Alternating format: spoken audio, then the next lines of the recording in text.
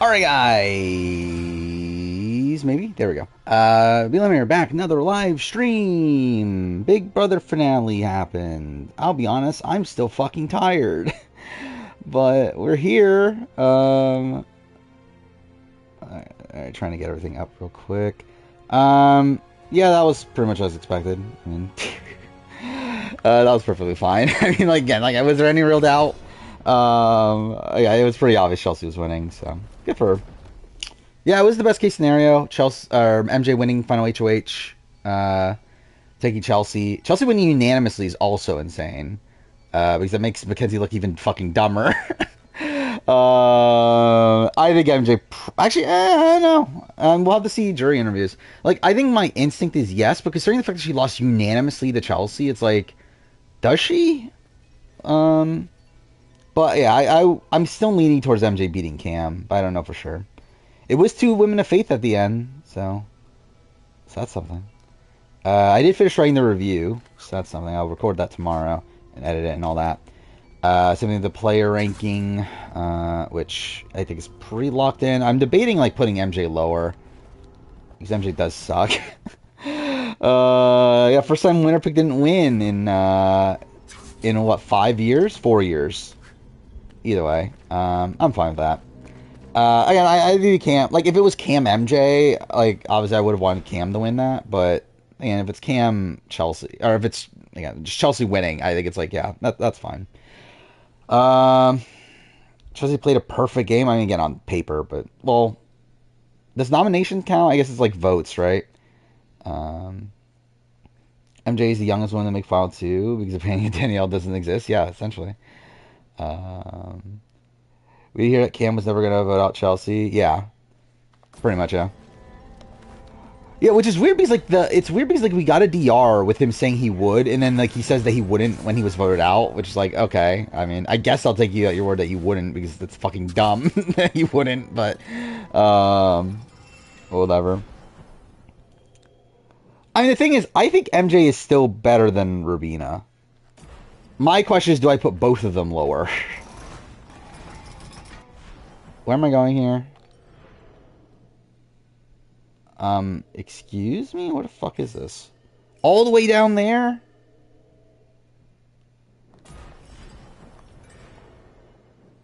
Okay, fuck me. Yeah, Janky lives. Thank God Janky lives. That was such a fucking weird ending to the episode. It's so surreal that this show that I've, like, dedicated so much time to is a show that ends with the fucking Janky showing up the last second, making them fucking sing a song.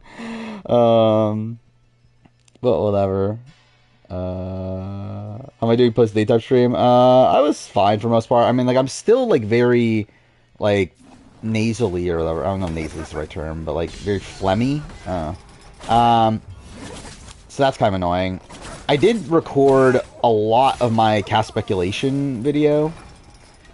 I'm up to New Era at this point, which it was another like 3 hours of audio. I'm sure, yeah, it's after the Big Brother finale. Straight up, if there was no Big Brother finale, I probably wouldn't be streaming tonight. But like, obviously, I'm going to stream after the Big Brother finale. Yeah, that was so awkward. The Angela and Matt conversation. Like that, and then also we wasted time on the charcuterie board too. It's like, what are we doing? BB26 or Survivor 45? I'll probably go Survivor 45. I think it's close though. Janky showing us the real reminiscence of Rosie O'Donnell. I mean, I guess. Imagine they had Janky do the reunion show. They should have done that.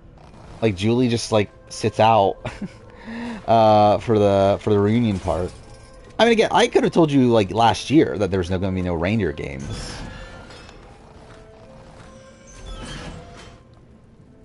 How do I do this?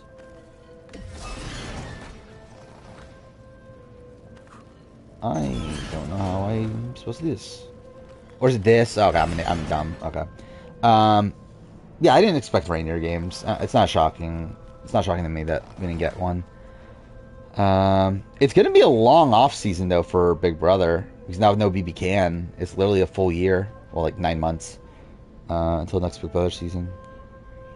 Oh, yeah, I think it's where I've said it last time. It's still number 5. Nothing changed. Debatably, I think it's like 4, 5, 6. It's any of those. Like, it's in line with BB7, BB20.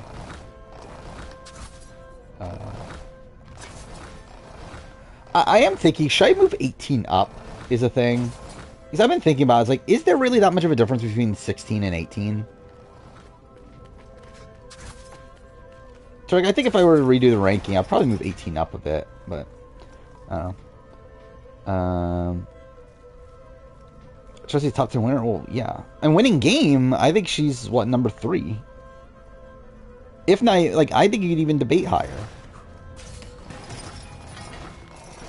Like, I think her winning game is one of the, like, most dominant winning games we've had on paper. Again, I think the problem is when you look at, like, how these things happen, it's like, yeah, she did work against her best interest at points, but, like, it's still, oh, fuck me, really? I just went all the way down? But it's still an extremely dominant game.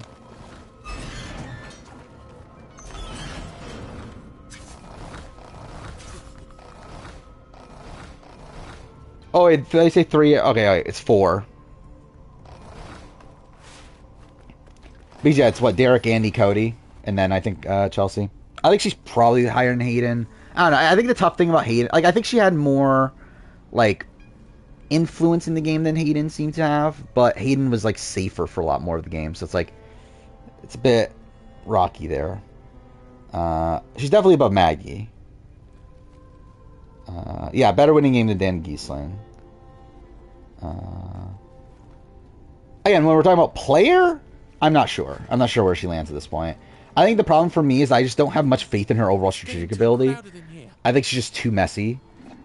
I do think she is, like, obviously very good socially for the most part. Again, she's a treat, like some people, like a bit wonkily, but for the most part, very good socially. I think she's good, obviously good at quiz comps and that sort of thing. Strategic ability, I just, like, she's too sloppy to be, like, truly elite. Like, I think maybe, like, bordering top 10. And to be fair, I mean, like, okay, like, I think, like, is she June level? Probably. Can she crack top 10? I'm not sure. I think she would need another season, probably. Because, like, I think realistically, she's probably, like, around, like, Danny Reyes level after the first time. To where, like, if she plays again, then I would say, like, probably above Danny Reyes. I would say currently I wouldn't. A messy Derek Levasseur, kind of. Watch Razors. Oh, I forgot again. I keep on forgetting it's on Sunday. Wait, is this the final week? It better fucking be. This season fucking sucks. Okay, where am I going? I'm going down here. She plays another season. She's gonna drop. Probably. We'll see. I mean, like, it's like, when is she ever playing another season anyway? It's probably not gonna be for, like, a very long time if she ever does. But yeah, I would expect her to, I don't know, like, I think she does do well on most given seasons. Do I think she wins on most given seasons? Question mark. But I do think she is, like, again, a very competent player for sure. Like, I think, like, the argument of, like, okay, she's, like, facing off against a weak cast and stuff. Like, I never found that to be, like, the issue. Or, like, it's really more so, like, because, like, the thing is, like, I think, like, again, especially, like, most modern casts, I do think she, like, naturally gels with a lot of them. It's just a matter of, like, do I have faith in her making the correct decisions in the end game? Or, like, end game as in, like, post-jury, I should say. To give her the best chance of winning. It's like, I don't know if I do. Like, she obviously did it. Like, I think MJ is the, like, one key factor of this season. Or, like, I think she's the one that, like, feels like an anomaly. It's like, is really Chelsea going to be able to find an MJ every season? That essentially gives up her game for her. And to be fair, Cam technically was doing the same by the end, too. The question is, would Cam have done that if he actually thought he had a chance of winning? I don't know. but in the spot where like he knew he was losing, he was like giving up his game for Chelsea. Um, then any type of returning season, Tucker's definitely number one. Yeah, I think Tucker's number one by a lot, and then I would say Quinn and Chelsea are probably next tier. Angela, I'm not sure. I think Angela is like one of these that like I don't know if they feel like they can control Angela, which is I think is a major aspect of who they want back. So I feel like Angela might be like a bit too uncontrollable for them to like actively want her back. Especially good or bad. I think it was fine. It was very hectic in terms of like a lot of points where like decisions were flip-flopping. But like they ultimately, like really every single time, they ultimately just landed where they did, right? Like looking at like the poster, it's like Quinn gets backdoored. Then again, there's a lot of wavering. Like Chelsea and MJ wanted to save Quinn at a point, but like they do land on still taking out Quinn. T-Core vote's the one that actually did like land. It was going to be Rubina initially that flipped the T-Core, so that did flip. Leah vote, same thing. Again, it stayed. Well, not same thing as the Quinn thing. Like stayed on Leah. Then what? Chemo, same thing. It was going to flip, then it flipped back, so it didn't really matter. Same thing with the Cam, almost getting nominated, or almost getting taken out by Mackenzie at Final Four. So yeah, it's like it really is the like. It's like kind of this weird thing where like there's a lot of like flip flopping in terms of like what people are thinking about doing, but a lot of the time they just like keep to what they were originally doing. They want another week 2 Angela, yeah. I think that's probably the worry, is they have another week 2 Angela situation. I would say it's better than BB20. I think the main decision maker in that is the consistency of the end game. Where like I do think like BB20's like back third is dreadful. Where like nothing is happening outside the Brett vote, and even that was in a double. Where it's like with this season, it's like again there is like a lot happening, even though again it doesn't end up mattering a lot of it, but a lot's happening at least. I am supposed to go there, right?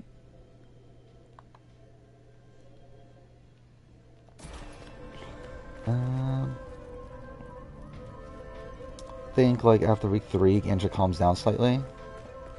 Yeah.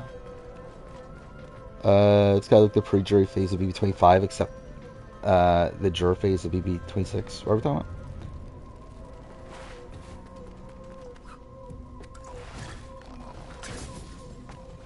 Is MJ's final decision worse than Cody's? I think it is. Well, okay, it's worse than Cody. Okay, it's worse than Cody's. It's okay. This is the way I think of it at least. Cody's, I think is it like essentially Cody and MJ's are similar. Obviously, I think the difference is that Derek actually did love Cody and wanted to be friends with Cody for the rest of his life. Do I believe that with Chelsea and MJ? Not really. I really don't. I do think a lot of this was Chelsea manipulating MJ.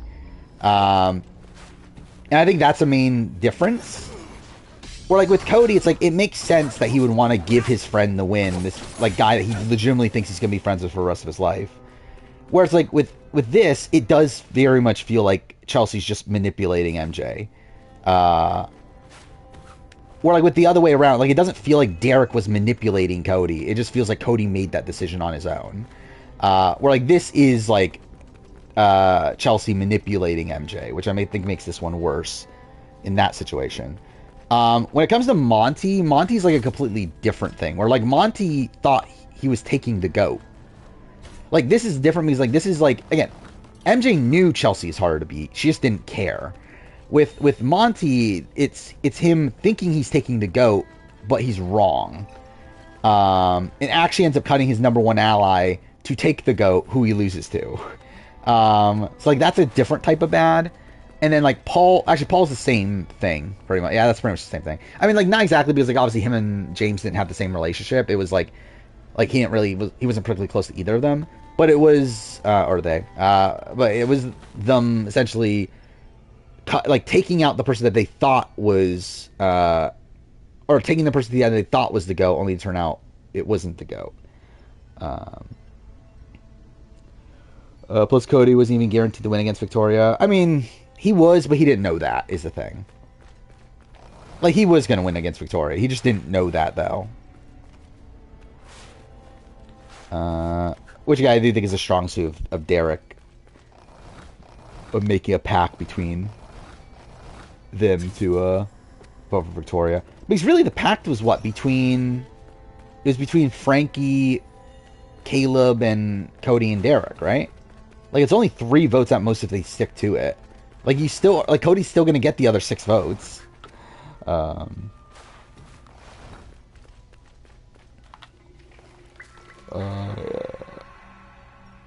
Get why Cody did what he did? Yeah. Especially between BB 25 and 26 winners, gameplay is wild. Yeah. If Derek plays again, would that affect my ranking of him?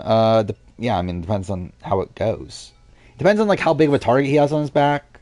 Like, I think it depends on, like, is everyone coming into it just instantly against him? Because if that's the case, then not really.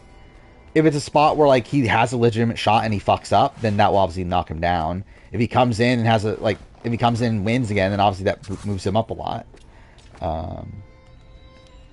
Or even if he has a competent game. I think it's tough to be better than Dan, though, at this point. Where, like, Dan obviously has, like, 2 finalist appearances. So, like, I don't know if Derek passes Dan unless he wins again.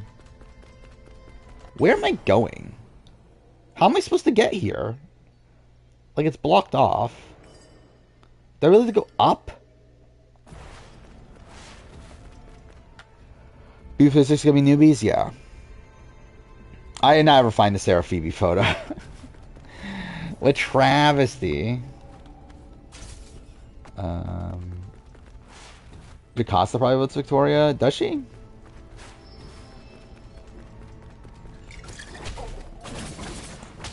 I think she votes however Donnie votes. Well, I know she had a relationship with Victoria, but I still think she does vote wherever Donnie goes. Considering Donnie literally convinced her to vote for Cody over Derek when she was initially closer to Derek. Was it shocked it was unanimous? I wouldn't say shocked. Like, is shocked really the right term? Like, I was like, oh, okay. I don't know if, like, shocked is the right term, but yeah, I was like, oh, okay, I expect it to be unanimous. But it's not, like, the most mind-blowing thing that it is. Well, yeah, I thought it'd be 6-1 by the time to vote. I did think Angela would still vote for Mackenzie. I did feel like Leah was definitely voting Chelsea by that point. I guess I just go up, right? This one. I mean, I assume this is the one that we saw already. Yeah, this is not the one. It's a different one. It's in the same. It's from that photo shoot, but it's a different photo. Yeah, we never found the photo, but it's fine. Taylor did not like Angela. I mean, I think just called her out for her being bitter, which is fair. I mean, that's the point of the jury roundtable, is for that.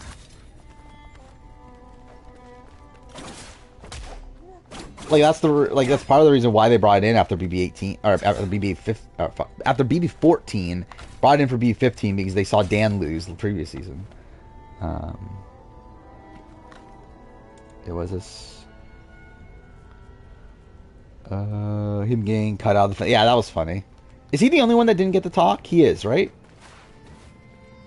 He's what? Lisa talked. Yeah, they all talked, right? So, yeah. They and Joseph literally only got to talk about the hurricane, but still. Oh, cool. There we go. There's a new Jubilee video with Blue Kim in it. Why?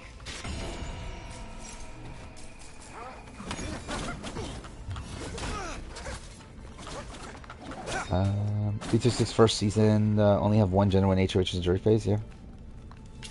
I really would have sworn that there was another one that had like all guys win, but I guess there wasn't. Lack of young Cedric in the. I don't know. He got a question. What he even said? I don't even remember what he's even said anymore. Anyway, he got apologized to from Tucker.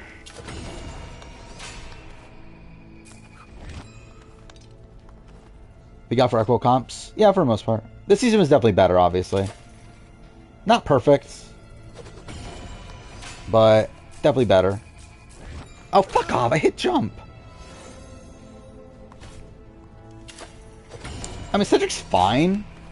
Like, I do think he could potentially become a pretty good player if he were to, like, learn the game and play again, but I don't know. He's just a pretty chill guy. I have, like, nothing against him, but yeah, I don't, like, particularly, like, love it. Fuck me, I pushed the jump button! Okay. I mean, as a character, I think he's just fine. Again, he's just a chill guy that has, like, an overtop energy in the DRs, which is kind of funny to the economy of that. Oh, okay, perfect. Yeah, I don't think T-Core did speak in the reunion part, right? Did everyone else speak? I guess everyone else did, right? Did Chemo? I don't remember if Chemo did. Don't like the change to part 2. The fact that it was essentially just like puzzles, I did find that strange. I don't remember what was part 2 last year. Oh, fuck off. What? Okay. Cool, cool, cool.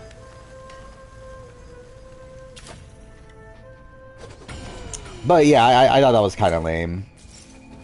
But, I don't know. At the end of the day, like, it doesn't really matter that much. Oh, I mean, are we counting that? I was thinking, like, after the vote and everything. But yeah, I guess he did get called to do that. Summit is very mid so far. It's fine. There's, like, a really ridiculous moment that's so funny in it. But, like, so far in the first 2 episodes. But, like, outside that, it's like, yeah, it's just fine. House Cam 2, he did nothing. I don't think you pay attention to the game if you think he did nothing. Yeah, Cam's easily number 2. By a lot, to be honest. Like, I think Chelsea's, like, easily number 1, obviously. Best player of the season by a lot. Cam is easily number 2. There's, like, no one even close. Like, everyone else is so fucking terrible.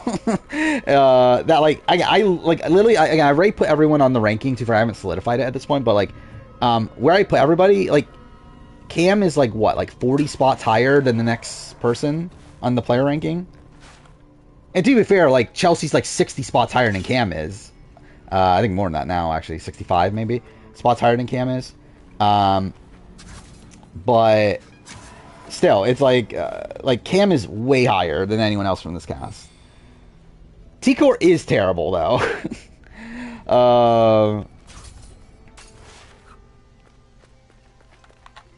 T-Core is number 3, but she is still terrible, though.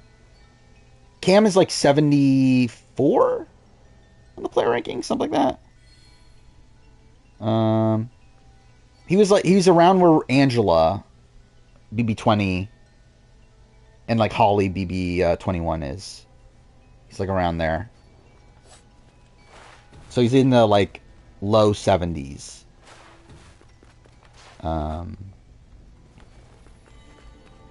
And yeah, T-Core is, I believe, 110 or 111. Like, she's where Will Winkle is. I haven't, oh yeah, MJ's in the runner-up ranking. I think she's last. I think she's fucking terrible. Again, she would have been voted out if not for AI Arena, and then, like, her entire game is just actually abysmal. I haven't decided on the player ranking yet. I didn't, like, I had her, like, tentatively at, like, 130 or something. But I think I might move her lower at this point. For MJ. I think Chelsea's above Boogie. I mean, like, Chelsea was already above Boogie and Maggie. For me, it's like, she was initially at 17 before the finale. I think I might move her up a little bit. Now she's, like, won unanimously, and it does seem like she had, like, MJ on lock, Cam on lock. So I do think she moves up a little bit. MJ worse than Danny and Big D? I think she is. It's like, I think the thing is, like, I think MJ, like, outside of the T-Core vote, which actually even then we can recontextualize, is there any point where she actually makes the correct call for her game? Like, literally any point in the game. Like, I can't think of one outside the T-Core vote. And even then, that's, like, again, like, at the time, I was like, oh, that MJ's going to take control of the game. She's trying to strip control away from Chelsea. But, like, no, it's actually the opposite. She actually wants to work with Chelsea even more. That's why she's getting rid of T-Core.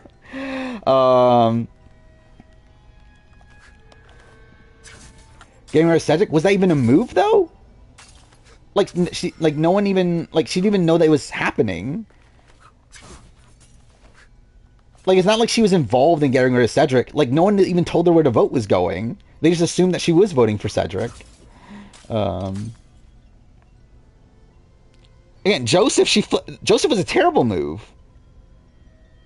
Like, getting rid of Joseph was terrible for MJ. Like, keeping in the trio for MJ makes absolutely no sense. Because the trio is always going to be likely to target her and Cam over Chelsea.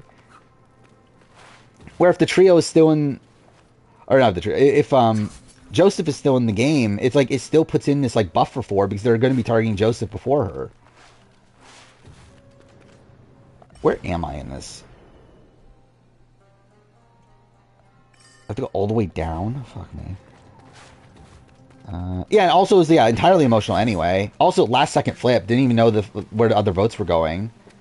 Because she thought it was going to be 5-2 coming into the vote, so her flipping is just making it 4-3.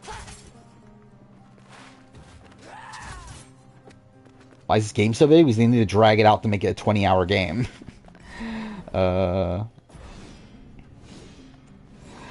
MJ said, yeah, I did find it fine. And to be fair to her, if she is thinking about this critically, that is the correct call to say the Leah move, because that takes away agency from Chelsea. Because that now makes it seem like, oh, this is actually MJ doing it on her own, not Chelsea manipulating it or doing so. Or at least that's how she's trying to, or that's how she should be trying to portray it. But that's not what she's doing, though, is it? And also there is obviously the negatives that could potentially make you look as delusional, which is probably what more so it does. But I don't think it's necessarily the wrong call to say that, but also it's, again, she's not doing it for the right reasons, so. Chelsea's jury questioning was very good outside of question 1. Question 1 was a fucking disaster for everybody. Like, what are you even saying right now? Like, when asked, like, we have this perception of you playing a lying and deceiving game or whatever. Is that true? And then she goes on this, like, massive ramble about, I don't even remember what the fuck it was about at this point. But then she ends up saying no? It's like, what? Like, what the fuck are you talking about? After that, everything was good. But I have genuinely no clue what the fuck she was trying to even say in her first question.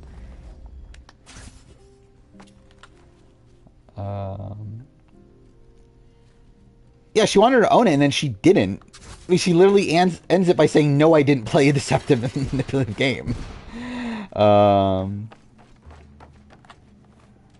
Which, yeah, is like, it's like, did she just not understand the question? I genuinely don't even understand what she was even trying to say. Because, like, she later says that she does. So it's like, I don't understand what she was even saying. Yeah, MJ was terrible, though. MJ was bad. Is this it? What is this? No, it's not it. It's a photo from that photo shoot. Again, we looked for it forever last stream. Couldn't find it, and again, it's like, whatever, it doesn't matter. Like, I literally just want to find it just so I could, like, say that I found it. But it's a photo of Sarah and Phoebe in red bikinis. It's from that photo shoot of the first photo. But it's Sarah, like, pushing Phoebe's breasts together. To where, like, the photo is in one of their clips from their podcast, but you only see the top half of the photo. So I know it exists. It's not something I imagine, but I don't know. It's like, whatever. I don't really care. Did I record it? Stephanie's favorite. I did record it. I did mention the mashed potatoes.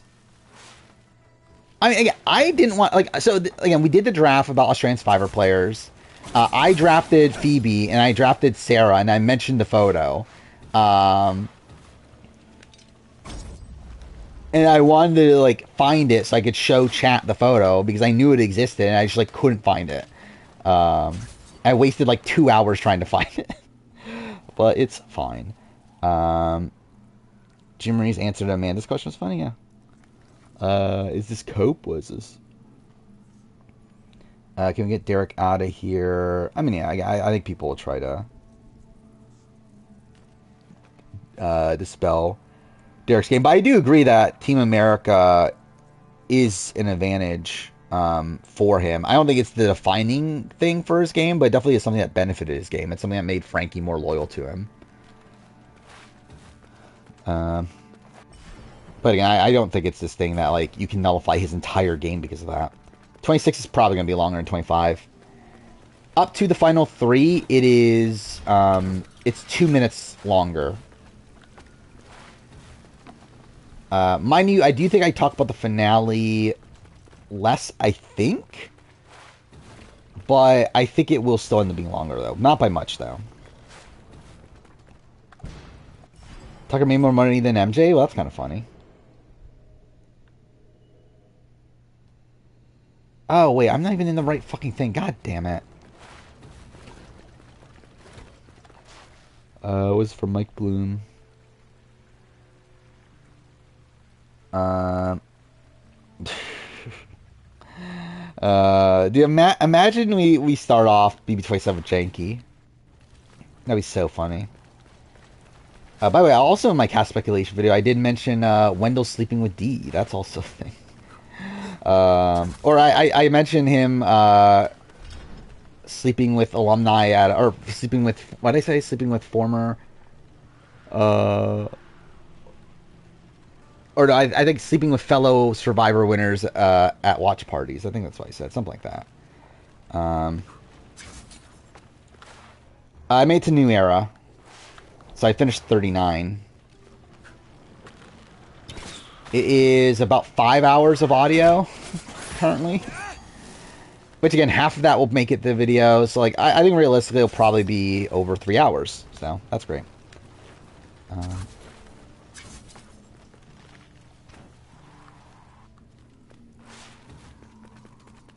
I just skipped Dan Spilo essentially. Like I say Dan Spilo, then no, and then move on.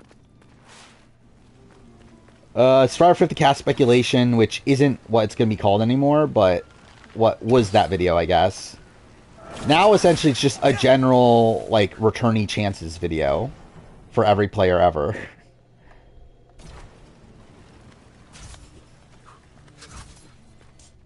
Varner, pretty much same thing. Same thing as Scoopin.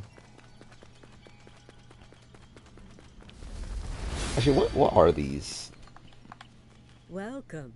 Oh, this is just a thing to buy things. Actually, I never did even buy upgrades.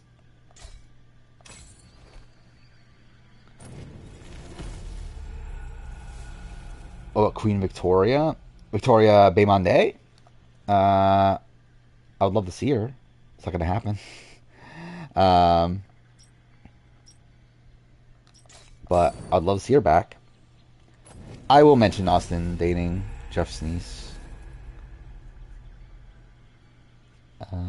Players that died, obviously, like, rest in peace, and mention, like, well, actually, it matters who. There's some that I don't talk about. There's some that I do.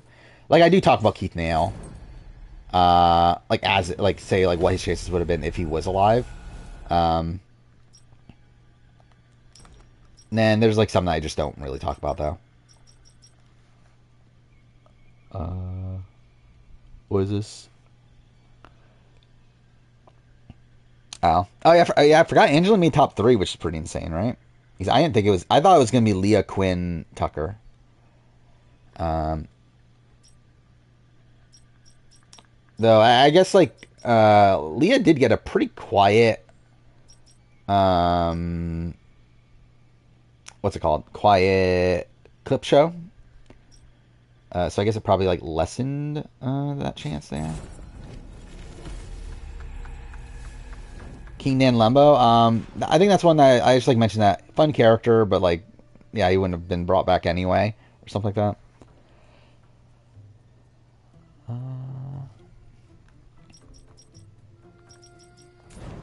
Let's see if I can buy more. Welcome.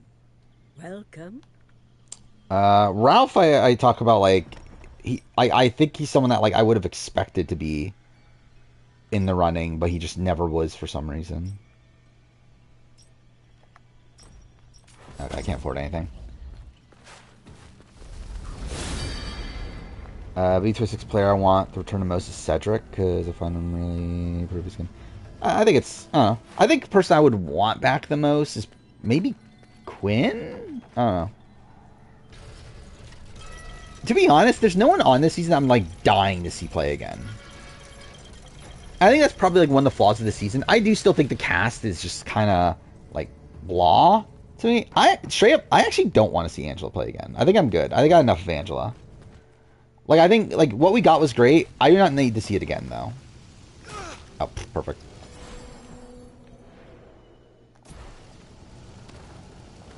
Okay, fuck me. Yeah, I didn't click this cast when, like, it initially came out. Oh, fuck off. This is... Oh, no, this is right. Never mind. Yeah, I think I grew on it over time, but I still think we're in a spot where, like, I do... Oh, I actually take damage from that? That's really stupid. I do feel a lot of these people, like, I'm kind of, like, fine with them just being one-time players.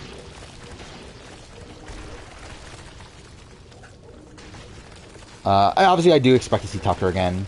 Which, I mean, that's fine. I think he is good TV. I don't know what else, like, he's not going to bring anything new, though. I feel like he's just going to be the same. I doubt he'll improve upon his game. I think he's just going to be the exact same player again. Oh, perfect. Wait, what?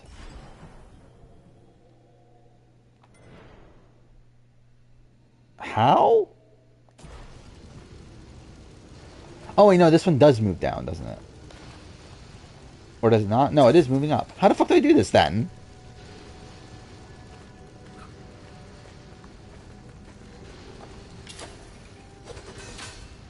Oh, it's a switch. Okay, that's what it is. Dylan Chelsea, last 3 years as winners, it would definitely, yeah. Yeah, I mean, really, I mean, what, Xavier, like, actually, yeah, every winner since Diversity Mandate has been POC, right? I feel like Angela would force a fight on return. I think she will ham up her character even more. I think she'll just, yeah, take her character to, like, a further extreme. Like, I think it'll be like Coach. And, like, now she knows what people want to see from her, and she'll, like, really play up to that.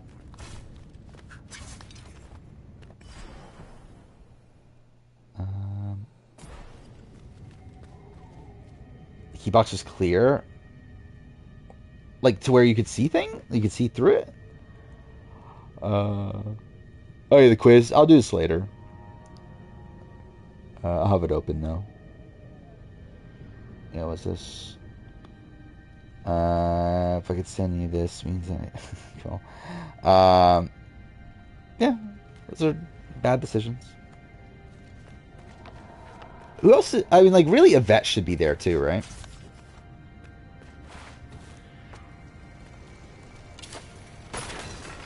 Like, I think, like, Yvette should be there. Who else made a dumb decision? Oh, wait, what am I doing? Wait, is this where I'm supposed to be doing? Oh, yeah, it is. Okay. God damn, I missed the button.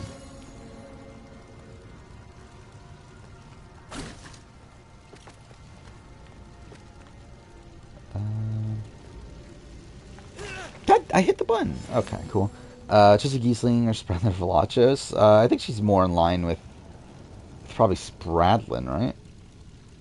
Kind of. I don't think there'll be returnees for 26. If there is, it'll be Tucker, and that'll be it probably. I don't get the sense that they're like dying to have returnees.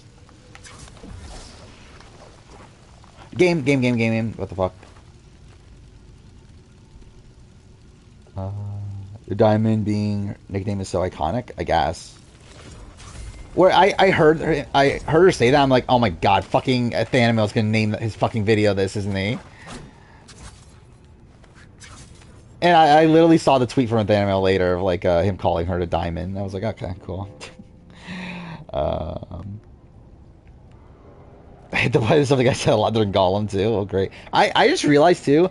So like today I was moving Life is Strange back to my hard drive, taking off the SSD. And like I noticed I have Gollum still installed. So I could play Gollum at any time. Thank God. Well, not any time. I had to re-put it on my SSD, but like I still have it on my hard drive, I should say. Um, so thank God. But like Ryan BB9 was losing either way, though. I think is the thing. I think like I was like talking about like someone that would like they would have won had they chose the other person. Which, to be fair, I don't know if there are that many people like that, right? Like it is those that we have recently, and then like because what Nicole loses either way. Um, Lisa, um, Lisa wins either way. Actually, no, Lisa does make the right choice. Yeah, she would have lost to Jason. Um, then BB4, Allison loses either way. BB5, Drew likely wins either way. BB6 Yvette, so that was one. Ryan does not get Natalie. Natalie was very pro Adam. Like, Natalie was bitter towards Ryan because Ryan voted her out. But yeah, he gets Joshua, and then... Oh, I forgot. This is the top. I forgot. This is Ryan versus Sheila, isn't it? I don't know. Actually, that one's kind of close. The thing is, like, the overall sentiment though from the jury was like anti-Ryan because they didn't want to give Jen the money. Because they hated Jen so much, they didn't want to give Ryan the money. So, like, I think the overall sentiment is that like Sheila would win.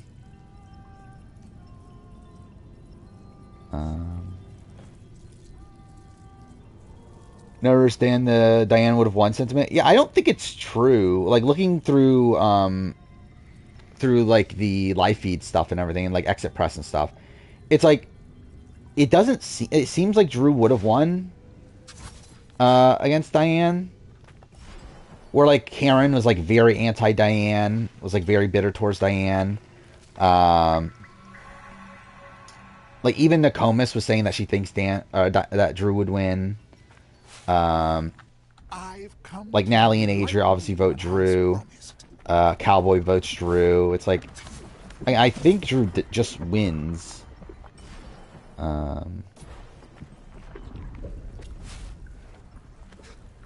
Especially they didn't want to give him money because he was racist instead because of his girlfriend. Yeah, I mean that's what's like. Well, to be fair, he was just claimed to be a racist by his girlfriend. Where I don't believe he said anything racist on the show.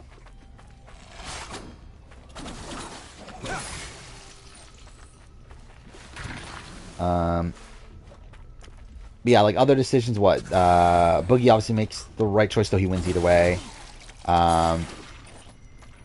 Dick makes the right choice.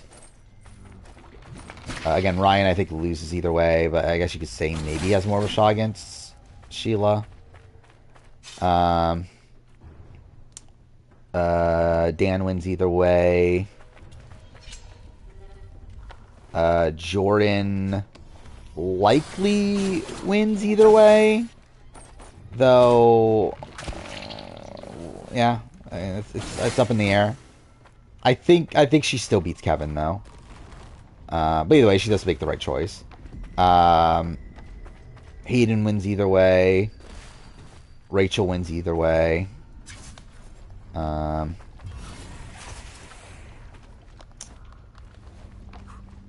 Then what? Ian Danielle is closer, right? Like Danielle might have a shot. But either way, he makes the right choice. Andy wins either way. Again, Cody makes a mistake. Steve wins, makes the right choice. Paul loses. Oh yeah, Paul makes the wrong choice. Josh wins either way. Casey wins. Oh, actually, no, Casey makes the right choice. We've lost to JC. Jackson wins either way. Cody wins either way. And then, yeah, Xavier wins either way. Monty makes the wrong choice. Jag wins either way, and then, yeah. And now, MJ likely makes the wrong choice. I don't think it's like, is it a guarantee at this point? Like, obviously, it's like you can never take the jury roundtable at face value, but it did seem like T Core Quinn were were fighting for Cam over MJ. So it's like, I don't know.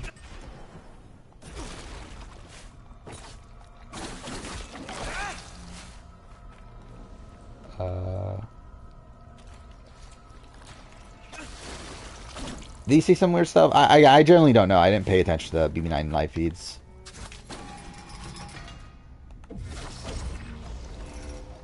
Oh, wait. Wait, how do I do this? Oh, it's this. It's put it here and then... And I missed it. Cool. There we go.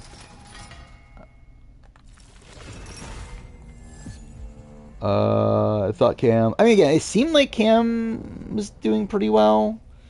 Based on the jury roundtable, but I don't know how much to take that at face value, and they could obviously just manipulate that however they want. I think we'll have to wait for exit press. Which is actually going to be annoying, because we're not going to get exit press from the jury, are we? Because it's literally... Because, like, the way that the exit press works is that it's the top 3 plus America's favorite. But America's favorite's fucking Tucker. Who isn't on the jury, so it's like... Yeah, that's kind of annoying. So I'll have to wait for, like, deep dives then. We'll have to wait for fucking Quinn's deep dive with Taryn.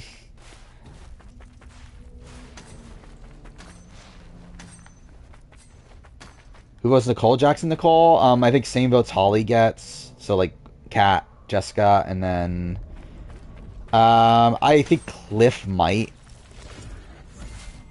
vote Nicole, but I think that one's a little bit up in the air. Because I think Quinn. I think Cliff was trying to be a not bitter juror, but like it is Nicole who he was way closer to. I think Jackson probably gets everyone else. He gets what? Tommy, Christy, Annalise, Nick, Jack. I guess in that spot, Holly. Well, like how's Holly go out is the question. If Jackson cuts her, I don't know if Jackson votes for her. Or if Jackson cuts her, I don't know if Holly votes for him. So it might be 5-4 in that spot, but he still wins. What's Quinn's deep dive going to be? I mean, is it going to be longer than Corey's? How long was Corey's again? I legitimately don't remember how long his was. Like, it was like, what was it, like 6 hours? I think I landed in like right outside top 10 for Chelsea.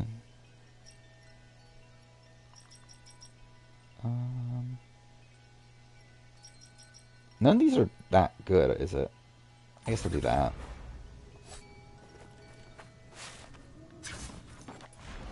I mean, I haven't looked at the actual list yet. Let's see.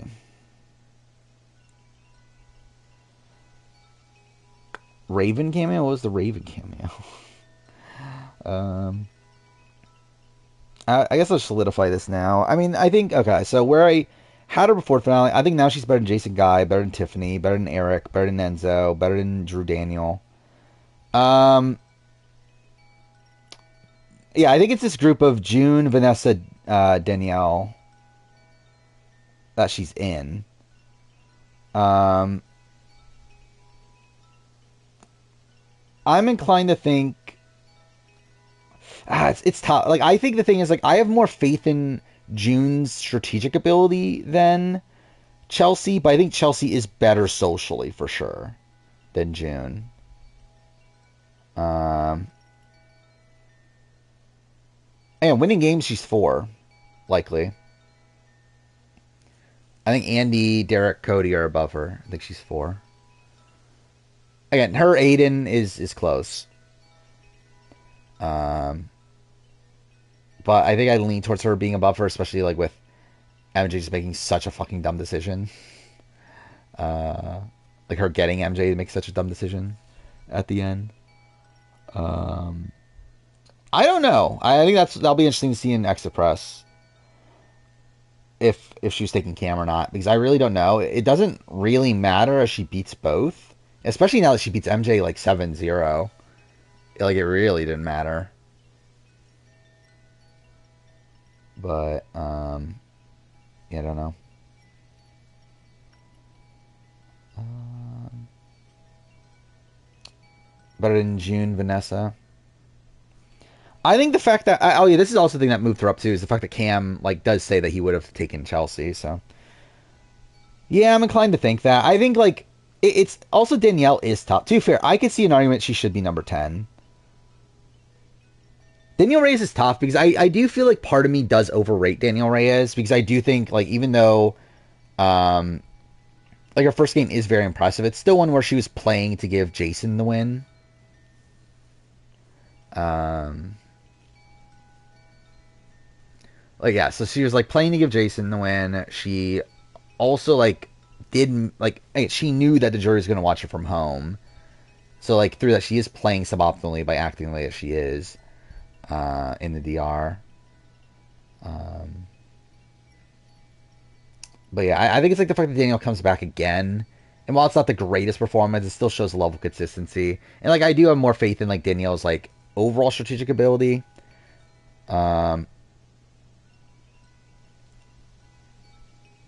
yeah, for me, I would not have put Chelsea above Vanessa until we got the reveal that Cam was loyal to Chelsea. If Cam was going to cut Chelsea, I would have Chelsea below Vanessa. For me, I think that is like a major aspect of her being above Vanessa, is because that's like a fundamental flaw that Vanessa has that Chelsea doesn't have here. Is that she was actually able to get her like the number one person to keep her in. Um, So yeah, I do think she is above Vanessa. And again, Vanessa's not. I think Vanessa's severely overrated too. Because I think a lot of talk goes into like how great strategically Vanessa is. Vanessa also was in a spot where like she did have the comp out at point. Like there were points where she would have gone home had she not won specific competitions.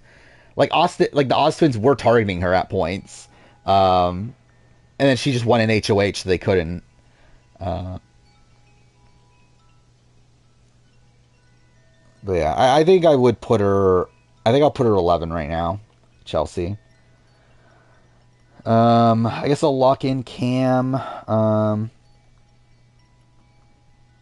which, yeah, so my tentative placement was between Angela Rummins and Holly. And I think I stand by that. Like, he's obviously way better socially than Angela. Um, yeah, at least got the three. I don't know. I think he had, like, a lot more influence than Angela did. Um, or like I think a lot of Angela's influence came from comp wins. Like Cam didn't have any comp wins and still was able to nudge votes certain ways. Um, I would lean him over Angela. I still think Holly's probably better. I think Holly's early game is definitely like pretty strong. Um, like she kind of like loses it in the back half, but yeah, I think that's around where I put him. And where the fuck does Mackenzie go? I think this is tough because like where do I have a vet? I do have a vet top 100, don't I? Where's the vet? Um, yeah, vet's 97. It's like I don't know. Is Mackenzie really worse than a vet? But also, is that more of an indication that like a vet's just too high? I think it's probably really what that means. Um, I'll see you later, biggest party. Um, hmm. Yeah, I'm not sure where to land her. I'm trying to think like so like a vet's game. Was the vet really okay? I think the thing with Mackenzie that I think is worse is obviously they're like Mackenzie again gets saved by AA Arena, also gets pitched for having America's veto. Beyond that, also like never makes a quick decision for a game ever. Like outside T Curvo, and that's even debatable at this point. Because it's not debatable. It's like it's more so like her motives are not what they should be. Um, I think I move her down to at least Cowboy. Um, yeah, I think. Well, then what the fuck is Leah? Oh no, Leah is lower. Okay, still, I think I think MJ probably should still be higher than Leah, especially like considering like her comp prowess. Should she be higher than Chemo though? Because this would put her higher than Chemo, which I think is a little questionable. But I do have her lower than Chemo in the player ranking.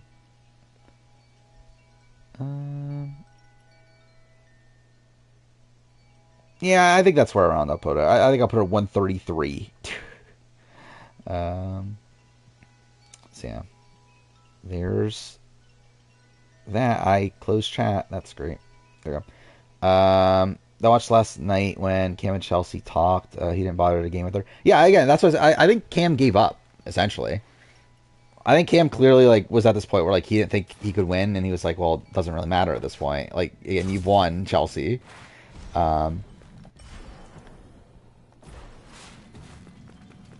Sure, yeah, he didn't seem to be like, which is weird because like you are still fighting for $75,000, right? Like if you're on, like I feel like if I'm in the show and stuff, it's like you might as well still try to get $75,000 instead of the what 12,000 you're gonna get for being a juror.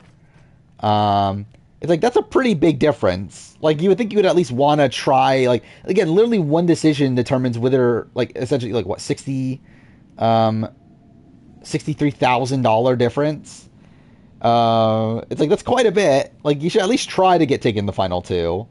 Like I get that he thought he was gonna lose, but yeah, it's like at least try. I think Chemo could play better if he tried. Well, yeah, obviously. I mean, yeah, I've solidified Tucker a while ago. Tucker sucks. I wish I had 75,000. It would be nice. Yeah. Again, it would be yeah, it'd be nice to have $75,000 just handed to me. He was still practicing final speech. Yeah, I mean, again, I think it's like I think he believed Chelsea when she told him that she would take him. I think that's what he was banking on.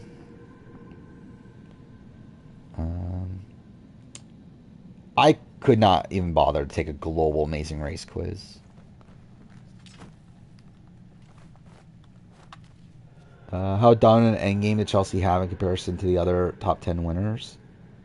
Was in danger of being voted out since, what, week 7? I mean, kind of. I mean, like, Chemo would have voted her out if given the opportunity.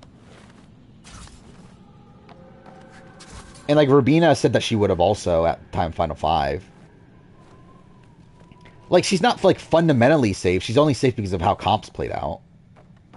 Like, it's not like no one was targeting her at all. It's just the people that won the comps weren't targeting her.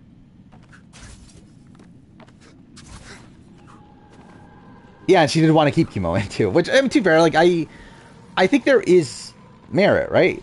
I forgot. That I think I landed on... I think keeping Chemo is the correct call for her at 5. But he's like, yeah, well, to be fair, it was under the pretense that Rubina was not going to be pro-women, which she turned out to be anyway. So it, like, turned out to be right. But I think based on where they currently were, where, like, last Chelsea heard is that Rubina was coming after her. And actually, like, Rubina was the one that was more so told to her that was coming after her than Chemo. I think keeping Chemo around as a target was better. But also, like, to be fair, I guess, like, Cam didn't look at Chemo as a target. So, like, I guess that's also the questionable part, too. Because it's like, from our point of view, it's like, okay, Chemo's easy the biggest jury threat. And like, MJ saw it that way. And like, again, they should target Chemo. But like, Cam was someone that in the DR was saying, maybe I should go to the end of Chemo.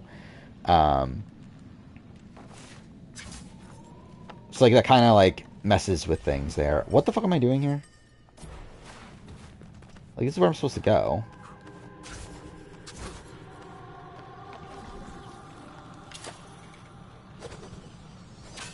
No. Watch the first episodes of Grand Final. I mean, it's a good season. Well, it's a good part of the season, at least. Wait, how do I am holding... Okay, cool. Do I think Chemo could have been T-Core at Final 2? I don't. I think if it's T-Core... By the way, also, that's another thing that came out, is we did get a Jury Speaks article where, like, they talked about who's playing the best game.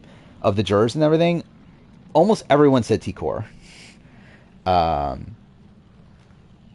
like, I believe the only ones that didn't, like Quinn. So like, what? Quinn said T-Core. Yeah, what was it? Quinn said T-Core. T-Core said chemo. Leah said T-Core. Angela said herself, because that's Angela. Chemo. Actually, did Chemo say T-Core? I actually don't remember. Wait, a lot of the answers were T-Core. Also, interesting, though. Oh, yeah, he said Quinn. Yes, you're right. He did say Quinn. But interestingly, the question I thought was pretty interesting was the who is the one you would want to be the a roommate with or whatever. Almost everyone said chemo. Like, I think like literally everyone said chemo, but one, right? Because what? Quinn said chemo. T-Core said chemo. Leah said chemo. Angela said chemo. Chemo.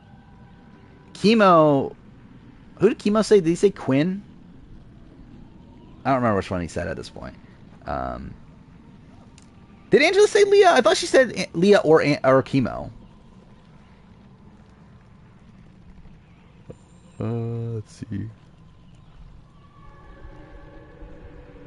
Or I'm thinking of a different question actually for that one. Let's see. Yeah, she did say Leah.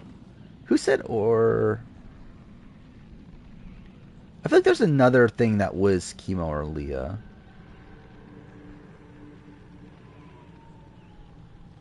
Maybe it was the jury vote thing. No, that's not even that. Yeah, I don't know what I'm thinking of. Anyway. Yeah, chemo said Leah, which is interesting too. Not T-Core. Am I supposed to charge it beforehand? Game? Cool. Oh, wait, so I need to activate that then.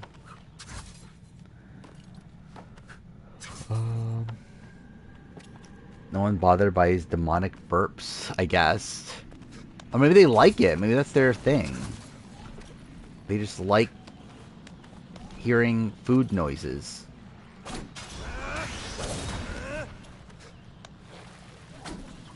What the fuck am I doing here? How do I open that? Oh, is it? I remember now. If only I remember the buttons. There we go. But yeah, I think it'll be interesting to see the exit press. Well, I guess not necessarily the exit press, but like what we learn after the fact in terms of who Chelsea would have taken. Because I do think that might factor a little bit into things. Not that much though, to be fair. Especially now that we know that like she beats MJ anyway, handily. But also, if Cam would have had a shot against MJ, I think will also play a factor. Actually, I don't know. Does it really matter, really, for, like, MJ's assessment? It matters for Cam's assessment, for sure. But, like, does it matter to MJ's assessment? Because, like, we're essentially already... Like, because, like, it's essentially, like, it's worse that, like, if she did beat Cam, right? Because, like, she essentially, like, threw a winning game.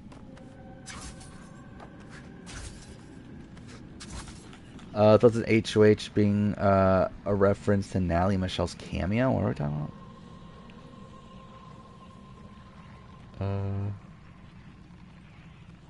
Oh, House of Villains. I read that as HOH. Fuck me. Was bottom thing? Is that what this is? On the bottom. Yeah. Thank God. What a great clip. Okay, what am I doing here? How do I do that over there?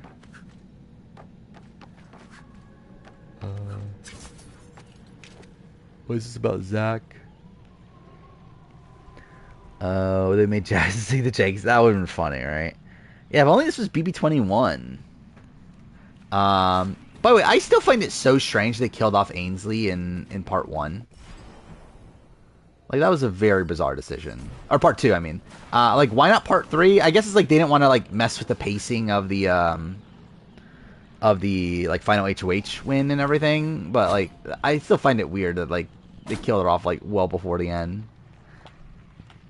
Also, what the fuck was the Raven thing too? Like, what was that?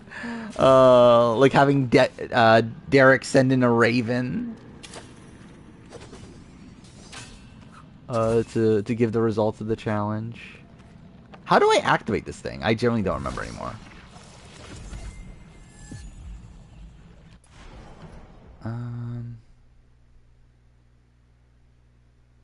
Oh, it's this, isn't it? Okay, there we go.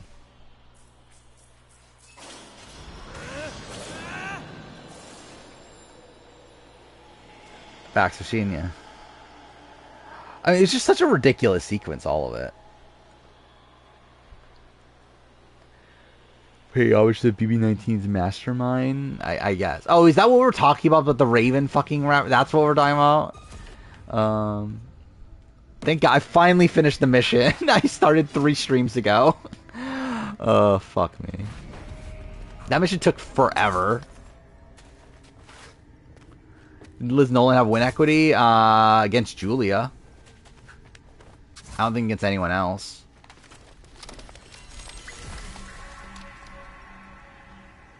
They're foreshadowing Queen Raven's return, obviously. I can't wait. It's going to be Tucker and Raven. That's the duo.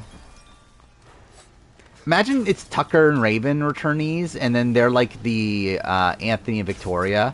Sort of they run the game until Final 5, and then fucking Tucker turns on Raven, and she fucking breaks glass as she leaves his HOH room. I can't wait. It's going to be the best moment of the season. Does Steve beat Johnny Mac? I'm not sure. I think it's close. I think they both get votes. Like, I think Oz Twins vote Steve. Vanessa likely votes... actually, maybe votes Johnny Mac? I'm not sure, actually. That's a bit interesting. Oh. Wait, I'm not supposed to go there?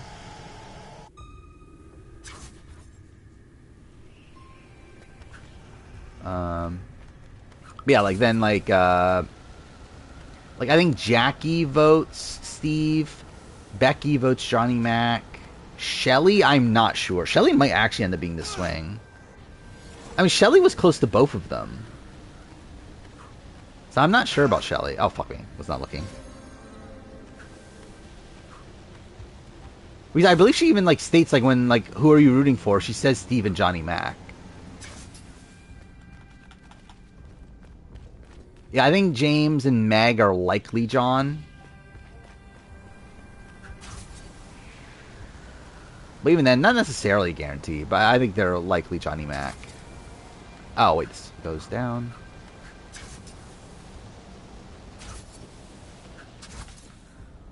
Oh, I did see the One Piece news. Yeah, they're taking hiatus and they're doing like some sort of weird, yeah, abridged version of Fishman Island for some reason.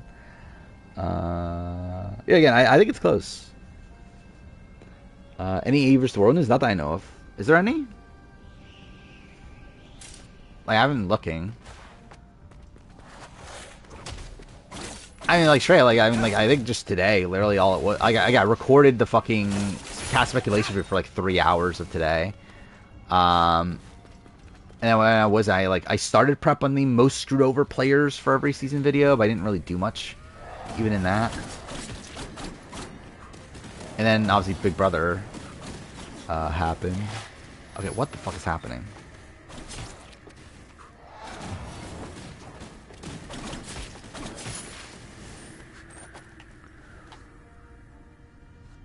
I see something notable, but I guess it's for spoiler section. Is there something new?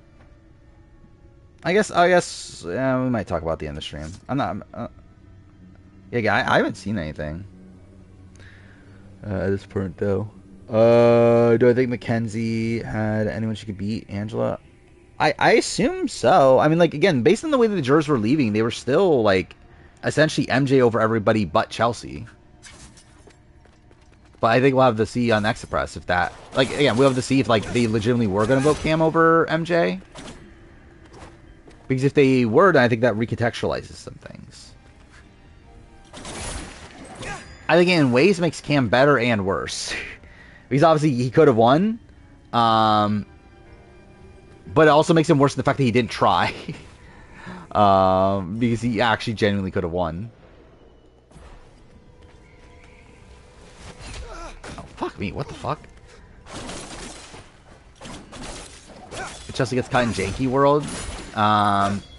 Probably T-Core, right? Or maybe, I guess, like, MJ still comps out, right?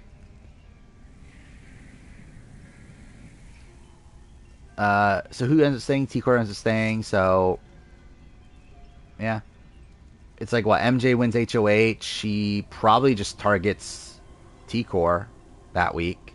So actually, I guess maybe T-Core just goes next week. Do they have the votes? They do, right? Yeah, they do. So yeah, T-Core goes next week. Maybe Chemo actually wins then, actually.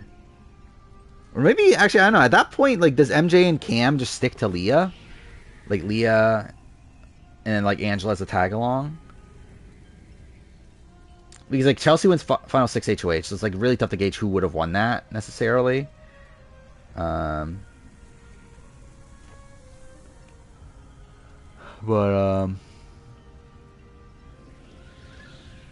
yeah, it's like, I would say it's probably, like, I mean, MJ just wins out is kind of the thing. But then again, I guess she does, like, she would have been able to be sniped at double. But, like, would anyone take the shot at that point? I guess, like, Chemo and Rubina would. At that point, I don't know if Cam does, considering MJ's his only, like, real ally left. Then again, I mean, like, Cam did talk about, I don't know. Yeah, I think it's just tough to gauge at that point. But likely, actually, T-Core does probably just go next, based on comp results. You have Bob in your top 200 now? Well, that's something. Yeah, I haven't done my ranking yet. Yeah, Leah was going to cut Angela eventually. Like, she wasn't going to take her to the end, which is questionable.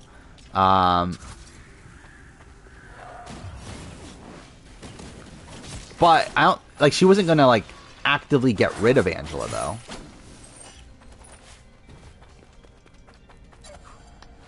Like, she still didn't want MJ to... Like, she still didn't want MJ to target Angela at Final 7.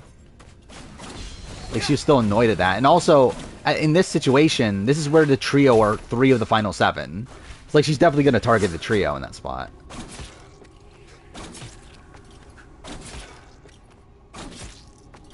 Die, please? Thank you.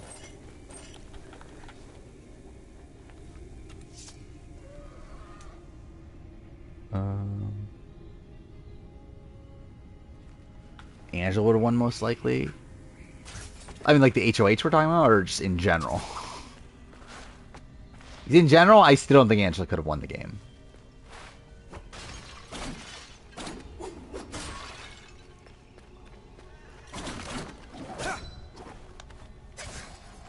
Like, if Angela got to the end...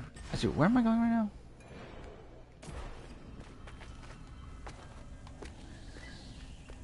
Like, if Angela did get to the end, it's like, what votes does she even have? Like, I think there would have been talk about, like, oh, she faced off against adversity or whatever. But, like, that's MJ's story. And MJ got 0 votes. So it's like, I don't think they care. Especially when Angela was, like, so much worse socially. People fucking hated her. I don't think Angela can win. How far am I in the game? I'm about halfway. Actually, wait, let's actually look this up. What's the progress meter say? Yeah, live is 50%. So we're halfway through the missions. Then again, I believe the mission that I just finished is the longest one in the game, but there's another one that's like of around the same length. So yeah, I'm only about halfway somehow. Where I've been playing this for I think like 15 hours already now. But obviously, again, I feel like a lot of that's due to me not paying attention because I'm playing on stream. Gets Leah vote? I don't even know if she gets Leah's vote. It depends on who she's up against. I don't think that's a guarantee. I don't think she always gets Leah's vote.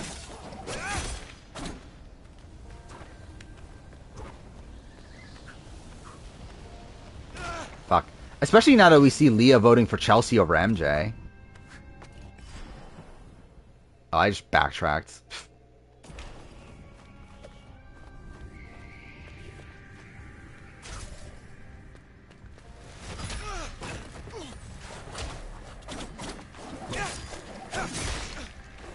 What the fuck was that? I don't even know what the animation was.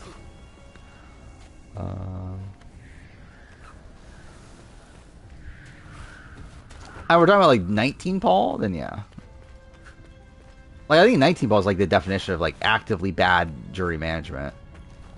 Or like Angela, well, like did any like how much true jury management was really even going on this season? I hope you like danger, Sargon. Like how many like God trapped here is more. Yeah, well, like how much active jury management was there? Like outside of just like again being nice to people. I guess like goodbye messages, yeah. But it's like, yeah. I mean, I feel like we didn't really get to see much like in the game, like as people were leaving, like people like prepping them to like try to vote for them.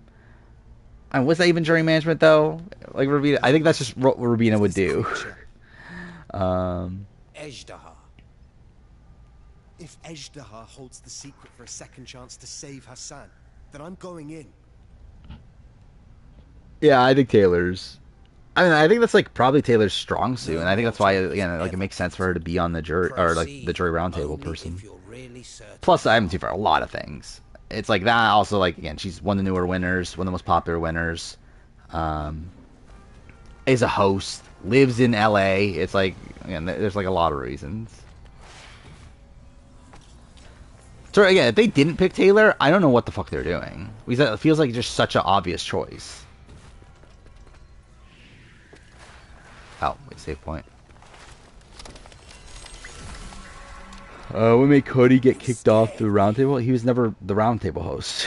He was trolling. I felt like that was very apparent. He was just trolling. Because he again, like Cody knows how much Twitter hates him. Like he's just trolling people. I was a little bit worried that Jag was going to be on when they announced him as the that he was going to be the guest on the Thursday episode.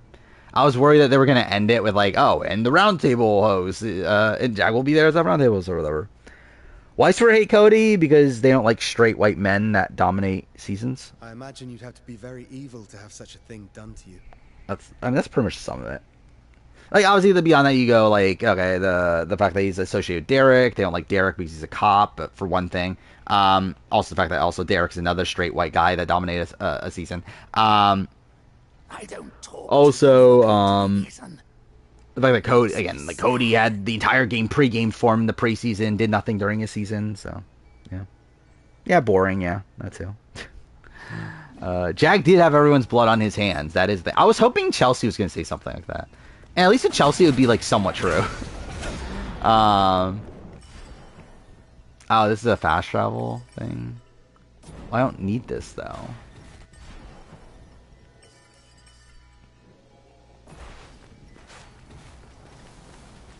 Do they love chemo? I feel like I see a lot of, like, chemo's boring takes.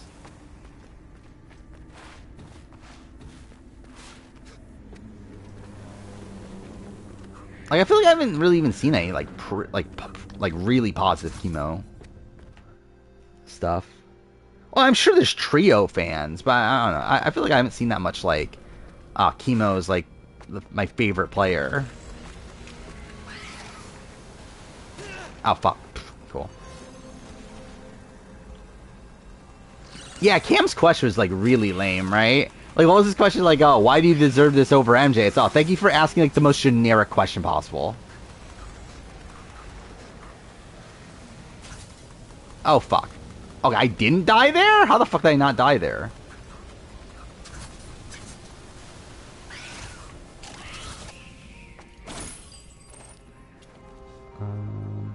Some more chemo love early on, yeah.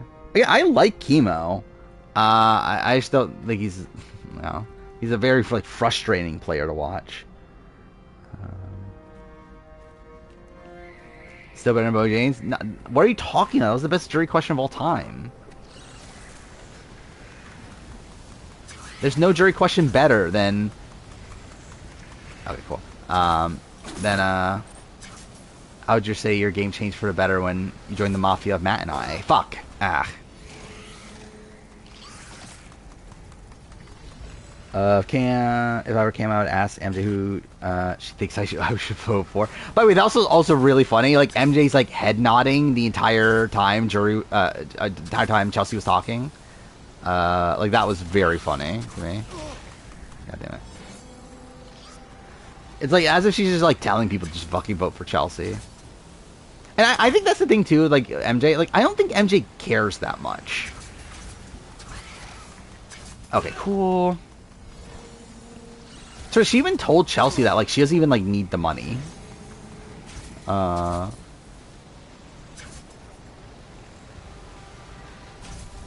Which, again, I assume she is from a pretty well-off family. Fuck me, dude.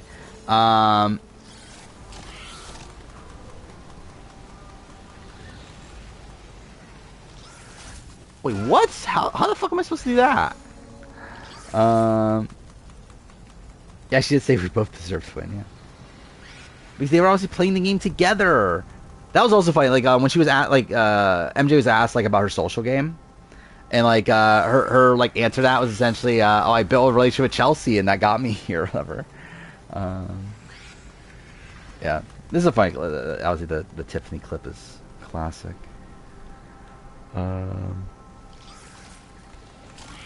MJ's 2 years older than me? Well, I'm, like, what, 7 years older than MJ? Oh, fuck me. Okay, did not mean to do that. How am I supposed to do that?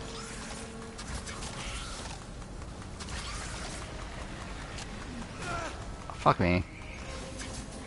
I mean, I'm, what, 2 years older than Chelsea? Actually, I believe, like, I think she's born 96. But... like, I think it's realistically, like, only, like, a year and a half, but... what? Okay, that's really bullshit. Actually, is Chelsea the youngest winner? Or no, Jag is, right? Youngest winner as in, like, birth year? I think Jag's younger than Chelsea, right? Because, yeah, actually, we've gotten, like, a lot of older winners, actually, recently.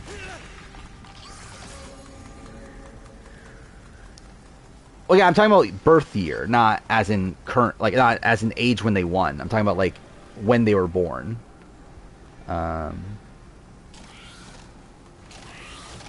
Because, like, Chelsea was born 96. I think Jag was born 95 or 90, no, 90, 98.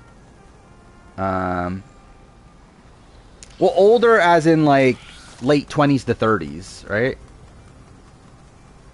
Because outside of Jag, yeah, even Chelsea's in there, like, again, 27, I guess, isn't, like, the oldest in the world.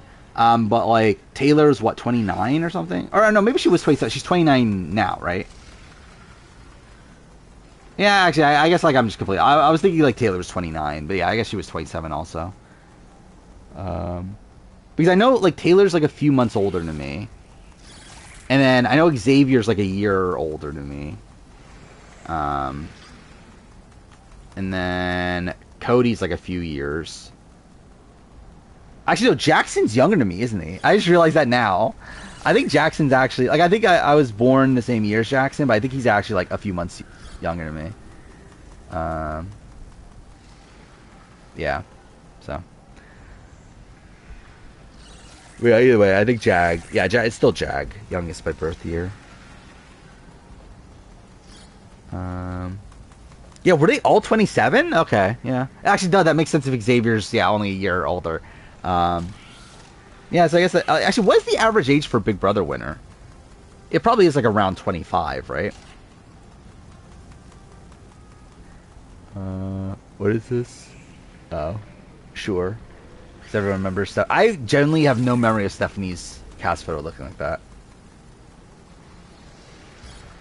Production must have told Chelsea and MJ not to say they're the first ever final two pair. Probably not, right? Or probably, I mean...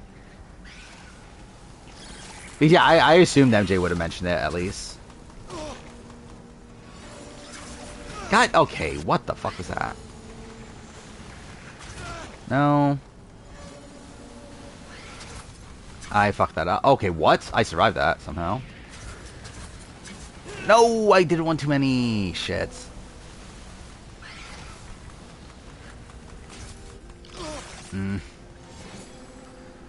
Okay, Stephanie's not gonna be on 50. Like, what are you even talking about? 20 to 31 is prime time Big Brother. I disagree. I think it's more like 25 to 29. I think Survivor, I think 28 to like 33-ish is like prime time. Okay, what the fuck? Dude.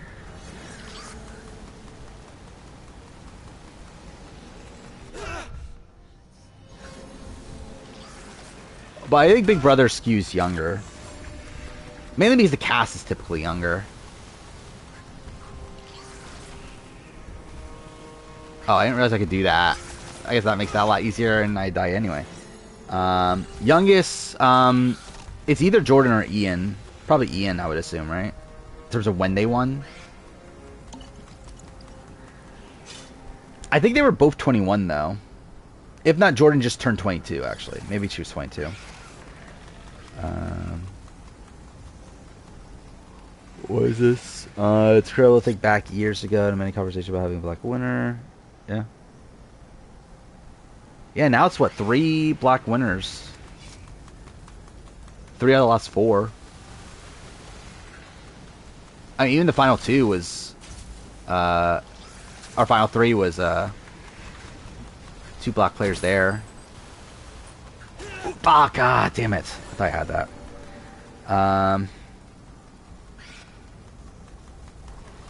This is the first Big Brother winner since Nicole Franzel.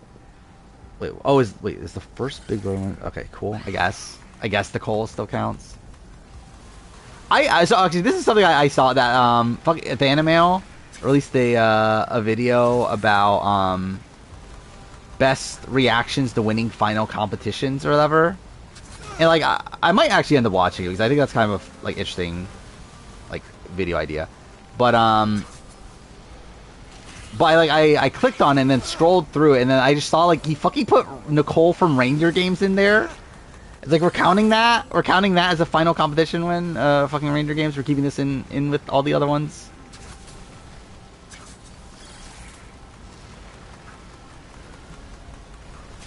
Which like also isn't that like radically different because like winning the final competition of Reindeer Games is literally just winning the show.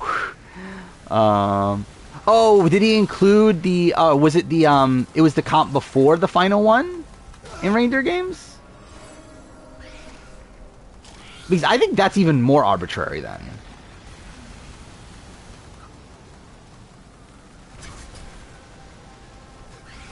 What the, okay, I hit the wrong button. Yeah, if it's the semifinals, that's even more arbitrary.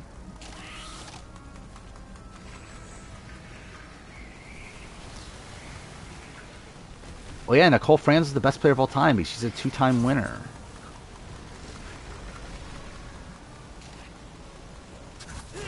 Dude, okay. Never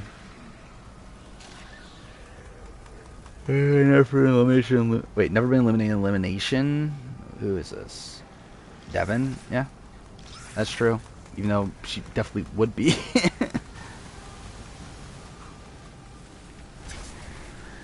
Actually, what is Tori's record in elimination? Is it that good? Because I know she had like a really bad stretch. Dude, okay, cool. I know she had like a really bad stretch. I feel like recently she hasn't. Well, to be fair, she doesn't go in that much, but like she does have a really good record now, right?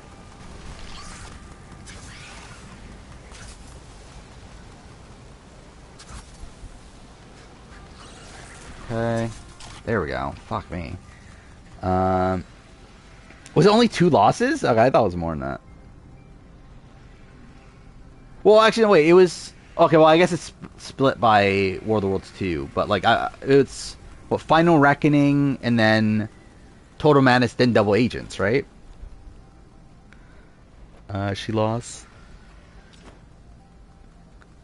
Are Nicole and Victor the best BB couple game wise? What are the other options? I'm probably. He's like, you got Brendan and Rachel, which is not. Oh fuck, dude, which is not good. You got what? Jeff and Jordan. Actually, Jeff and Jordan. No, I mean, well, Nicole and Victor have higher average. At least like Nicole is obviously like all-time good. Like, Jeff and Jorah are both, like, fine. Okay, fuck. Well, I assume it was out of the ones that are still together. Wait, what? What just happened there? I wasn't even holding the controller. I think Corey's the best male to never win. I was not thinking of him that way, but I've never thought about it. I guess, like, most of the good people have won, right? But, I don't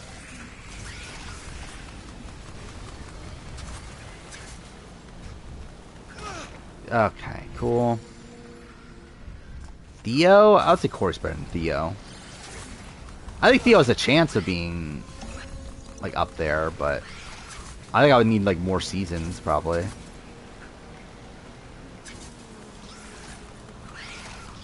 How many? This is only Theo's, like, 4th season, right? It's kind of insane that he's only been on that many seasons.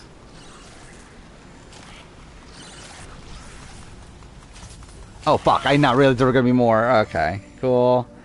Horacio. I think it's probably too early to do Horacio over Corey. So maybe the answer is Corey. I legitimately never thought about it, though. I guess the question is Corey better than Nelson?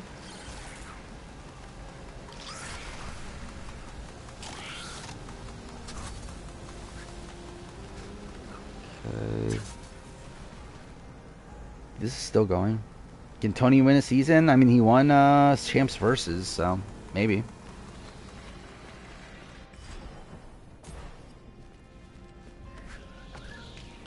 Nelson ain't that good. Am I? What is the difference between Nelson and Corey? I feel like there's almost no difference between the two. I think they're both on like a similar caliber.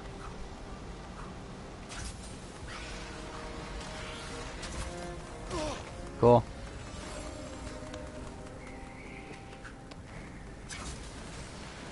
Again, they both can't win a final, essentially. Like, they both have, like, decent elimination records. I think Nelson's better, isn't it? Is Nelson worse at daily? I mean, like, okay, worse at dailies? Yeah, that's true. Worse at eliminations, is he? Yeah, I know he's really bad at dailies. But, like, isn't he really good at eliminations?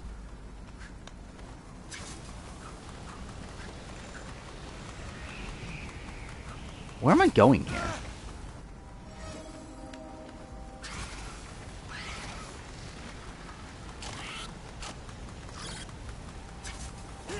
Dude, what?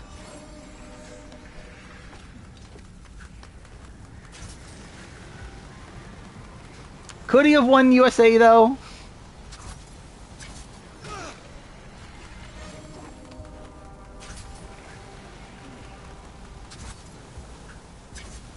Like, I think really Chris was, like, such a massive lead that I don't know if, like, he could have ever actually won USA. 9-6-1?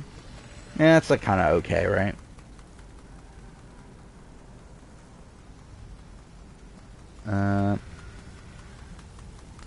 I think when I'm looking at, like, Corey and Elsa, I don't think of them that, like, that differently. Dude, fuck off. What am I doing here? Wait, how do I do this? Is that not the way I'm supposed to go, maybe? Oh, maybe it isn't. Okay. Is he 10-4? Is that really his record? That's actually pretty good then, isn't it? I assumed it was worse. Because he had, like, a lot of seasons where he was, like, an early boot, didn't he?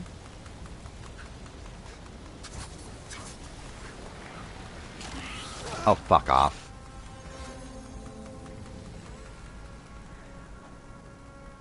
Did you devour a meal? You're still hungry? Well, that's not good.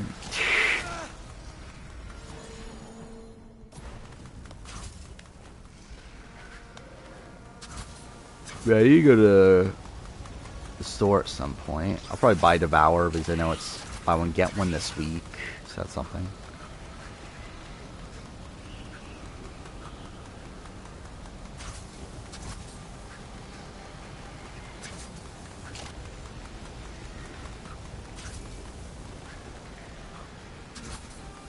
Okay.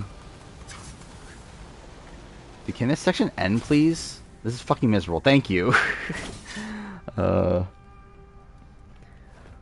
If Horacio makes another file, then maybe yeah, but not right now. Yeah, I think that's kind of where I'm at with Horacio. I think it's just a little bit too early. I don't really have much to say about Avery and Derek K. Do you think Avery can win? I don't know. How would she do in a final?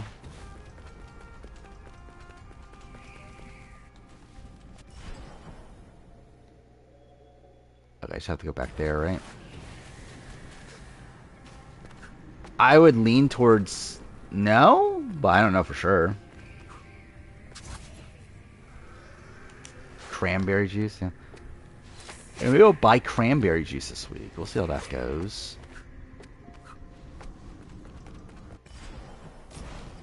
I don't think I've had cranberry juice since I was like 10.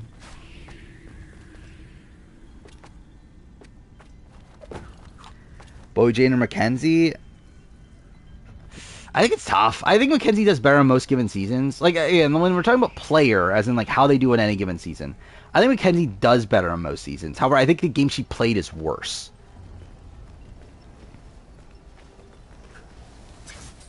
Where, like, yeah, I think this is I think Mackenzie's game is one of the worst games to have made it to the end.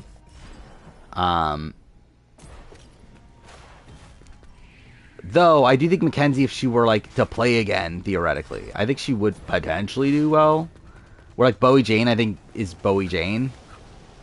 And it probably just does the same. Where I think there's at least, like, some upside for MJ. Or Ryan to win this season. Good luck. Yeah, I don't get why they didn't change the format. It's very strange to me. Because I don't get how the format works at this point. Okay, what is this?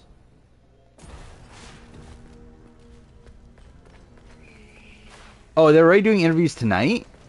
Oh, I guess they do that, don't they? For the, for the big ones. Oh, it's this is where I'm supposed to go. Yeah, I don't really care about Tucker's anyway. What was there to really learn about Tucker? Was there another assassination attempt? Well, that's something. Copy of Metaphor arrives tomorrow? Well, that's something. When did it come out officially? It came out on Friday, right? Oh yeah, my copy of Balatro came today. I forgot about that. I didn't see that. Which... I thought about streaming that instead of this, to be honest, but I was also like, do I really want to be learning how to play a game in the middle of, like, talking about the Big Brother finale? Probably not. Oh, did not realize I was there. Says he wants to run through walls like the Kool-Aid Man. I mean, so he's like Rick Devens. Maybe I'll play Balatro. I don't know. I'll be honest. Like, I'm not really dying to make this stream particularly long. I am pretty fucking tired. But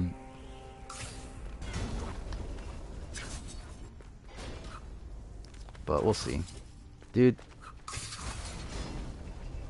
By the way, I did have to split the VODs into two on YouTube, annoyingly.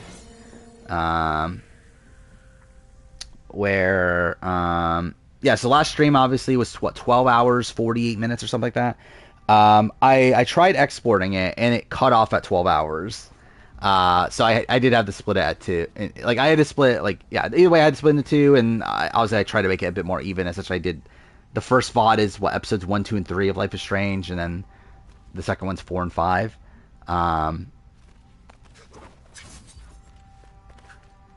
Dude, activate, please. There we go.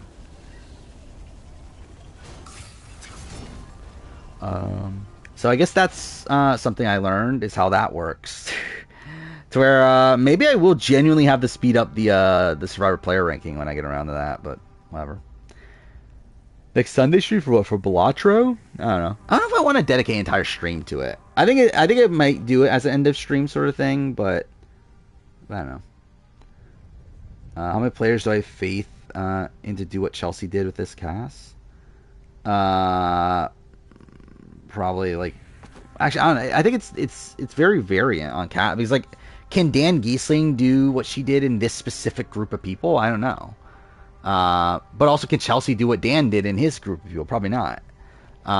It's like I think it's like I don't know, it's just like really at the end of the day, it's like fuck me. The casting of a season is just what is like the dude. Fuck off. Is like the highest level of variance that there is in the game, that where like it's just like so tough to really say. Dude, okay, I push jump. There we go. Oh, I did not realize there was one there. That's actually really funny that I survived that. No, okay. Oh, dude, this is a long section.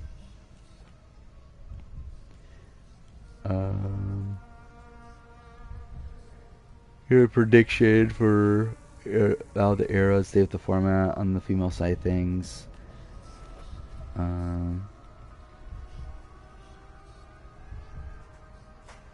I mean, they'll stay with the format on the female side things, but in terms of male, if one team wins, while the other time automatically goes. How is that different? Reviewing every Star Player 10 words or less. I mean, imagine. That'd make my cast speculation video so much quicker if I did that for that. Well, Austin show postponed? Oh no. Oh, Cassidy's gonna be there. That's something. Is Cassidy from Texas? Actually, I never thought about that. Where's Cassidy? Not that fucking matters. But I've never thought about like Cassidy being from Texas. Like, that does not feel like where I expected her to be from. Even though I never really thought about where she would be from. Oh yeah, she's from Austin, Texas. Huh. You learn something every day. Is close to a perfect cast for Chelsea. I think the T-Core person, like I think like T-Core and MJ, I think are in Cam, I guess, are like pretty perfect for her.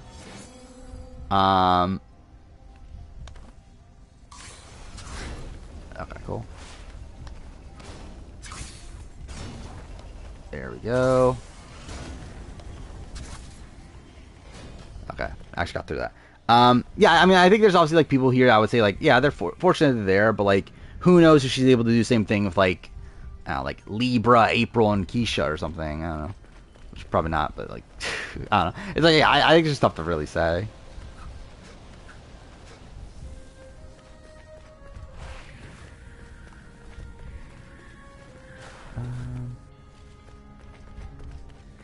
This section's still going on.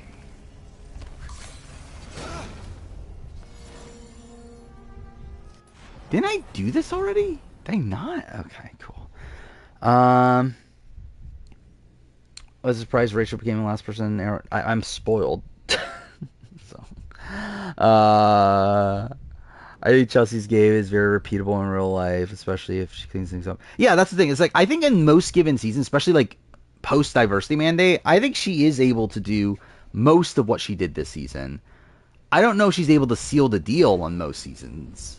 Because I don't have faith in her playing optimally to do that. But I do feel like she is able to like make it to at least jury in a pretty good spot. Oh, I can't jump that? Perfect. Okay, cool. Okay, well.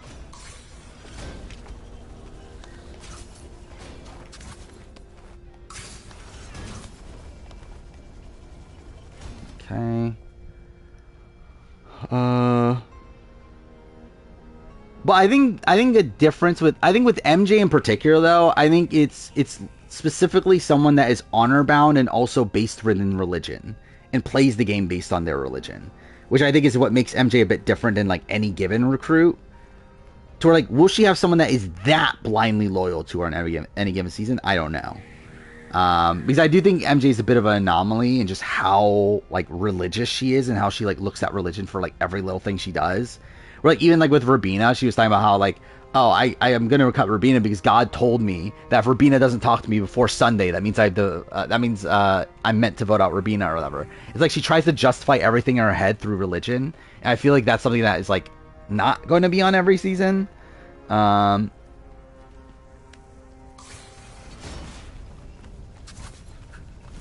I didn't realize that. Ah, dude, fuck off. I mean, obviously Chelsea's better than Bailey. That's not even close. I have not seen a hamster in a wild, but I believe they are in the wild somewhere out there. Okay, cool. I want to meet Derek K.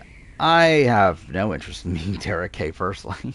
But to be fair, I don't have much interest in meeting like any challenge person personally. No, okay. No, I overshot it or not. Cool.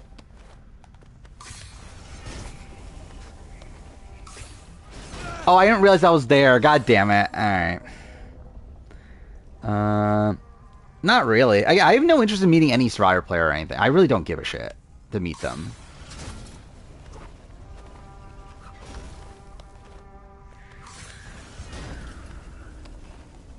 Damn it. Okay, wait, no. I guess I can survive this still.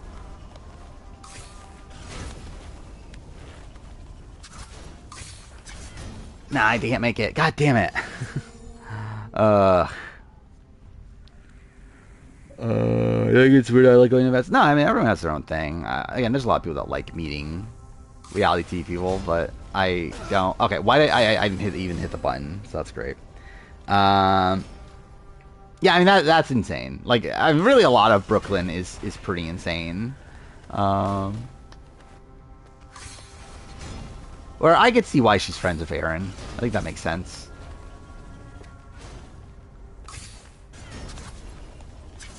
There we go.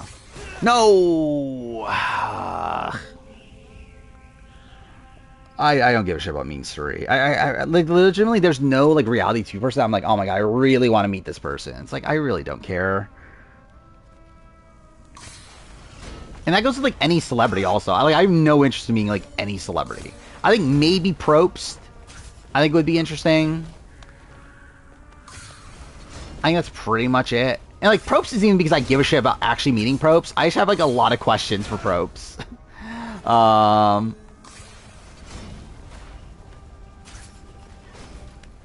And in that light, I guess like maybe Alison Grodner, maybe. No, oh wait, dude, I did it again. Okay.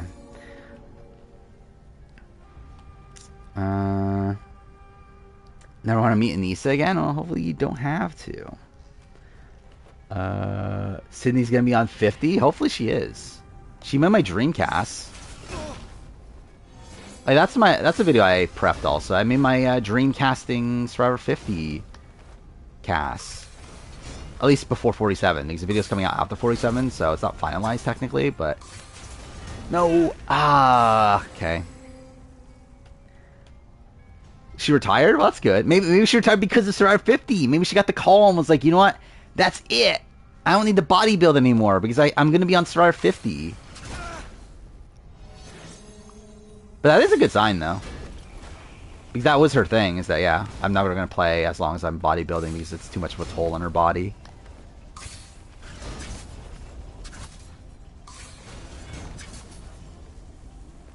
Oh, thank God.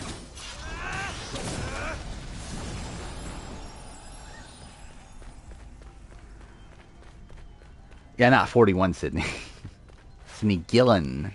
The one that actually has a chance of being on 40. Or 50, I mean.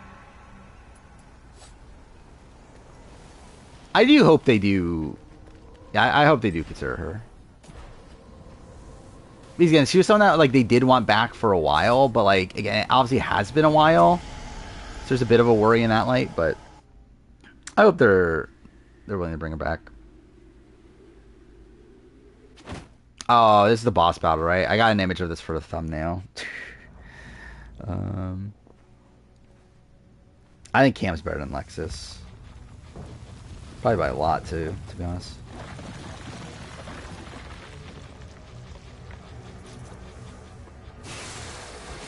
But to be fair, that's more of an indictment on Lexus. Yeah, she puts that on her YouTube channel. Yeah, again. Hopefully that means she's going to be on 50. Yeah, I assume she'll at least get a call. Okay, wow, that was me being dumb. Oh, okay. I guess that's not how that works.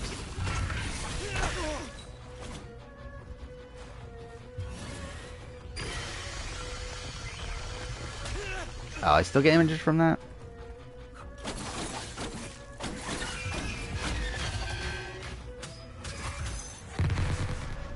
How am I supposed to dodge that?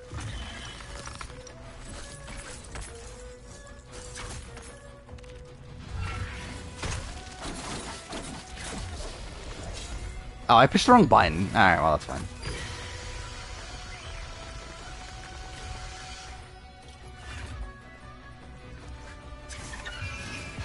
That's just Drea's alternate. I lean very much towards Drea not being there anymore.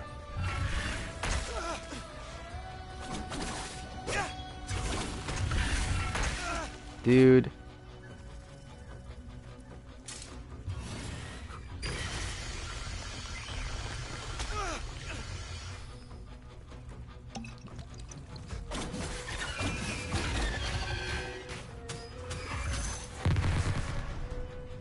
Josh comes out as pathetic on... I mean, isn't that Josh always? Isn't that, like, what Josh just is at all times? No, okay.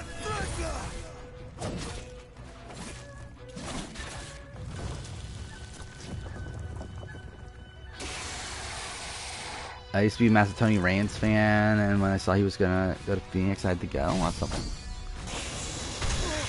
Okay, what the fuck? What is happening? What? What is fucking Dragon Ball?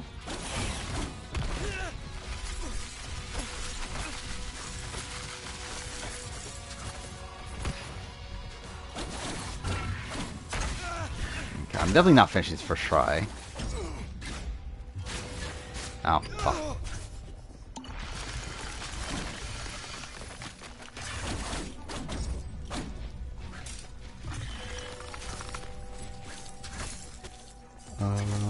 Oh, I forgot. Yeah, we didn't do the Big Brother. Yeah, I didn't look at the Big Brother draft. But yeah, yeah, Menace won, right? At Chelsea.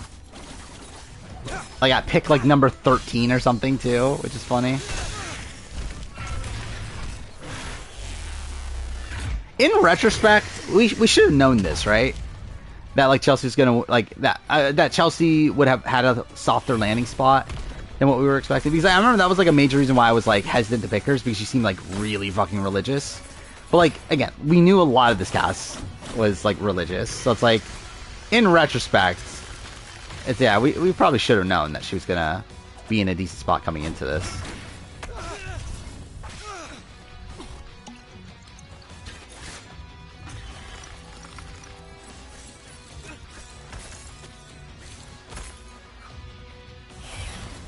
Yeah, we talked about it, like, a billion times yesterday. Fucking Jackie suing Survivor.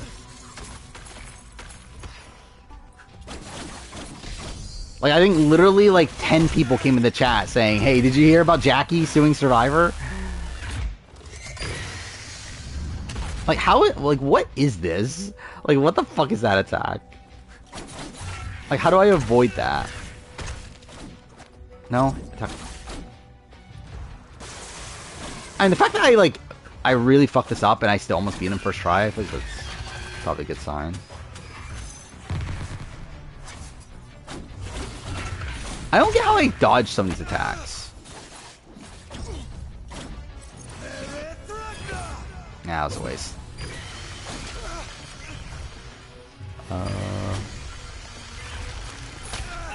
Oh yeah, I think House of Villains is just more the same. It's kind of what you would expect from last season. It was just essentially, it was really essentially a redo. Or like, it's fine. Again, it does feel very inauthentic, but it's still like a fun product.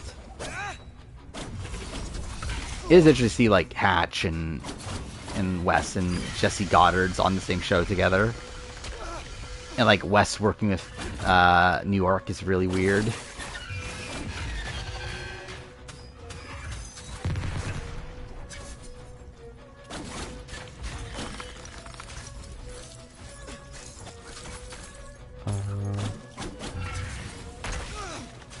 Is there really like serious stuff to talk about with AU vs. the World? Oh wait, that's how I do it, isn't it? Well, I mean, that's weird, though. Okay. But I guess that is how I'm supposed to do it. I'm supposed to use that.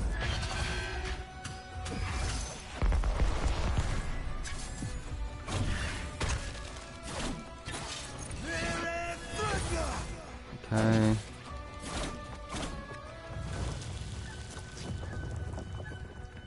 Yeah, I'll talk about Irreversible at the end.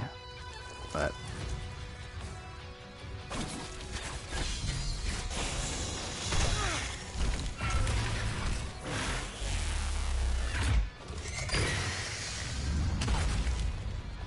Wait, Jackie from Gabon?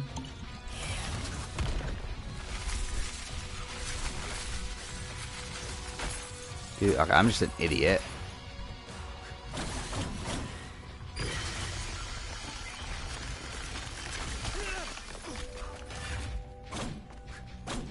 No, hit him, please. Okay.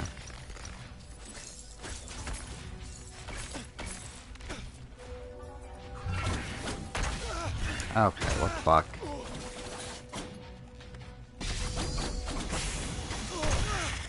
Dude, alright.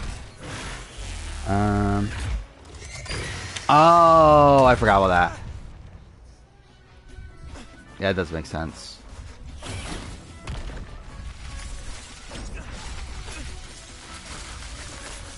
Okay, well, that was some shit.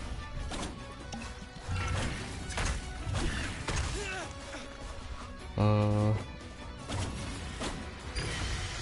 you thought Matt was gonna win?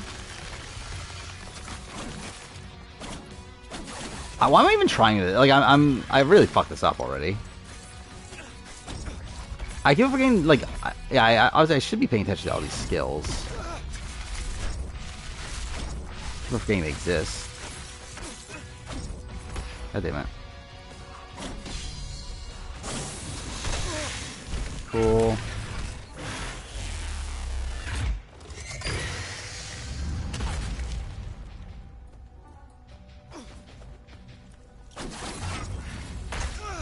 Damn it. Okay.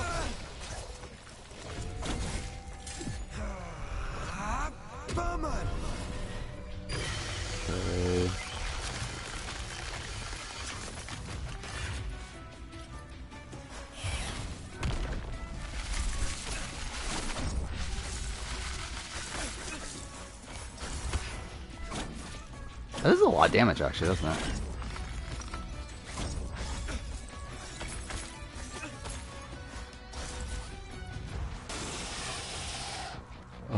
Putting a Dawn South Pacific game, it's not good. Alright, yeah, that's how that works. There we go. Alright. Yes, I get how that works now. And I fucked that up then. But yeah, South Pacific game, it's like... she's on the bottom for a lot of it. Just kept around because she's better than Papa Bear, Cochrane, all those sort of people. Probably wins if she gets to the end. You would think that, like, that season that, like, has a jury that would respect her sort of play. But... obviously was never going to get there.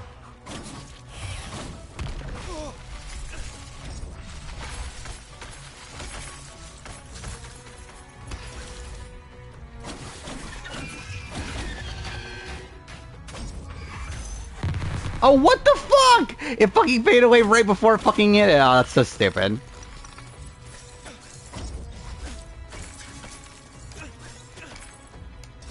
There we go. Beat it. Alright. I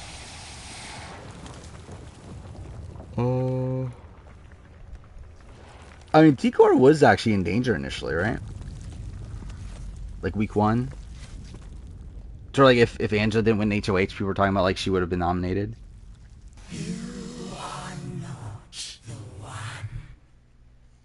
Laurel's last name? Johnson. And yes, you are.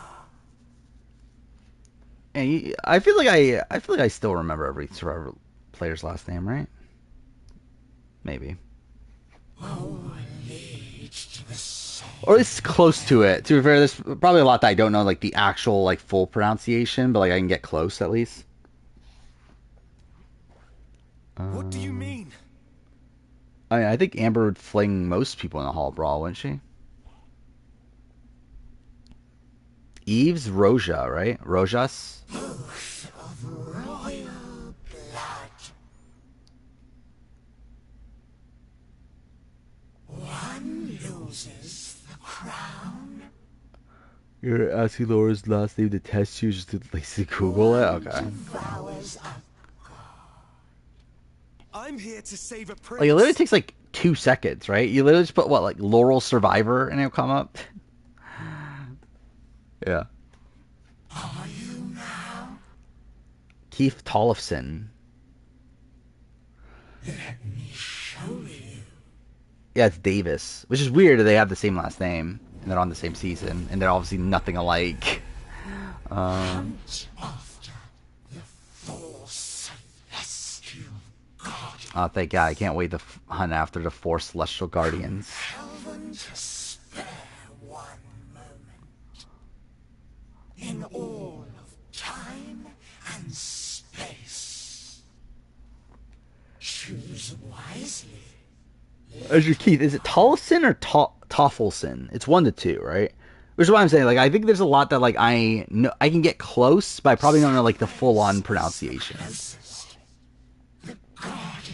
Yasmin Giles or Giles, something like that. Ryan Cano's mother. I mean, I guess so. Cool. It's all the other corners of the map. Exactly what I want. I finished another mission. Thank God. Oh, wait, I should open that.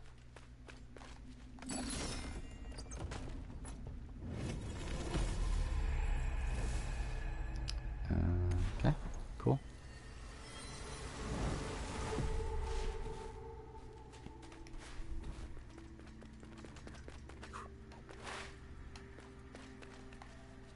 Fuck is this? I think it's fair for Simone to be blacklisted for smashing a bottle on the ground. I mean, I think it's like fair if you're gonna blacklist other people for the same thing. Oh, that's one of them? So I only need 2 more?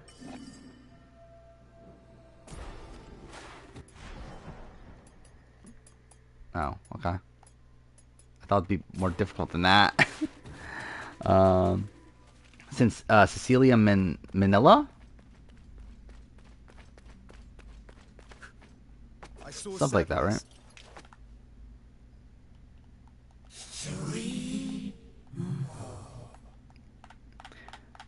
Why didn't Josh get blacklisted? Yeah. Is Simone blacklisted? Like blacklisted? As in like she can't ever be back? I just think they just don't give a shit about her, right? Mansilla, yeah, Mansilla. As I said, like I can get close. I think it's something that I probably like miss a letter or something like that. It's like Crittenden or something, right? Or Chittenden? It's like something weird like that. Changed forever. A smorg feather. Go on. Take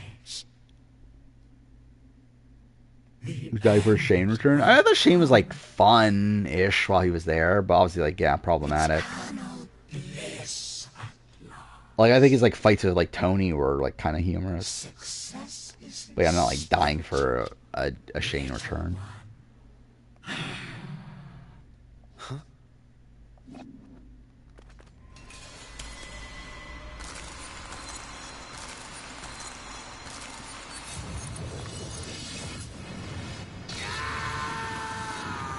We're at 2 hours of stream. Yeah, I'll probably end the stream a bit earlier than normal, but I'll probably still go for another like hour-ish. Gravity wings.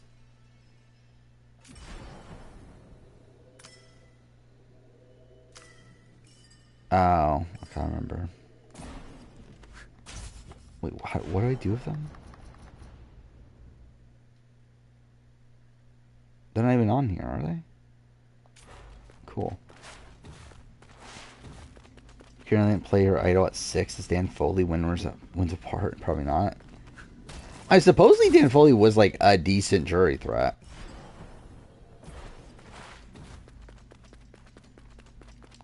But yeah, I would not bank on him actually winning.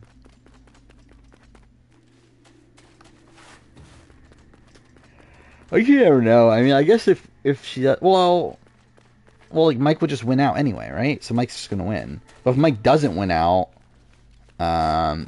like if we did get like the Dan Rodney Will, it's like Dan probably stands a shot, to be honest.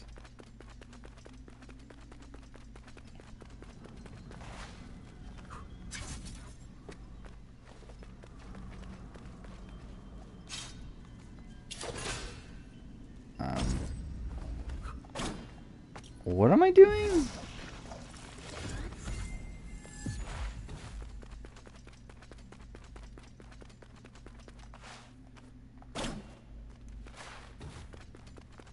Wait, did it even tell me how to use the thing?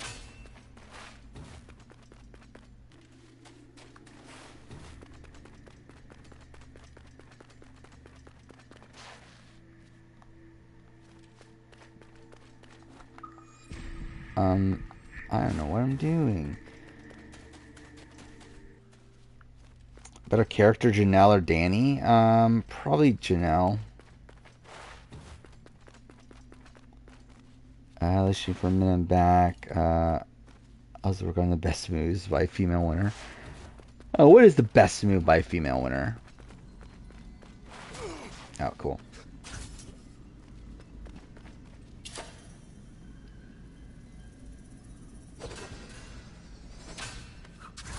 I would say, like, knowing that the jury seemed to be very hung up on Leah, on, like, her convincing Leah to, or her convincing MJ to take out Leah, that does make that move a lot better in retrospect, right?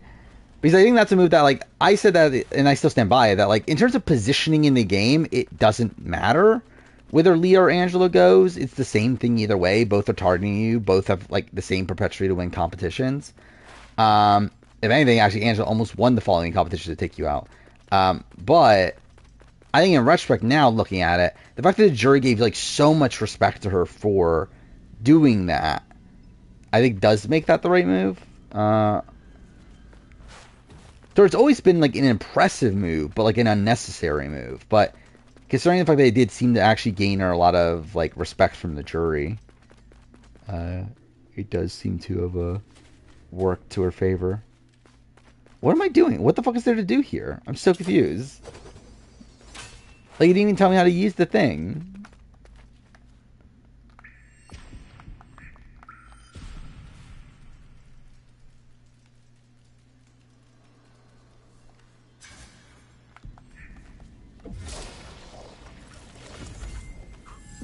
Oh, look, I fucking died. Something Francel, probably, sure. We got 4? I mean, who do you think? Accurate in Minty's power rankings? Not that accurate. So what I have to Itikor Chemo Joseph, right? Was the ranking? I think Quinn, then Chelsea. Kelly Navanian, was that a meet and greet? Well, that's something. I was looking at a Reddit today of like, what are new era players that say they want to come back and don't, and one was like, oh, I met Kelly Nalbandian at a fan event. She was like she really wanted to play again. It's like, what a shocker. Can't believe it. Kelly Nalbandian wants to play again? I'm seeing this right now. They gave away the winner. That's funny. Why'd they do that? That's really dumb, right? That the voting box was clear. But whatever.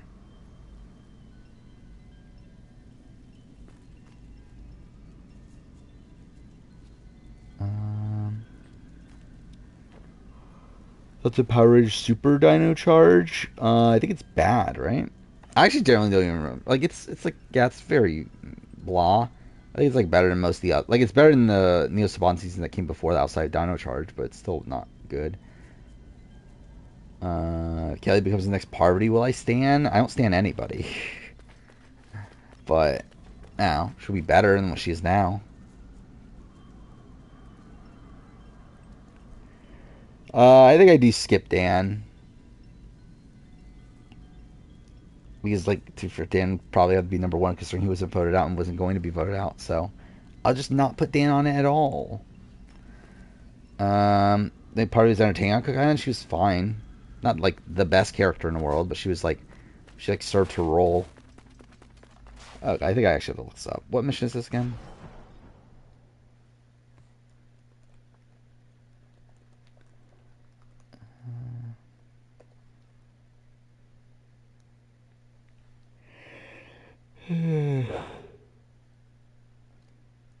I got almost no sleep last night. Let's see. Oh, it's just a double jump? That's all it is? Oh. Okay. Cool. Great. um...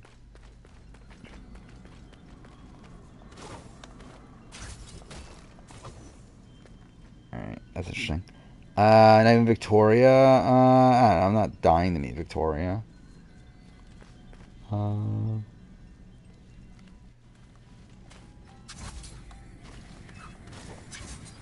Okay, now it tells me the double jump. Thank you. Thank you for now telling me after I already had to use it before. Okay.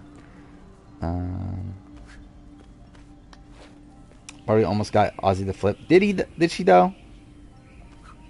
I don't think she did.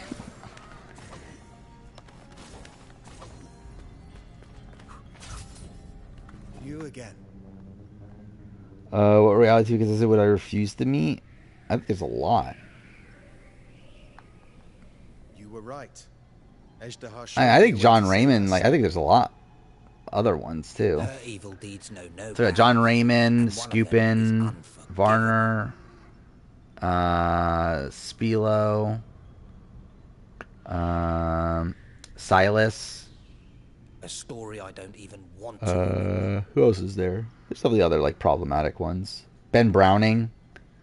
What I find funny is that Ben Browning, I believe, got like married an Indonesian woman and moved to Indonesia, which I do find funny. Because again, I'm Indonesian, not just because like Indonesia is funny just in general. But you were the fool. But Colton, maybe. Actually, no. Colton is Colton better now? I actually don't even Both can know. be true. you've helped me a great deal. I believe I've like heard he's better, but I don't know for sure. Call me Alcara. I feel like Alicia would be like, I don't know. It's not the worst thing in the world, Alicia. Thank you, Alcara. But it's not like I would actively want to meet Alicia.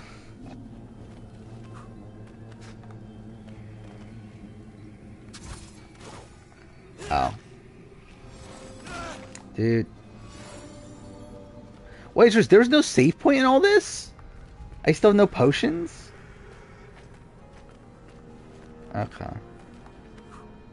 I said my name is Alcara.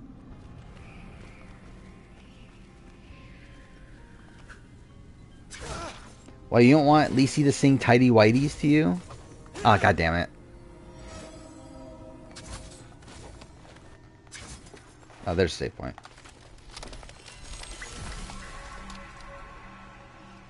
Remember Expedia spoiled the winners of Mazers Canon 9 at the day of the finale before it aired? That's funny. What, they post on their social media or something?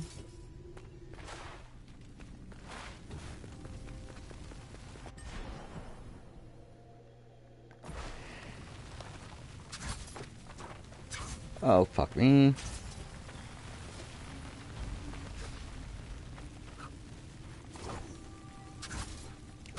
Excuse me? Where was I supposed to go? He's triggered you? Well, are you not a big Tidy Whities fan?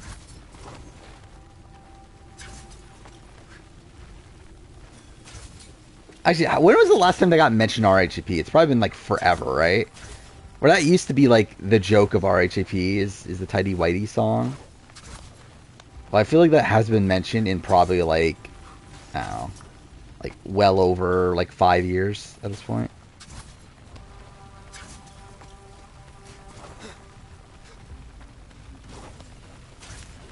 Well, I remember even like Aris wanted to name the merge tribe of what's it called?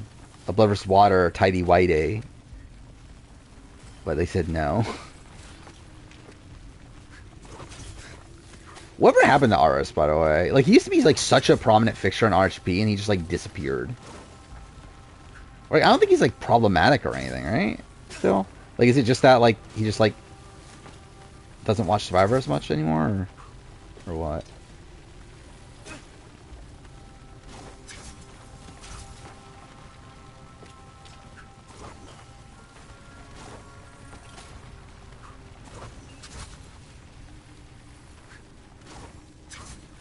Okay, cool. Oh, dude, fuck off. Are you serious? Okay, yep, cool. Well, that's great.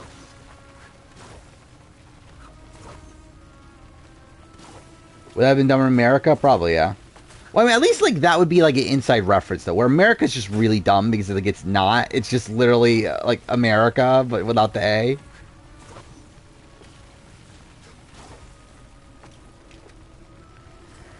Big I have no clue what the fuck that is. Okay. I know he is into some, like, weird, like, shit, right? Oh, is he gonna be at Bryson Wins? That's interesting. Because I believe, like, last time he was on, like, RHP was around Winners at War, and even then, that was, like, the first time he was on in, like a while. Fuck, dude. Okay.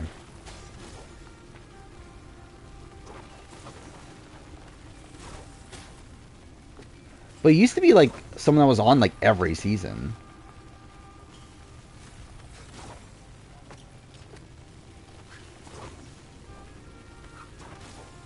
Actually, it is weird how, like, RHP is all structured, where they're, like, obviously they essentially, like, mix the recap with the post-game show, now that the know-it-alls is the next day.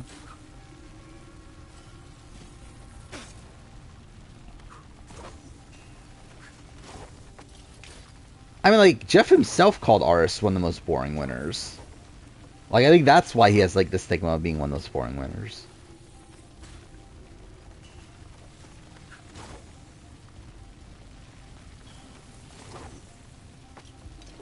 Oh, yeah, that's the thing. I forgot about that. Actually, for winning the draft, I think what I should do is, like, give you VIP, like, a VIP badge or something, right?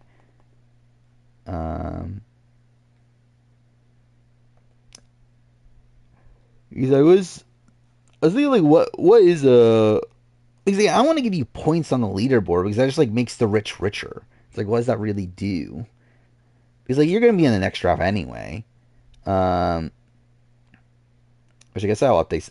Wow, I really haven't updated this in a while. Fuck me, the BB26 draft. Um,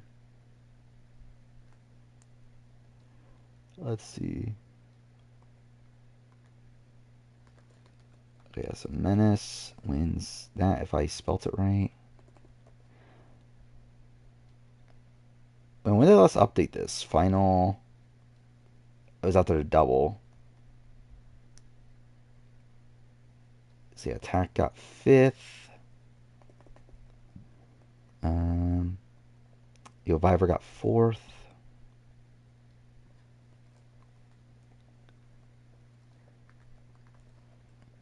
Then Gwen got 3rd. Kenzie got 2nd. I still can't believe how close I got to having another. Like, especially if it turns out Cam would have beaten MJ. Like, that is pretty insane that I got that close to another correct winner pick.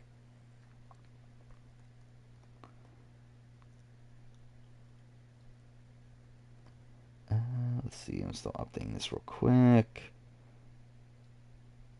Yeah, so that's that. Yeah, I think, like, because I have VIP badges, I just never bothered doling out. I think that's a good way to use them. Is that, like, the winner draft gets a VIP badge? Question is now, how do I even do it? Is it in the rules? Yeah, VIP.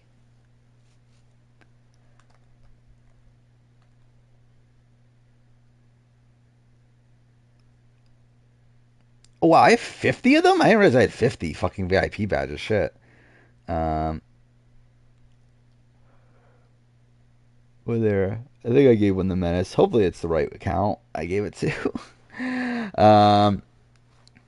Yeah, should I just go for all? Yeah, I should just do it for all, right? Past draft winner. Like of the big drafts at least. Uh,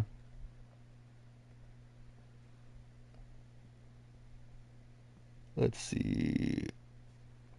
So who exactly is that?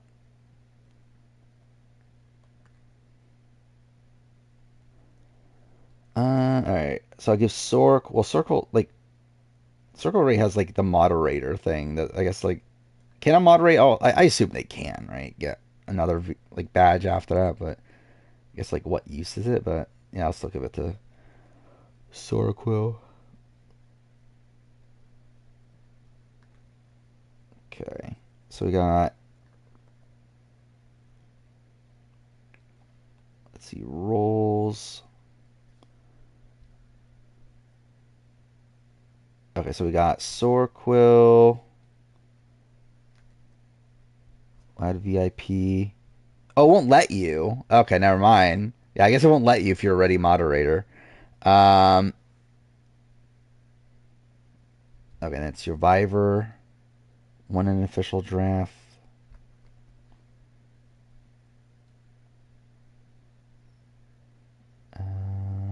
Kegger won one. Actually, the problem is, was Kegger's like? Is that's not his full name, right?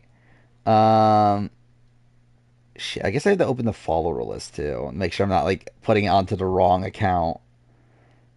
That's very straight. Like you would think they would like only limit the things that you could search to like people that follow you, but just like is any Twitch like person.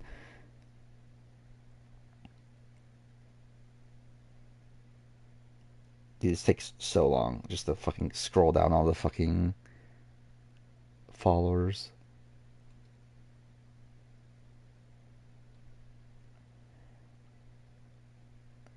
It never ends. Okay, this legitimately never ends. What the fuck? How are there this many? It's only what like 400 or something. How many followers do I have on Twitch? Oh, I guess I have almost 600, but still. Give Russell Hands VIP. I think I'm good. Yeah, whatever. Is Kegger on this yet? He is. Kegger 55.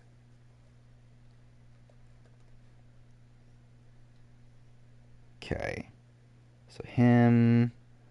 Then we have Julian. Which that one's Julian S, right? Actually, make sure it's the right one. And it's actually really like, why isn't it just limited to those that like that follow you?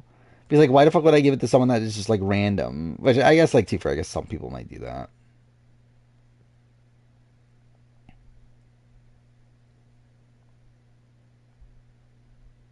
All right, there we go. Finally reached the bottom.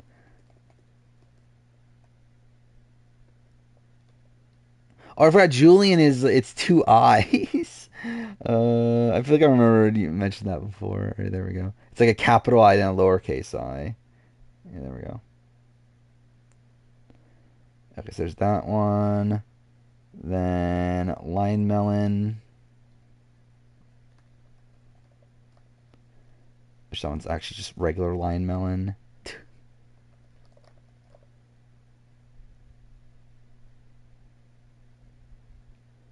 And then... Do we count Challenge 40 yet, or do we wait for Challenge 40 to finish airing?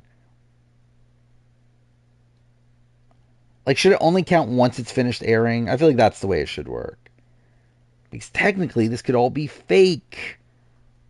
So yeah, I think we'll add the other ones when they air officially. I too fair with like Challenge 40, we actually still don't like. Actually, I guess it doesn't matter actually because I think, um, Yeah, because you got. I think Justin got both of the female winners, right? Um, but I guess we'll see. Hosting a Taylor Swift Survivor org? What does that even mean? Uh,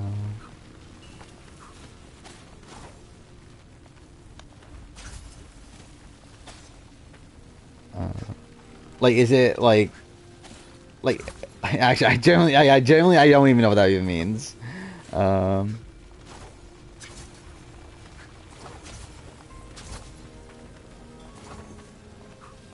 like, does everyone in it have to be a Swiftie, or is it like everyone has to pretend they're Taylor Swift? Um, how long before everyone is a VIP? I mean, there's only 50 slots, so I mean, well, I guess see for how many chatters? I don't even know. I don't even look this up. I've barely ever had a point where I've had more than 50 people here, so like, I've actually never paid attention to this. How many unique chatters have I had?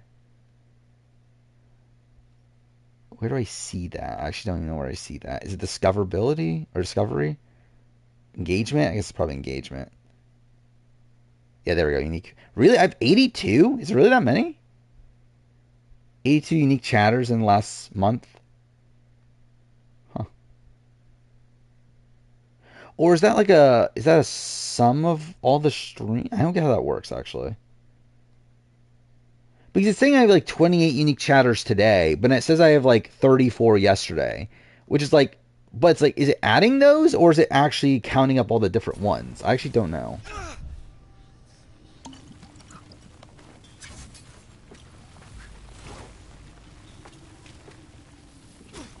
I guess like to be fair, like that alone is already like almost 8 or almost 60, right? And it says there's 80 for the month, so I guess it actually that can't. It has to be like actually that is how many unique people there are, which that seems high. Like, are there really 80 like something people that go and chat? Like, honestly, I feel like the majority of people are still like the same, like probably like 10 to 15, but I don't know, 80 seems very high though to me.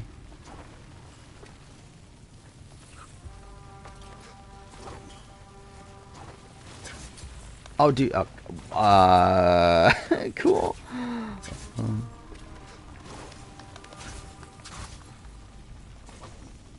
Oh, dude, I really did it again. Oh, this is actually the bottom, isn't it? Cool. Yeah, fuck this section.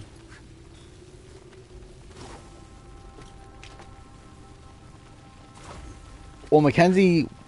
Was Mackenzie even on the block at the time of the eviction, ever? Like, she never had an opportunity to get a vote, right?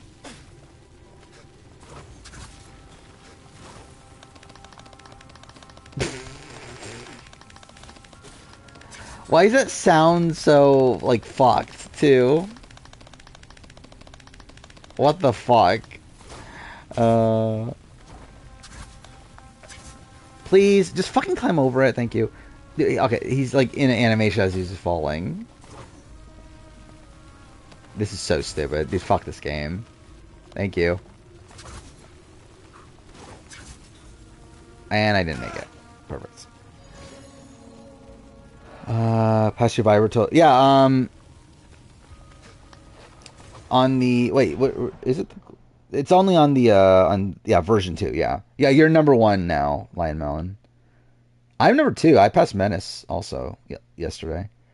Um Oh yeah, I guess you did pass him on all time too. Oh yeah, I forgot. I became number 1 on the all time after yesterday. But obviously I've participated in like 20 more drafts than most of the people at the top, so um yeah, I forgot about that. Yeah, Lion Melon passed him even on the all-time one.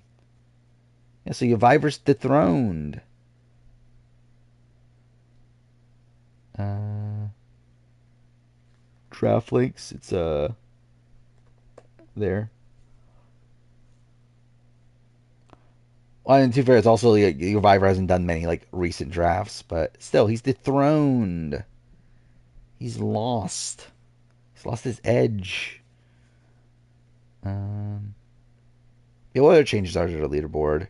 after yesterday. I don't think anything else changed for the people at the top, right? It's just like a bit of rearranging. Like I think Gamer moved up a spot, maybe, or maybe not. Then it's yeah, like me and Lionel moved up above Menace from yesterday.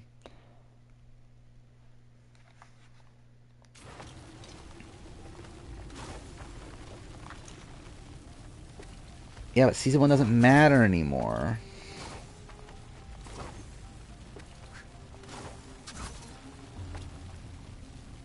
But it's funny that he actually is like that high, mainly because of like how well he did in Era 1. The B points are that's bonus points for the it's from the was it AE versus the World returnee draft. So again, in that returnee draft, it's like the one where we draft who's gonna return. You get a point for every person you got right. That's what those points are. And it'll be the same thing when 50 happens for the people that were in the 50 returnee draft.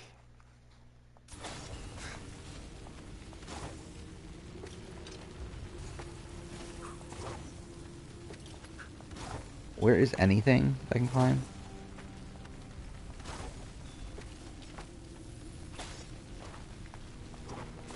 Okay, cool.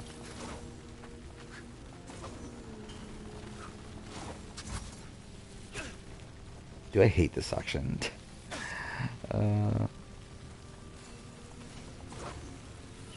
Oh, what the fuck? Okay. True was this? Zach moment. Chelsea finally won over Angela's vote. What is this? Greatest move that I made was two, actually. Convincing Mackenzie to use the veto on the person that she couldn't stand since day 6 was Angela, to get Quinn out to weaken Leah's game because I knew Leah was targeting me for a while. And then Probably, yeah. I worked all... Yeah. Seems like Angela's pretty happy with that response. You did see Angela like kind of like making a face at a lot of things Chelsea was saying though, along the way. Also, I found it really funny. There was a shot after MJ in her final speech talking about how she played the game of loyalty and stuff that you cut to Rubina, and Rubina like has like really buggy eyes, like when she's saying that.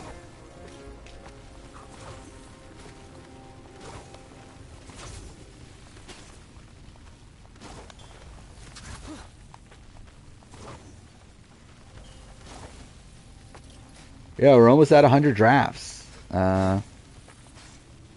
Which, yeah, should we do a big one for the number 100? Which I don't know what that would possibly be, but...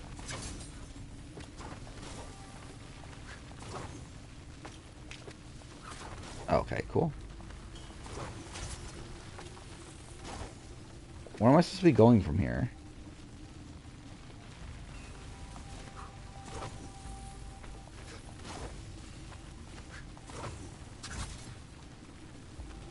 Oh, I didn't see that.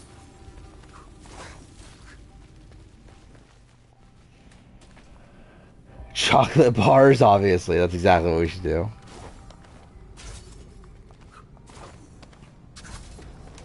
Like, is chocolate bars including just, like, random candy bars, or is it specifically just chocolate? Like, as in, like, things that are just chocolate, or is, like, Snickers and, like, stuff like that included as chocolate bars? That doesn't do anything. Oh, there we go.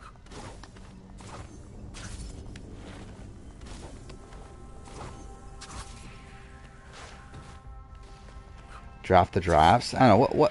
What would be the consensus best draft? Like, is there even a draft that would be the best draft?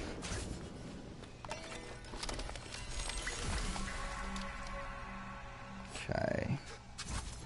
Now, where do I go?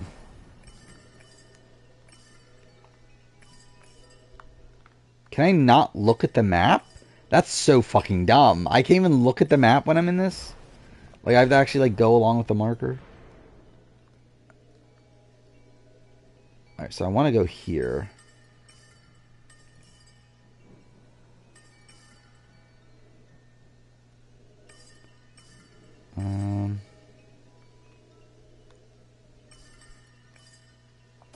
guess we'll go there.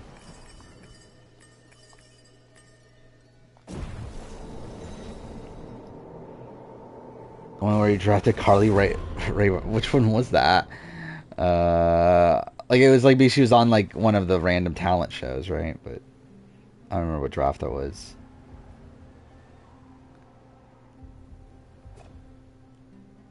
Oh yeah, fuck me, dude. The first ever draft was before BB25, right? Yeah, so that winter draft didn't even have Jag in it yet.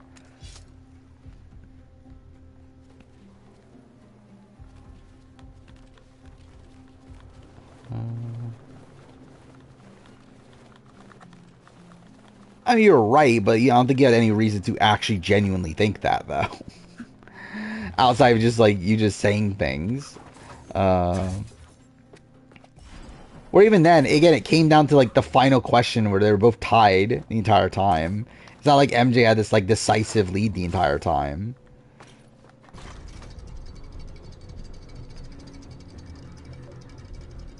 Bailey? What were we talking about, Bailey? Oh, adding... Yeah, because if we had Can.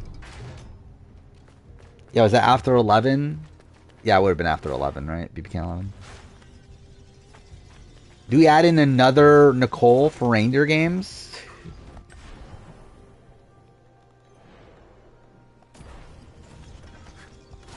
She's now the 2-time winner of Big Brother. Okay.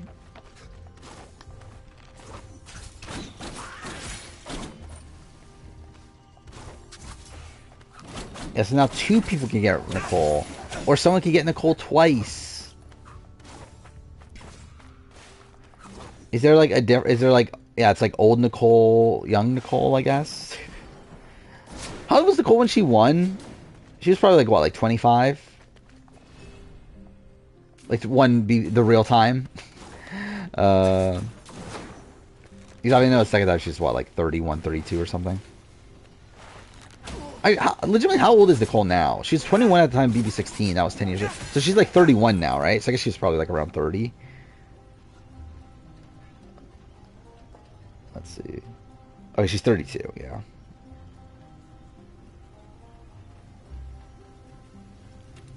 So she won in 2016. Yeah, so she was 24. She won. It's kind of insane. Like, it is insane to think about that, like, someone wins a returnee, wins as a returnee and they're still only 24.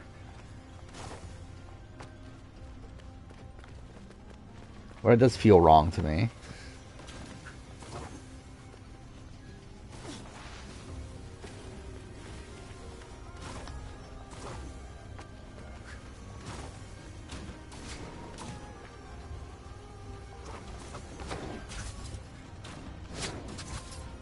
What her nicknames? Nicole-bra? Nicobra? I don't remember that ever being used, but must have been like, it's probably like a feed thing at some point. Dude, fuck me.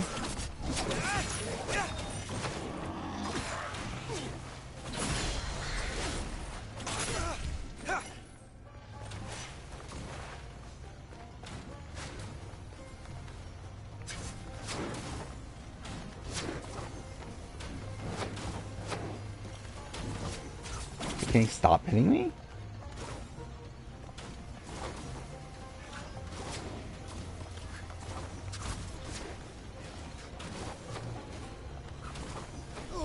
Dude, fuck off. Dude, how many of them are there?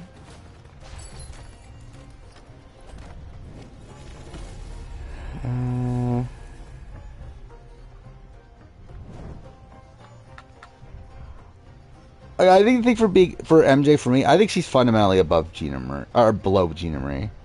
I think Big D and Danielle, you can have a conversation. I think she's fundamentally below Gina Marie.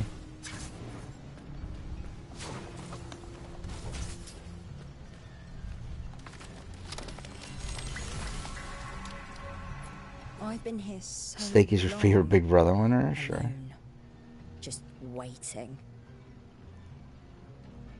I had to teach a first aid course the other week. Well, that's kind of random. You showed everyone the Caleb medevac? Well, that's So cool. many strange At least that did some good, I guess. I knew the king before King Darius. What was he like?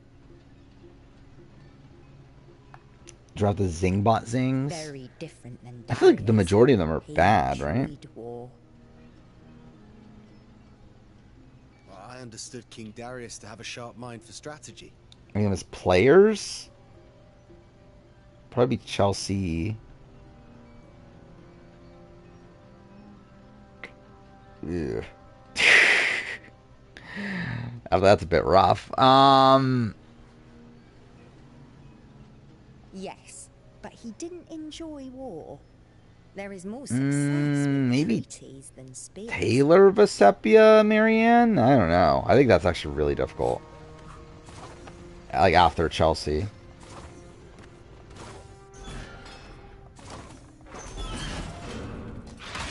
Oh, cool. What the fuck?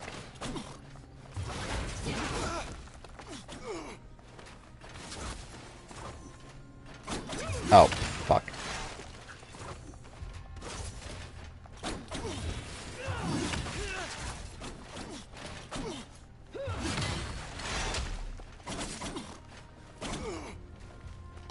How am I supposed to do this?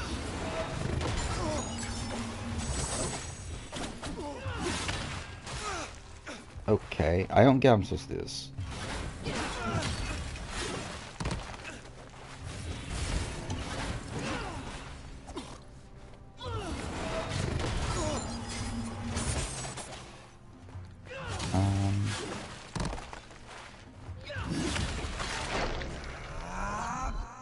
I hit the wrong attack. Damn it.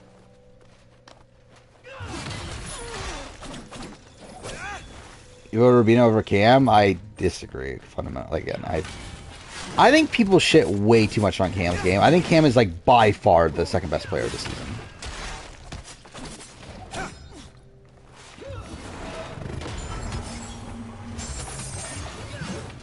Like, I don't even think it's even close.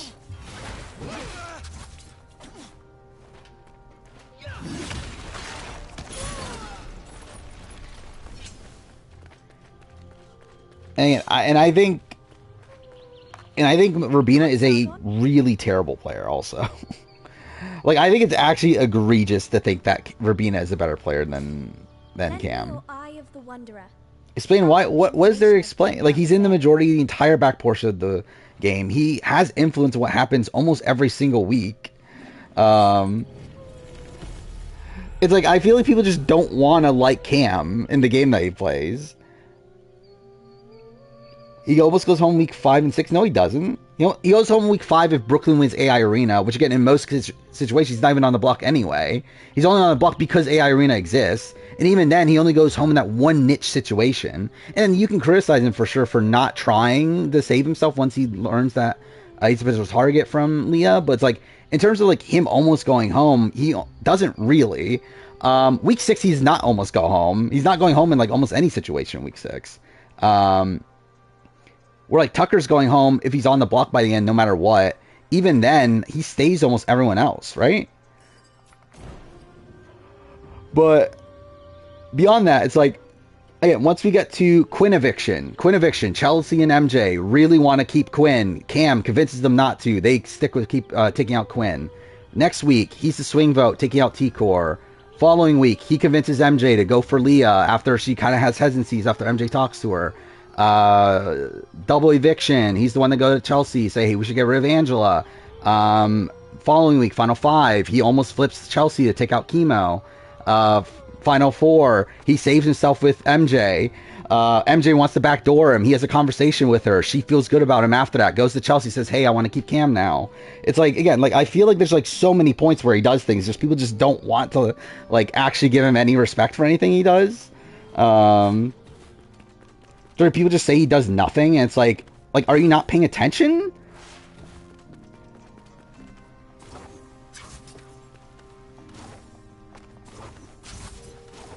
Nobody won in Final 2? We don't actually know that yet. Like, we need to see Chelsea's exit press still. Yeah, Cam was not clueless throughout the game.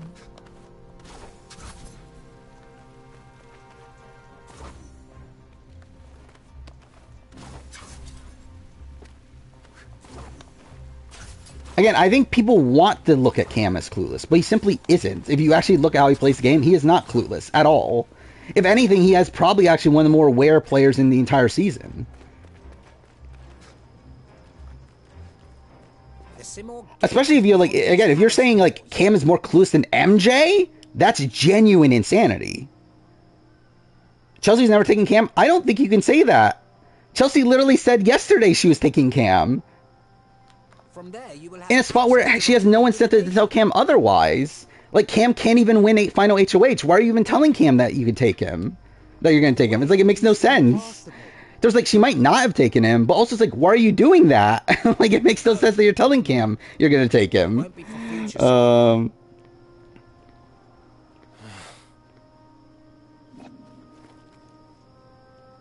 But I mean, if you're saying that Cam is clueless, then you're essentially saying, like, everyone in this season was clueless outside Chelsea.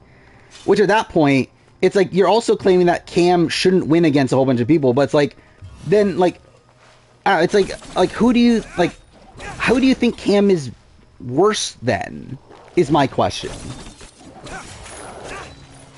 Because I legitimately, again, I cannot even think of an argument why Cam would be worse than any other player than Chelsea.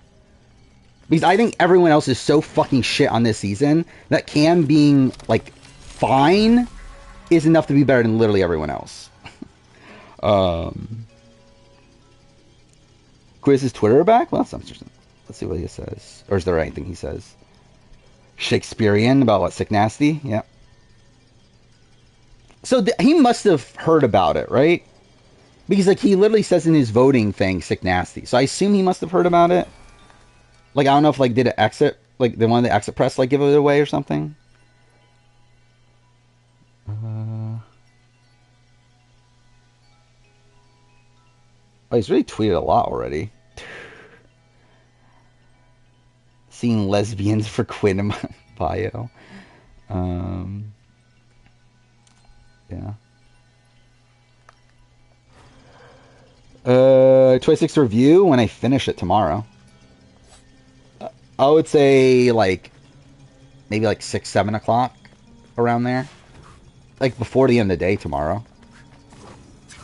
Or at least that'll be when it's on membership. When, if, like, officially released, it'll be on Wednesday.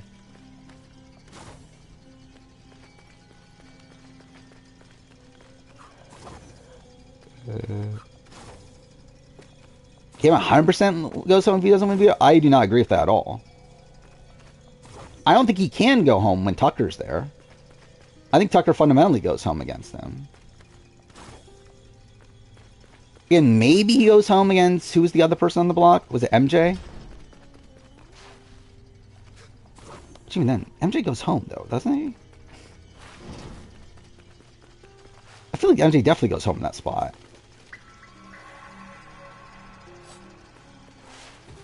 So it was MJ, Tucker, him, right? He uses the veto. Who goes up as Renom? It was Angela, right? Maybe he goes home against Angela. B26 is the longest one yet, probably.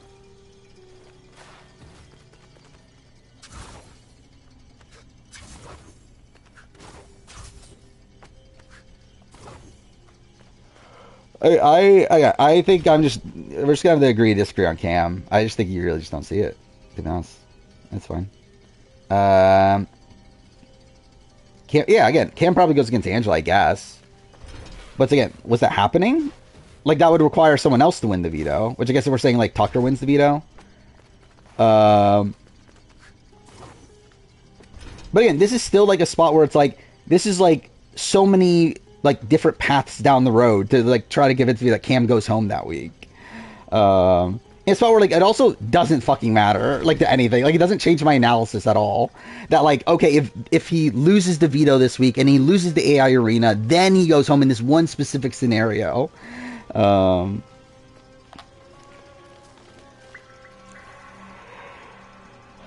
I think this is even different than Jag, where, like, Jag is someone that actually got voted out of the game and came back. Like, and I'm not even saying that, like, and I guess for that's also, like, Corey's not even saying that, like, Jag is necessarily a good winner or whatever. Because I'm not even saying, like, Cam is a good player. Like, I'm saying he's simply not the worst. Not actually actively bad, like, every other member of the cast is outside him and Chelsea. What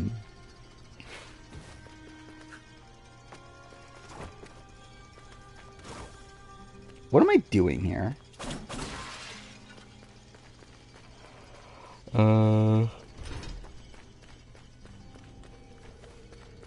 If we're 25 to 26, I think that's also an insane take, but you do.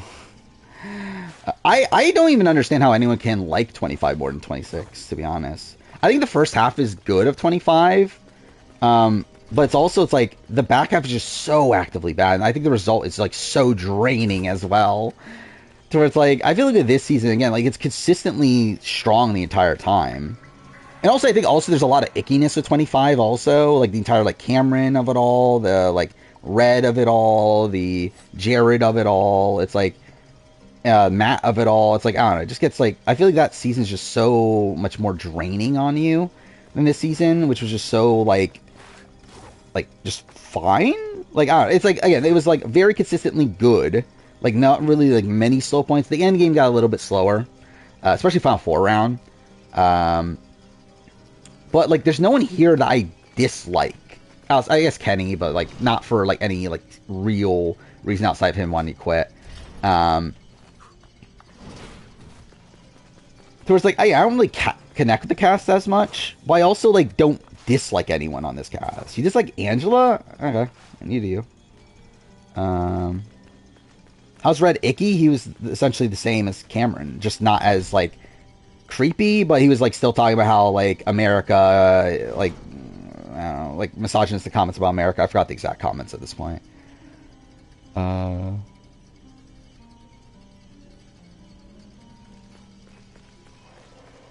Leah's annoying. I feel like Leah's just nothing to me.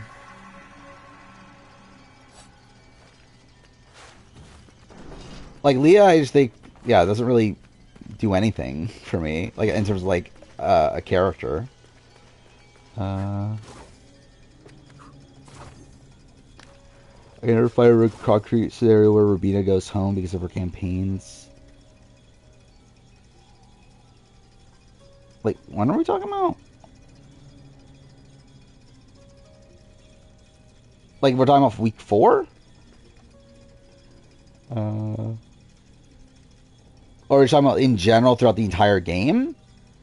I think she could definitely go home if, like, she stays because of nothing that she actively does a lot of the time. Well, like, it's largely things that happen around her of why she stays. Like, she stays during the Cedric week, not because she does anything actively right, but because T-Core and Chemo, like, save her. And yeah, you can credit that to her, the relationships that she built with them, but it's still the work of T-Core and Chemo that keeps her in the game. Like, none of the work that she actually does is effective to keeping her that week. And then with T-Core week, same thing. Like, T-Core week, like, things were happening around her. Her campaign didn't really do anything. It was also MJ's campaign that got the numbers to keep her. Yeah, she made people keep her. Like, she had these, like, connections that made people want to keep her, but still not at a point where, like, her active work did it, though. It's not like she's going to campaign to people and that's what's convincing them to keep her. That's not what's happening. It's just that she had, like, when it comes to the T-Core and Chemo, she had these connections. Plus, also, Quinn fucked up with telling them about the Pentagon is also a factor. And with the, actually, really, even with the T-Core vote, it's not even her connection with MJ. It really was more so an anti-T-Core thing. Oh, yeah, I actively don't like Chelsea. Like, I really don't like her as, like, I don't know if a person's too harsh, right? But, like, I would not, I don't really gel with Chelsea. I feel like she's someone that is, like, obviously, like, very overly religious. So, yeah, I don't like Chelsea, but I still think she was, like, fine TV. Like, at least she brought something to the DR. What am I doing here? How do I even, like, what am I doing? I can't even, like, jump on that.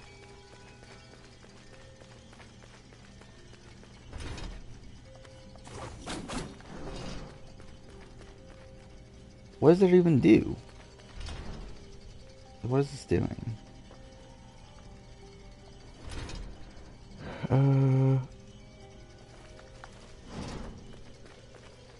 That's not active work because she's not doing so strategically. She just has these relationships in the game. It's not like she's getting these relationships so that they keep her in the game. She just has these natural friendships. And that really just sums up Rubina as a whole. She does very little, like, actively. It's more so just, like, these things just are what she's, like, she just has these natural connections. Like, I don't think she's looking at the game in a very, like, strategic lens most of the time.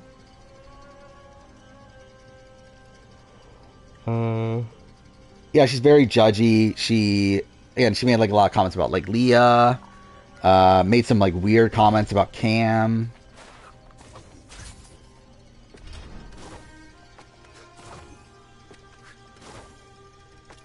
What am I meant to do here? I generally don't know.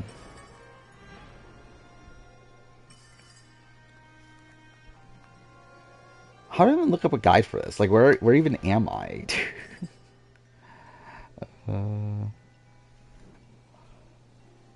Who's winning Anonymous? I'll be honest, I don't remember who's in anymore. Oh, it's Andy. I think Andy's winning the Anonymous. Chelsea's whole thing was humiliating Cam and then being mad whenever he wasn't into her. Maybe not like her? Yeah, pretty much. Thoughts on Olivia so far? I don't really have many thoughts. Is she even on the show? I feel like she's like barely even on the show.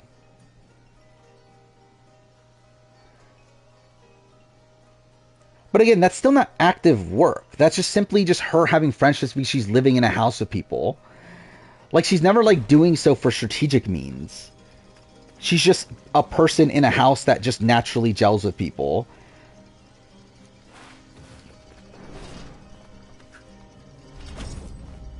Okay, what am I doing?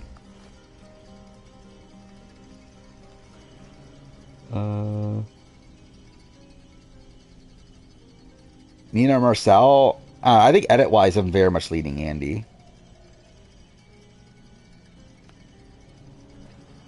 But also, you're saying that, but also, like, Cam had more connections than Rubina. Like, Rubina isolated herself in the game where most of her connections were simply just T-Core and Chemo. Like, everyone liked Cam. Like, no one dislikes Cam on this cast. Like, everyone, like, even on the jury, they were talking about how, like, oh, we really like Cam, but we just don't necessarily respect his game at points. But it's like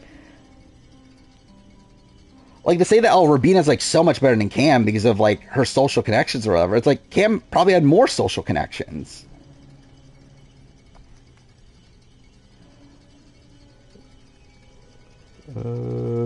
What is it even called?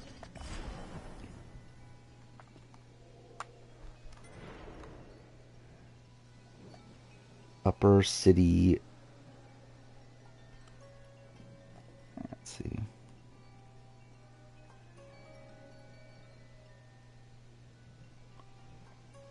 How do I even find this?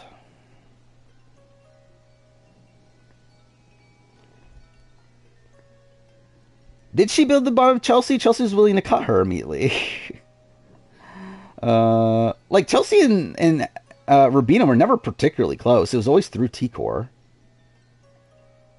And even then, like, even Chelsea and T-Core was always willing, or Chelsea was always willing to cut T-Core.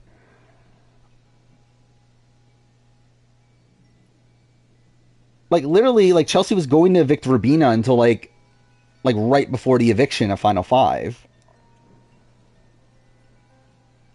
Like, literally, Cam convinced her to evict Rubina, and that was going to happen until literally, like, what, an hour or two before the eviction?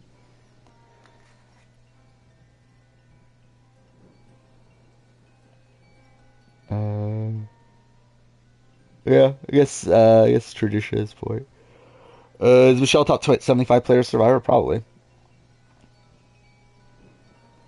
I think Cam's the worst player, and who I put him in front of. I didn't put him in front of. He's right below Holly. He's right above Angela.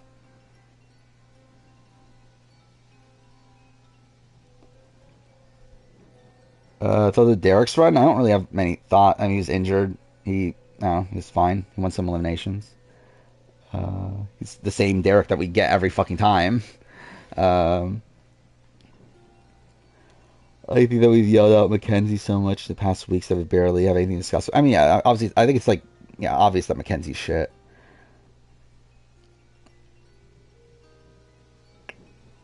How do I even find out what room I'm in?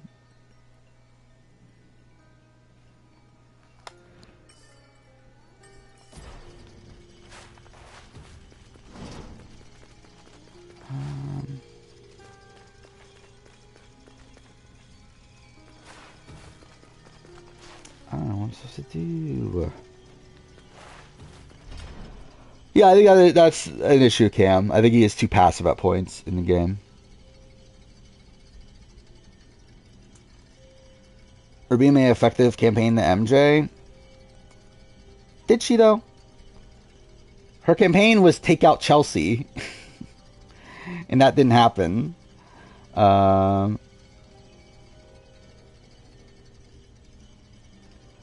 where she more so wanted Chemo out because Chemo is the biggest threat. I don't think it was because of like anything Rubina actively did there. It's because Chemo is clearly the biggest jury threat because people were telling them on their ways out that we're going to vote for Chemo. I haven't seen anything about after party stuff.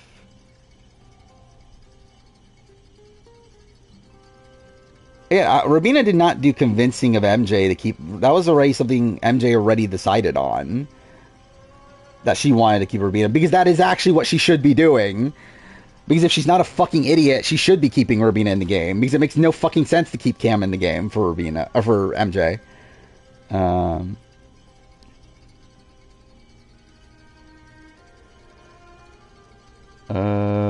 They made Jackson. Oh, I already saw this.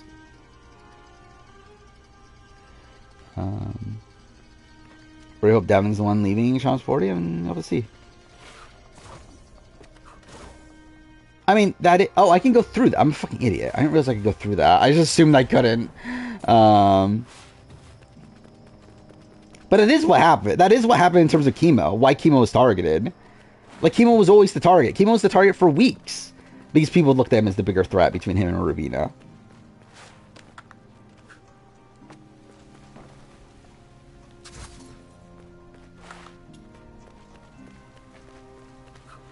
When do people do another All-Star season? Like, I think not until at least 30.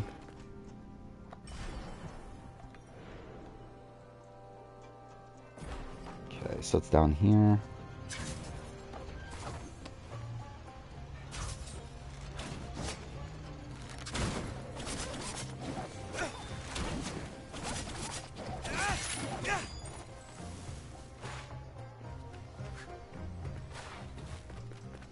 We took you in and shaped you into an immortal. Varum saw That's not really. I mean, again, like coming into the week, we literally see MJ saying that I'm going to vote out Cam. You turned against us. Like when Chelsea goes up to her and asks, "Who would you evict?" She says, "I would rather have Cam out." Varum is driving a wedge between us. In a way, you did Persia a favor. And again, even if that is the case, that's still something that MJ should have been doing anyway. Like, that is her optimal move. It makes no sense for her to not take out Cam. What do you even mean? Like, that shouldn't need much convincing from Rubina, because that is what she should be doing fundamentally. Famine, drought, unrest among satrapies, loss of Persian soldiers. I expect David to avoid elimination. I mean, like, I can't say, because I know. What is this one? Oh, the voting thing. What do you even do with that though, as an emote? Queen Tamiris's bloodline is unfit to rule. The people deserve better. Ninja Warrior Germany. I always want to, like, I feel like I want to watch Ninja Warrior Germany. I just don't want to find time to do it. Like, I'd watch from the very beginning. Can restore the pride of Persia. What was this? I forgot about Mira. Yeah, talking about the Taylor Monty thing, right? Come back to reason, dignity, and purpose, Sargon. But even if she made it, like, and also all this stems from the Rubina Cam thing. When like all this is like None of this is like convincing me that Verbena is anywhere better than Cam.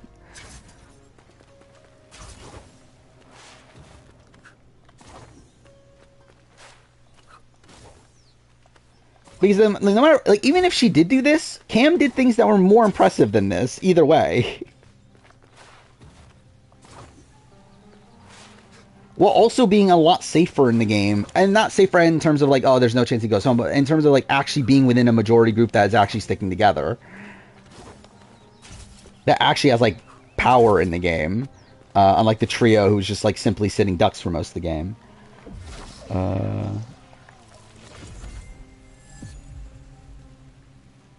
The way, yeah, I thought the Ainsley storyline was just... Oh, you actually thought it was well done. I thought the opposite. I was like, this feels very rushed, and like, why? Like to me, it's like, it felt like weird pacing wise. Like, why is it in part 2?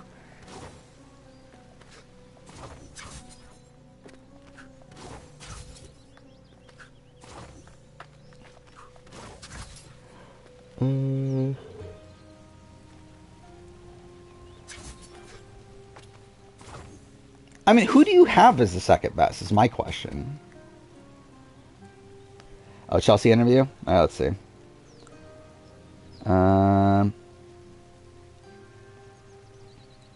Let's see.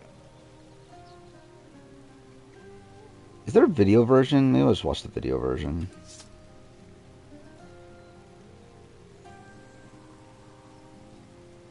Is there not?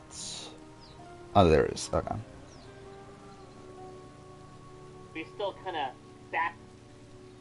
Shit. Accidentally closed it. Dude. In the glow of, you know, encountering the outside world, let alone winning $750,000.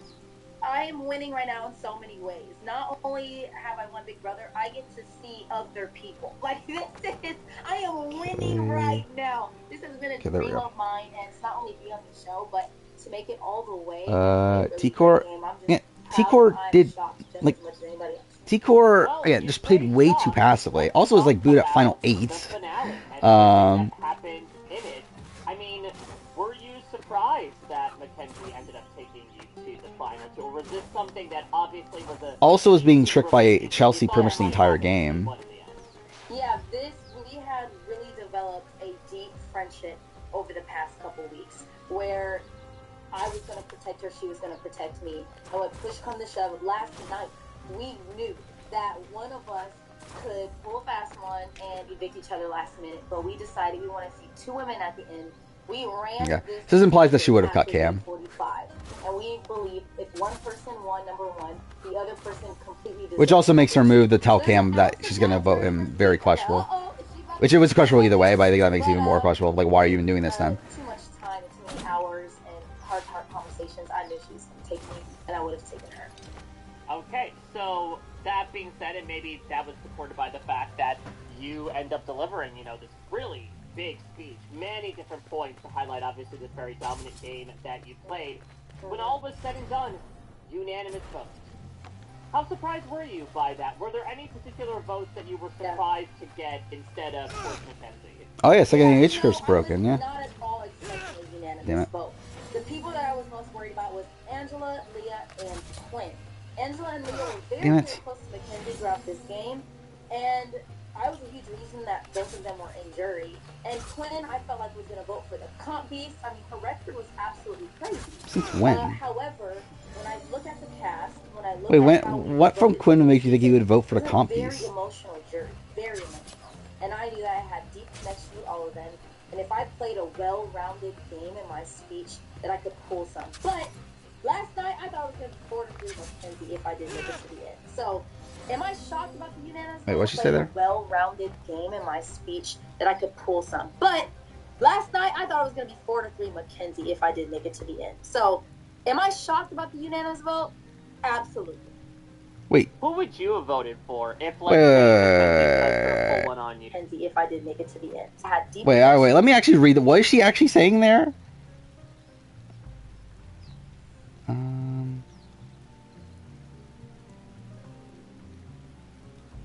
Is she saying that she thought she was going to lose 4-3, or that she was going to... She says, last night I thought it was going to be 4-3 Mackenzie if I didn't make it to the end. Is she saying that she thought she was going to lose? Or is she saying that she thought she was going to win 4-3? Because I think that makes a major fucking difference in this. If she thought she was... Again, if she... Like, was she doing a jag?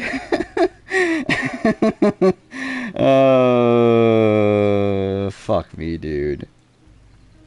All of them, and if I played a well-rounded game in my speech, that I could pull some. But oh, yeah. So okay, that is 100% what she's saying. She did, dude. What? Oh my god, dude. Fuck me. Cool. Mackenzie, if I did make it to the end. So, am I shocked about the unanimous vote? Absolutely. Who would you have voted for if, let's say, Mackenzie does sort of pull one on you and evict you? Because you talk about that emotional jury where you have been part of that emotional maelstrom and vote to Cam. Yeah. No, I would have voted for Mackenzie. That would have been something I wouldn't have even had to think about. This girl has fought so hard, and my back hurts from carrying Cam the last couple weeks. So I would have been happy if he, made number 2, but she deserved, if I didn't win, she deserved to be number 1 as well. So that would have been an easy vote for me. Yeah, talk to me about Cam a little bit, because obviously this is a guy who you had been with since the early days of Hexagon and the 3 Cs. And look, we certainly saw some rather complicated emotions. Yeah, to be honest, I'm actually thinking, maybe she just lowered Vanessa. Like Mackenzie, started to do a little bit of the cuddling. That definitely rankled you a little bit. You had said at one point that you felt that Cam, definitely needs a great male role model in his life, that he's not ready for anybody. I mean, there was certainly talk, including, a couple weeks ago about what you might do with him at the finale after party. So well, yeah, I mean, this is the thing. Like, this is the thing about Chelsea. Like, Chelsea has never respected Cam in the slightest. Like, she obviously had a crush on him. She, again, wishes that they were in a relationship. But when it comes to game, she never had a semblance of respect for him the entire time. And just looked at it as, like, she's carrying him throughout the entire game. And you clearly tell that's how she felt, like, through how she, like, talks about him when she's, like, talking in DR, or not DR, in the camera talk. Especially coming out of the season. Yeah. I think, like, really, her and, like, Mackenzie do definitely seem to have, like, a level of entitlement. A lot of the talk about how, like, we're the only ones that deserve to win. Which, again, I think you would think that, because I know a lot of people are saying this online, that it's like, oh, this is just Chelsea trying to manipulate MJ. But it's like, no, I think she actually believes this, and she's even saying in the extra press here, so I think she actually does believe it. It's 10 minutes. In my mind, what, terrible 6 more minutes? Player, but great person. When you get to pull back the layers of who he is and all that he's gone through, you can't help but to admire and really understand why he needed what he needed. It bothered me because I was working closely with him. I mean, this is the thing. If it's not for Cam, Chelsea's probably gone Final 8. Like, if it's not for Cam going to Leah and saying we shouldn't go for Chelsea, I think she probably does go through with the Chelsea T-Core move. And Chelsea's probably gone to Final 8. 10. And him cuddling with other girls was... Yes, him cuddling with all those girls, a.k.a. Mackenzie a couple times. I need you as a number, so be smart, Cam. Yeah, so again, essentially, yeah, none of this is manipulation. This is purely just her. This is actually what she genuinely believes. I need you to stay in this game and protect me. But it wasn't until I got later down the game that I realized he was not close to ever protect me in this game. I could do it on my own, so I respect the guy. He made this game rather complicated for me. But, he's great to look at. He has perfect teeth, great voice, nice smile. I mean, my time with him wasn't too bad. Frat party, who knows what will happen. So let's. I mean, to be honest, that makes it worse from Chelsea's end.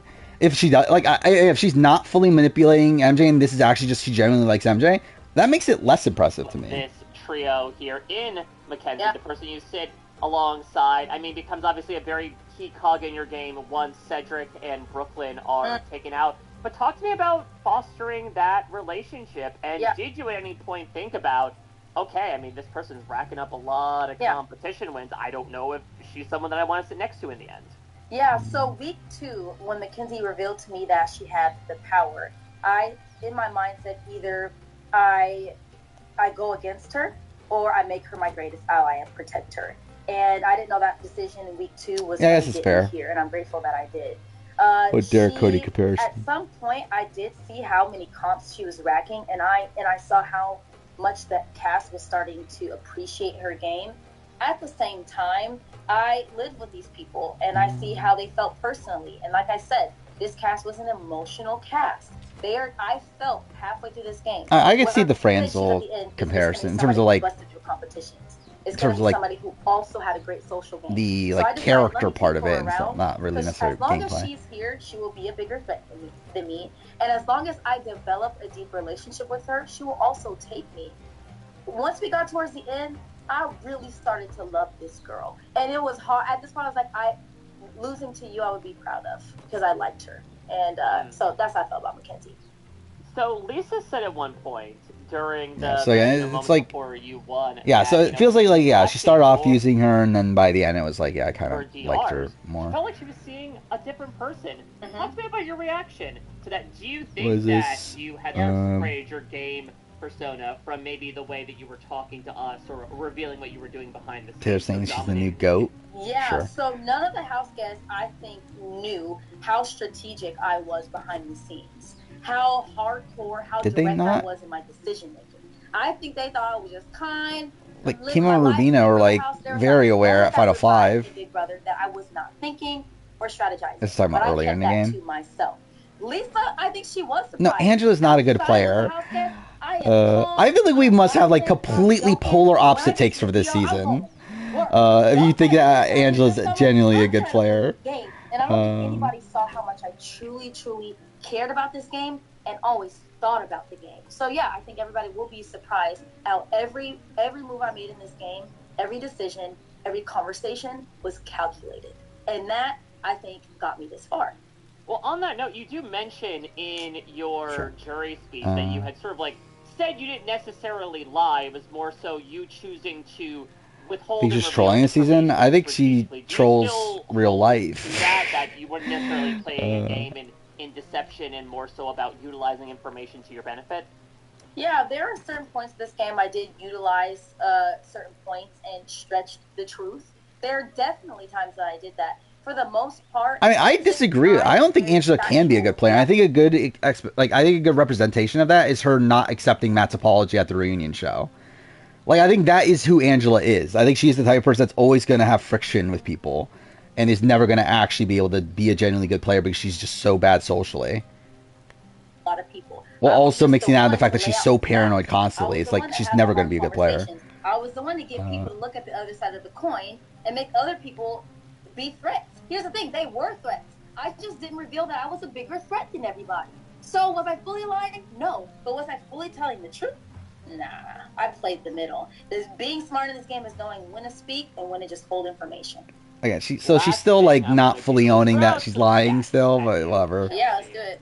So you are the fourth person in civilian American Big Brother history to win unanimously. Matt's a You are great the player, first obviously. Woman, civilian to win unanimously.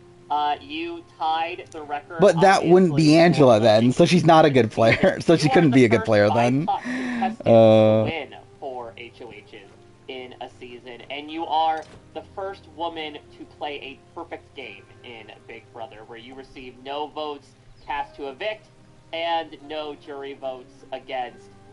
As a super fan, I mean, this has got to be icing on the cake. Give me your Civilian just say reaction. normal Big Brother. I know mean, it's tough right now to pull well, I your mean, head he's out of trying the to make it present, clear but, it's like, not how celebrity, do you right? look back on possibly the He's, I believe, legacy you might Tamar. leave on the history of the show?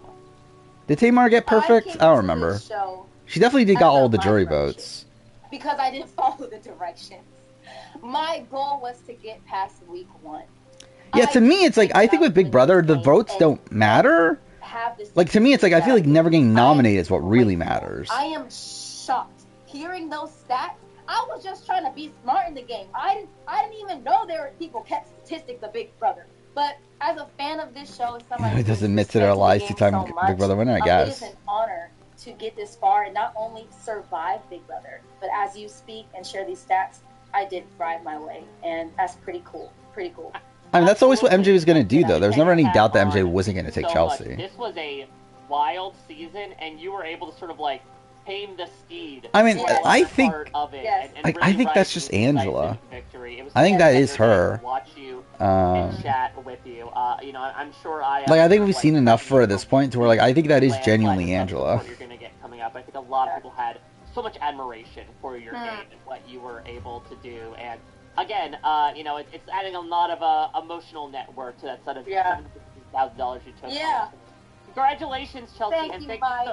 Of course, and thank you so much for taking the time to chat with me tonight. Of Oh yeah. Oh yeah. So think about it, it's like, so the 4-3 thing. She does mention Angela, Leah, Quinn as 3. So I think she is saying that she thinks she wins 4-3. But it's still obviously still rocky. But yeah. Not the greatest interview. But not like, I don't know, it's like whatever. She's still like high on the player ranking. Winner ranking, I have her 4. Player ranking, as in like players of all time. Like obviously BB26 player ranking, she's obviously 1. Players of all time, she is probably 11 or 12, depending on if I switch her back with Vanessa or not.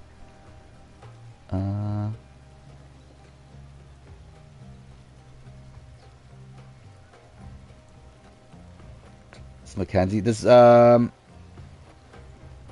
anything, like, what am I going to get from Mackenzie? I feel like I already know what Mackenzie's going to say.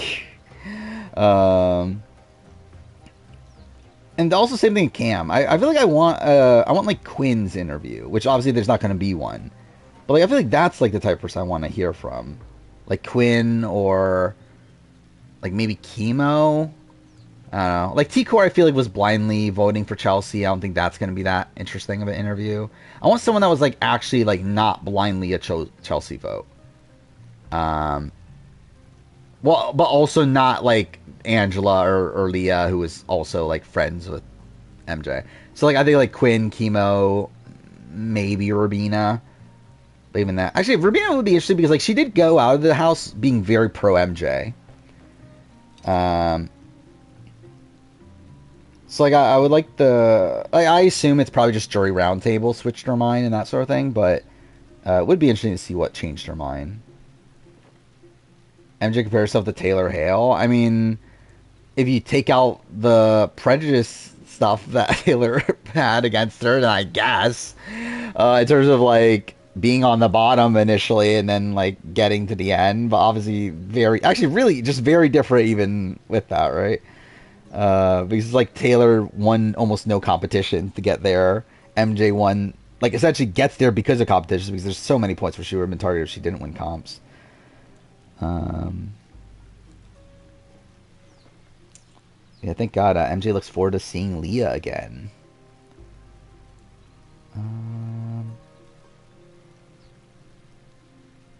This is so stupid. Like, what did your vote come down to? Honestly, I think my vote came down to the complexity of the game and being able to articulate it in a way that allowed the juries to understand why the moves they did and how they played was a winning one. Like, what does that even fucking mean? That's MJ's response to what? Oh, no. Okay, no. That's what Okay, no. I misinterpreted what the question was. That's what she thinks that's why they voted for Chelsea, right? So she thinks that she can't articulate her game. Okay, never mind. That makes a bit more sense. I always think that's why she voted out Cam over Chelsea. I was like, okay, that makes no fucking sense as a response, but okay. But yeah, maybe you shouldn't take Chelsea to the end then. It would be. I want to hear from the jury about what they thought about MJ. If like MJ would have beaten everybody but Chelsea, or if MJ was actually just like a goat that would have lost to everybody. I do find it funny how she talks a lot throughout the season about how she wants to prove she's not a naive 22-year-old. Which she definitely did that. All right, here's the Mackenzie interview from Mike Bloom. Do I care enough to listen to it? I don't know.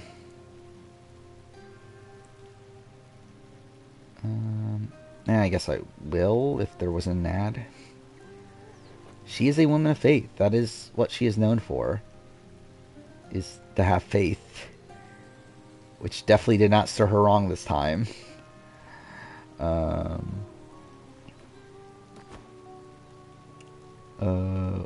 What is this? Amazing Race Season 14. What they were doing. When he was signing angrily, they started laughing, and that is just rude.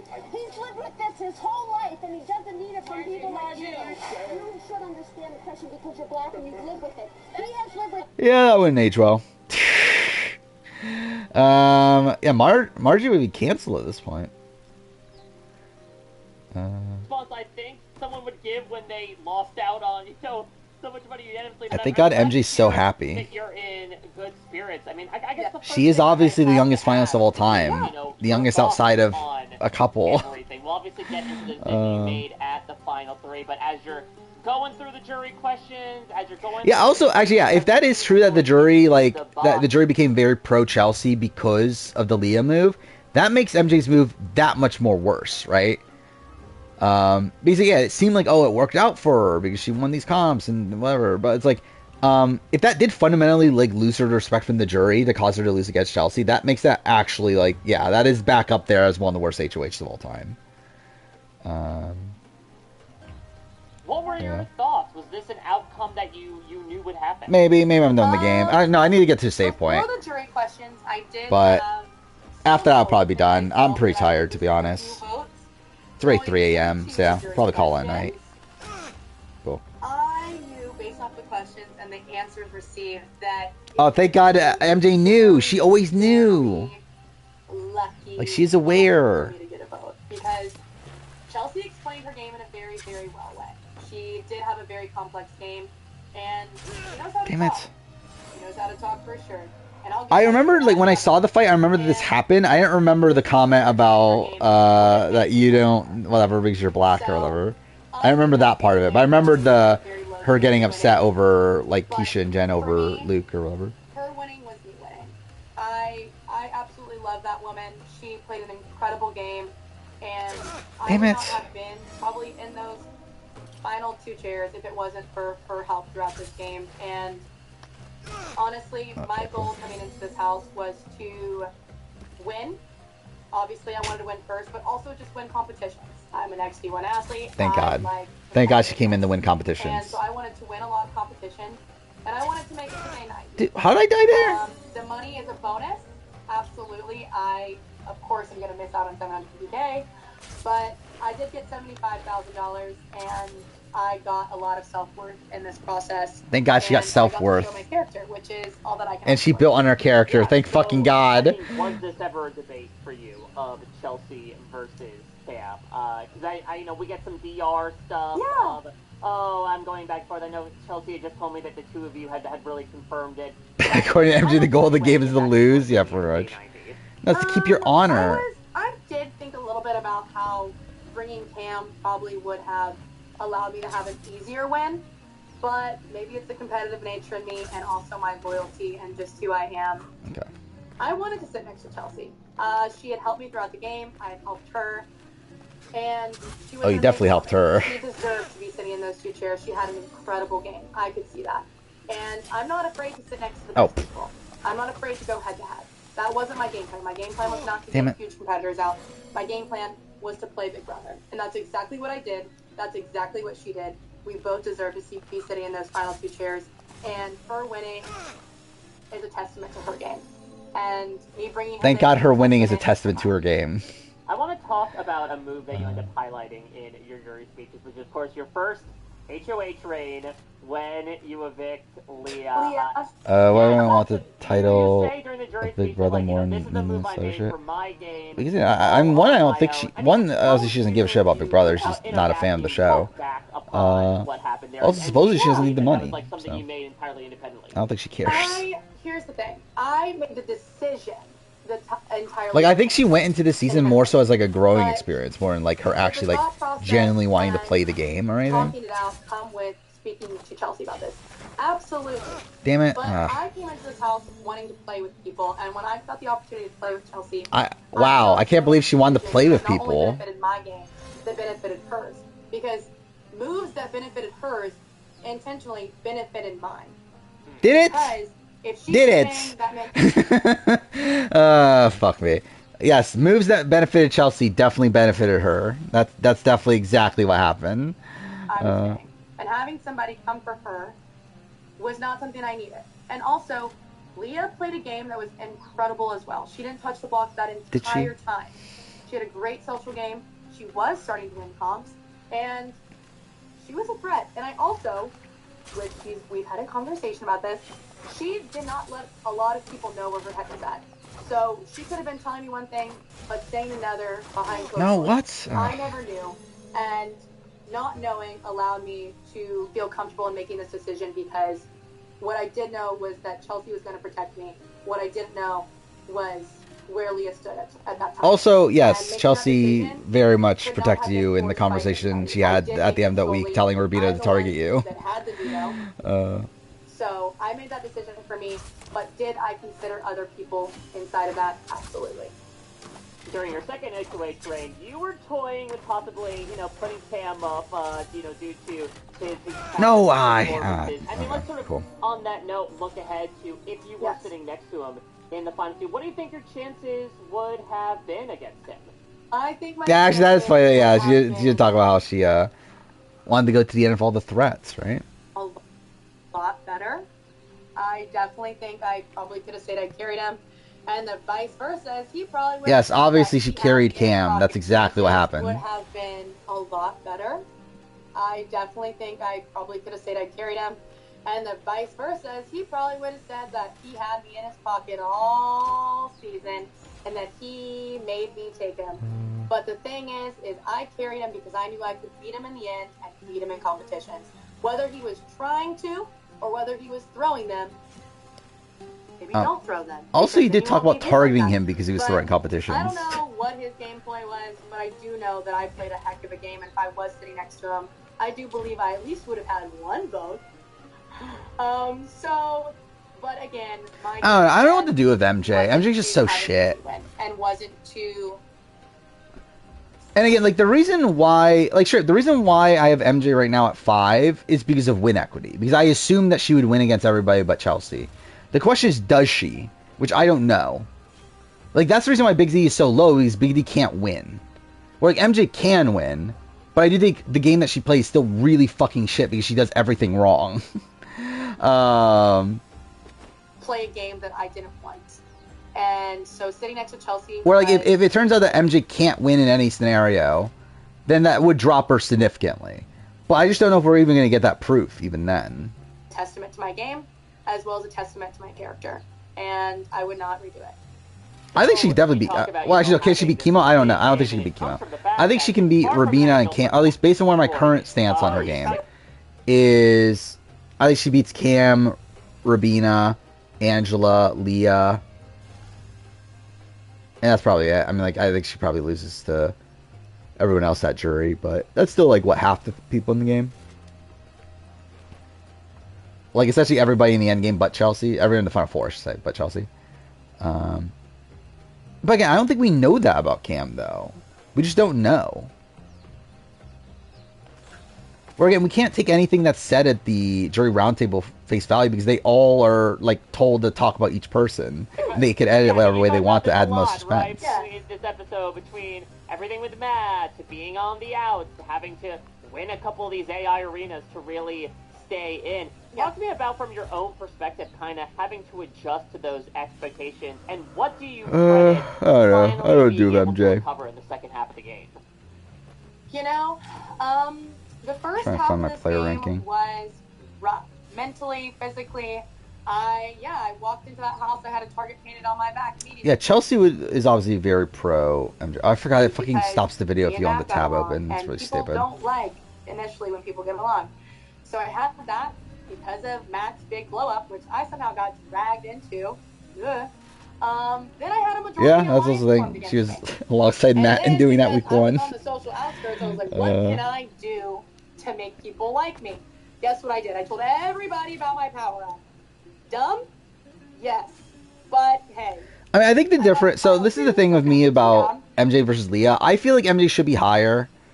because MJ was at least in the majority group when Leah never was. Like, Leah was never in a majority group at any point ever. Where I got at least Leah, or at least MJ was actually in a trio with Cam, with Chelsea.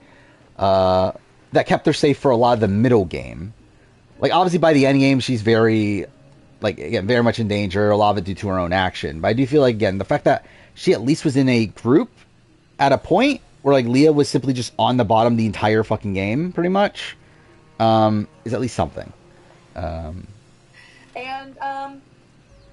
Then I had to win. I was seen as a threat because I was a D1 athlete, and it was just rough. I had nobody who wanted to work with me, nobody who told me the truth, nobody in my corner at all. The one person I had in my corner left. And then the other one, who was part of an alliance called Romance, Oh, fuck me. got so scared because of the fact that we got bamboozled. This is week 1 of Matt openly targeting the HOH and making himself a house target solidifies him as all-time worst player alongside DC. I agree. He's in my bottom 20. Start that really made me clock in to myself and realize that, hey, you know, nobody's going to have your back in here, but you know who can? You. And so I just told myself that I've got myself, and that's all that matters, and I can Dude, okay, and cool. I can do hard things. Like, both him and That's Lisa are my exactly bottom what I 20. did. And then I got Tucker out on day 45. Yes, she got Tucker out. That changed a lot for me because that was the comp beast of the season at the time. And that was a lot of people's shield. And he had a lot of deceiving going on. He had a lot of gameplay. And people were afraid of him. Thankfully, I was not. He actually was my closest ally at a time until I realized that he was playing me, so then I got him out. Sure. So yeah, at that time, that's when a lot of things changed for me. I really started to... How long is this section? What the fuck? I pushed myself close to somebody who I knew was really, really good in this house, which was Chelsea. I chose to latch onto her, and I would protect her. I knew that she would see that. MJ's only upside is bonding with Chelsea because they're both religious, pretty much. Yeah. I mean, the fact that you're coming through with such a good attitude. Not to say that like everyone necessarily needs to feel this way, but like it makes me feel good for you because obviously. Why is she targeting like there was another D1 athlete that wasn't targeted because he's an athlete? Yeah. So many ways, a lot of ups and downs. Because Cam sucks. You don't understand. Cam just sucks. It really is. It really is. You know, people come into Big Brother wanting to win $750,000. Did I want to win $750,000? Absolutely. But what I wanted most was a well-known, highly valued, highly respected Big Brother game. Oh, you definitely did not get that. I wouldn't change it for the world. Highly valued, highly respected Big Brother game that got me to the end. And that is exactly what I played. And I wouldn't change it for the world. Sure. Well, I am looking forward to seeing what happens What a mastermind. with you, Mackenzie. All the best. Yeah. Cool. I mean, again, that's MJ to the T if we're acting like she's aware of everything. Despite her, like, working against the things that she's saying that she's aware of. Oh, fuck me.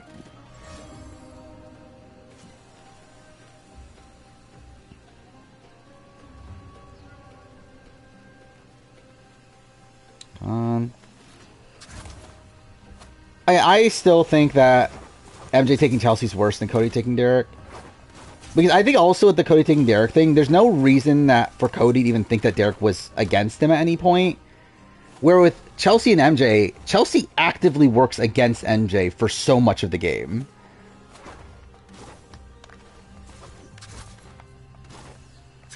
Damn it, I fucked that up. Ugh. So the fact that she is still so blindly loyal to her when, like, again, Chelsea, again, went to Rubina, told her to target you right before Final 6. Again, MJ placated Cam, like played along with Cam when Cam wanted to target her for, like, Final 5 and Final 4 at first. Again, like, Chelsea, again, like, was willing to let her go back in week 4. MJ was going home if she did not win AI Arena in week 4. Okay, cool. So it's not even like Chelsea was like fully loyal to MJ or anything. It's like, at least with like Derek and Cody, they were fully loyal to each other the entire time, never threw each other under the bus. Were like true ride or dies. Like there's no reason for Cody to actually like think that this is a spot where like he's just using me.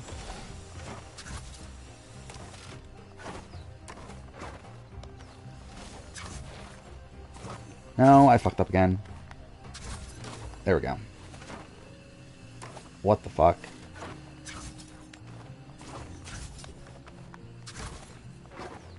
Okay, thank God. That was brutal. Oh, fuck me. It's not even done. Okay, cool. No, I think Titans vs. Rebels is better still.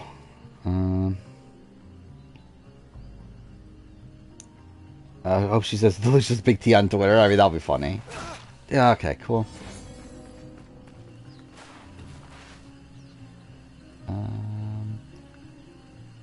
Reality TV winners? I mean, who are we including? I mean, Chelsea's probably #1, right? Who's a better winner than Chelsea this year? Like, Ferris is good. I still think Chelsea's better than Ferris.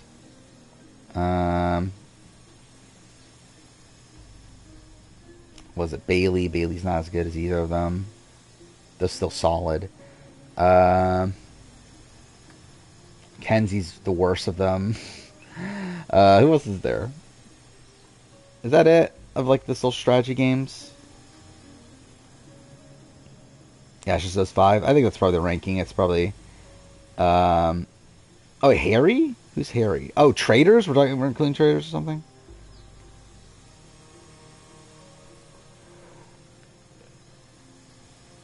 Yeah, we're including Traders as like, yeah, Trishal and stuff, and like CT, but I wasn't including Traders because I think that's a radically different game, but I don't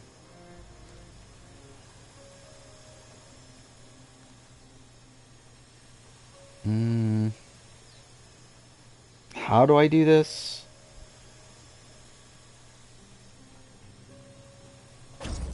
Oh, now I meant to. Wait, how do I drop? Cool.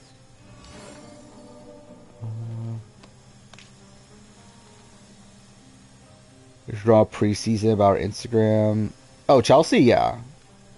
Yeah, Chelsea's supposedly a Zionist, whatever it's called. Ah, fuck.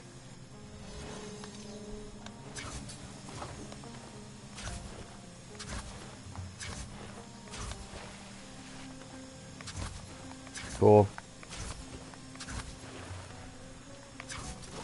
Ah, damn it.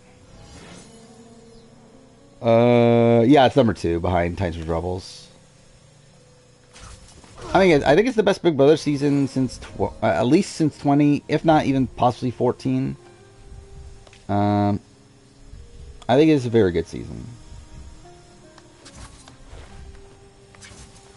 I still think Titans vs. Rebels is a like top 5 Survivor season globally.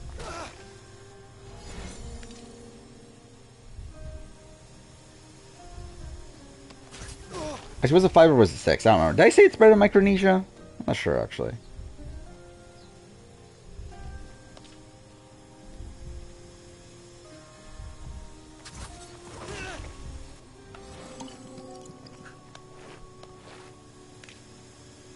Okay. I still have it higher than... I still have 14 higher, personally.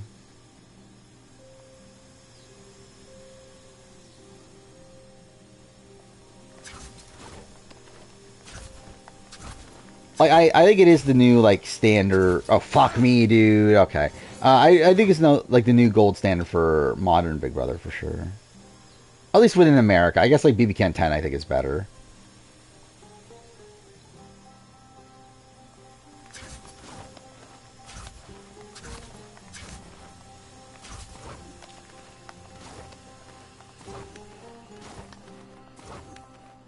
Okay.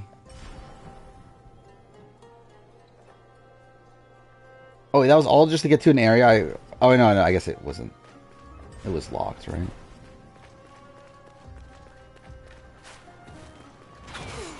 Fuck me. Okay, cool.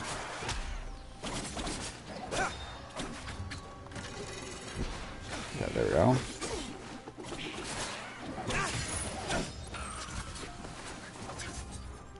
Worst of Micronesia? I don't know. I think the first half of Micronesia is kind of like whatever, though. Well, I think Titans vs. Rebels, considering it's a 24-episode season, there's like almost no real slow point. There's like what? Like I think like probably like 2 or 3 episodes out of that are kind of just like okay. probably like the merge episode is the worst episode of the season. Where it's like with Micronesia, I do feel like some of those later pre-merge episodes are a drag.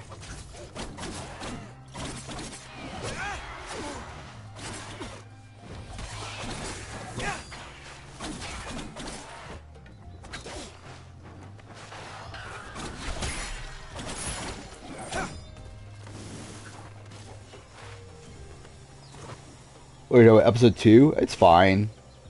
It's not the greatest episode in the world, but it's also like not bad though. Where I think with like Micronesia, I think like some of them are like actively like bad. Like I would say like if I'm ranking them out of like 5, I think a lot of the like that stretch of the season is like a 2 out of 5. Where like I think even like the Jess episode's still like a 3 out of 5. Like it's not that bad. It's still fine.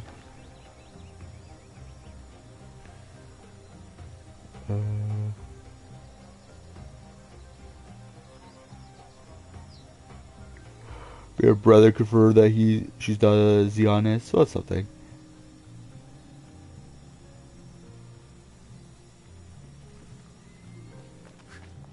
Yeah, Nathan Boot's definitely one of the weaker episodes. I think Nathan Boot merge episode. Oh, is that it?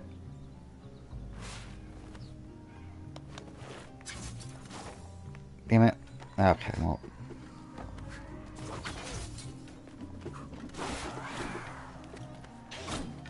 Whereas like with Micronesia, it's like you have like what this. I think every episode after the Joel boot post swap is kind of meh. I think the Chet boot is like I would say like a 3 out of 5. The rest I think are 2 out of 5s for me. Possibly like the Tracy episode's pretty rough, right? So maybe that's even a 1 out of 5. And then the Amy boot is probably like a 2 out of 5 for me. Finale is kind of bad too. I'd say Finale is like a 2 out of 5. Alex episode, was it that bad? It was fun. Like that's a fun character episode though, isn't it? Where like Alex is like really explosive on his way out. Like obviously it's not like an interesting gameplay episode, but I feel like the character-wise there's stuff going on.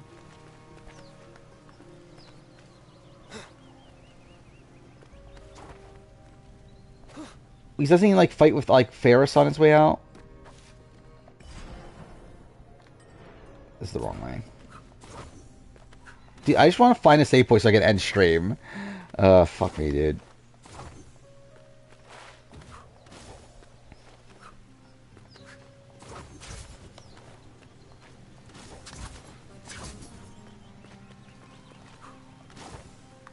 Oh, Cam X interview?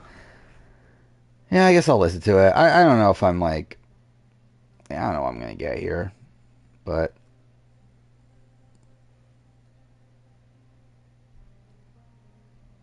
Here we go. Well, ad, but... Eventually, here we go. Well, first thing I gotta ask is where things end here. So, you had told Julie that, like, you were intending to take Chelsea to the end no matter what. Did that always carry over to your jury vote as well? Was there anything in your mind that was going to deter you from voting for Chelsea at the end? Does it feel weird watching BB6 when... I mean, that's not even on the show, though. Down next to the jury? But, yeah. I would like to say that I am an unbiased juror. BB60 post-game interview, Deja Vu. The water, I could be swayed, but just through watching the game and being in the house the whole time, Chelsea has just played the most well-rounded game. So it would be hard for Mackenzie to get my vote, but if she blew me out the water with her speech and she convinced me, I would have been unbiased, for sure. So it seemed like you weren't entirely surprised by your eviction, though I'm sure disappointment was registered on your face for many reasons. Talk me through that sort of like emotional cocktail, because also, I mean, Chelsea won part 1, Mackenzie had won part 2. You knew that you didn't have a chance to win there, so what were your feelings over the course of this week in the house as to whether or not you would be sitting there in the end? I knew that Mackenzie had a very good relationship with Chelsea, closer than myself and Mackenzie. So I knew if Mackenzie had won part 3, she probably would have brought Chelsea to the final 2. And she was shouting out the Dogs in the Crib. Yeah, Dogs in the Crib should have been a stream title thing the entire time, too. And Chelsea being able to talk. have swayed Mackenzie to. I actually forgot that happened. Kirby But giving up for immunity. Part 3, I kind of knew the inevitable that my game was probably coming to an end. So I was really hoping for Chelsea to win and hopefully pull the loyalty pitch and get Chelsea to bring me to that final 2. Well, let's imagine this perfect world where Mackenzie or Chelsea does bring you to the final 2. Talk to me about your chances. Who do you think you would be able to get, and what would your pitch have been in comparison to your opposition? I think I would have had probably a much better chance with Mackenzie than Chelsea. The pitch that I would have pulled is fuck me. Okay. Playing the perception in the house. Coming as an athlete, I use. I love like how much this had to be said in this finale, like as an athlete. A lot of protection, and then once my alliance is blown up, I had the poise to pivot to actually not winning competitions and using that to be a non-threatening opponent and getting all of my opponents out without being a threat to any of them. So that probably would have been my pitch to the jury, and I think it would have been preseason rumors were low. Yeah. Especially if I put the loyalty pitch. Yeah, because like supposedly we also heard about like a lot of like production issues with the season 2. As well as being in an alliance with T-Core. Oh, there's a save point. I would have definitely pulled that card, and hopefully that would have got me Alright, there we 3 votes, and then whoever got a victory. I'll finish this interview, and then I'll probably end. Yeah, so you talk about being set up well early on. And that all Then gets was the Valerio vote. That's when we realized it was going to fall off the between rails. Yeah. The Cedric eviction and the Brooklyn eviction, and even during the Brooklyn eviction, you get told like, "Hey, if Brooklyn had won AI Arena, you would be gone." So talk to me about how you pivoted your game. That yes, maybe there was a sort of like undercurrent of loyalty, but When we're gonna name Shuna out, it's over. I don't know. We'll see. We'll see what's going on. Walking out the door after them. I definitely switched up the social game for sure. I went way more introverted. I went way more chill, and I went way more for the non-threatening approach. I think I went way more chill. Game and getting close to. Once I won that veto, it really opened up my game. After T-Core put me on the block and I won that veto and I won safety for myself, that's when I really went to work socially and getting close to the other people that were on the block, especially Mackenzie at that time, getting very close to Mackenzie, which played a big part in my social game, as well as getting close to Rabina, T-Core, and Chemo at that time, who was also in the alliance with Tucker, as well as Joseph and Angela. So I really turned on my social game, and I pivoted to the point of me not. Like, maybe there's something interesting to get here if he asked anything about Final 5 round. Brooklyn had won the AI Arena because I was the quote-unquote physical threat. So I tried to make myself as non-threatening as possible. Yeah, let's talk about your relationship with Chelsea. What did you say? A1, day one, I think is what you referred to to her hinted, on. Signasi. I think someone must have told him, right? This is somebody that you Yeah, there's no way he with says that, like, those days at the Pentagon, jury someone booth that unless, you like, did someone want to mentioned take it. To the end. Talk to me about it, because there were a couple times when I think you would express to her that, you had felt a little ostracized by people like her and MJ and Leah just from a social perspective. So talk to me about navigating that relationship over the course of all 90 days. Yeah, since Chelsea was probably the first person that I worked with, we had a lot of ups and downs. Like you said, her relationship with Mackenzie and Leah was very concerning with me. And that is why when Mackenzie was HOH, I worked very hard to get Leah evicted. To break up that relationship a little bit, and I tried to get to the division of Chelsea and Mackenzie by trying to weasel my way in that final 3. I love like it feels like Will is like gaslit people into thinking that he's like one of the best players of all time. I got evicted. But the ups and downs with Chelsea, that's just with working with somebody throughout this whole game. It is 90 days. There are ups and downs just emotionally outside of here. So working with people, it is just sometimes difficult, and sometimes we have stress. Or like, I really want like someone to explain like why Will's the second best player of all time. That isn't just a generic thing of like, oh, he's the most charismatic person to ever play or something of that nature.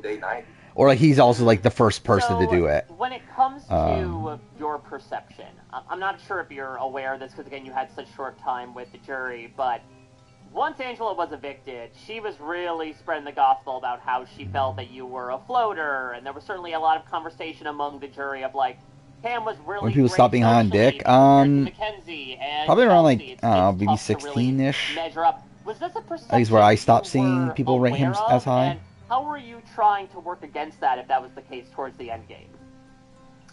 I think I was very aware of that perception, but if I was to make it to the final two, I would have dispelled that because I would have broken up the two biggest players in the house by using my social game, and that would have been something that I could linchpin on for being a big move for myself. They were the two biggest players in the house. Chelsea and Mackenzie, they have played both the greatest game throughout the house. Did they? So being able to weasel Did my MJ way play the into greatest both of them, game around that the is a house? huge move, and that speaks all to my social game because I did not win any competitions. Yeah, so how much did you have to adjust your game basically? Because you talk about sort of like playing possum a little bit after the Brooklyn eviction, but probably aided by the fact that, the competition wins were not necessarily coming to you, which I would imagine, again, from your competitive aspect, is something you were used to.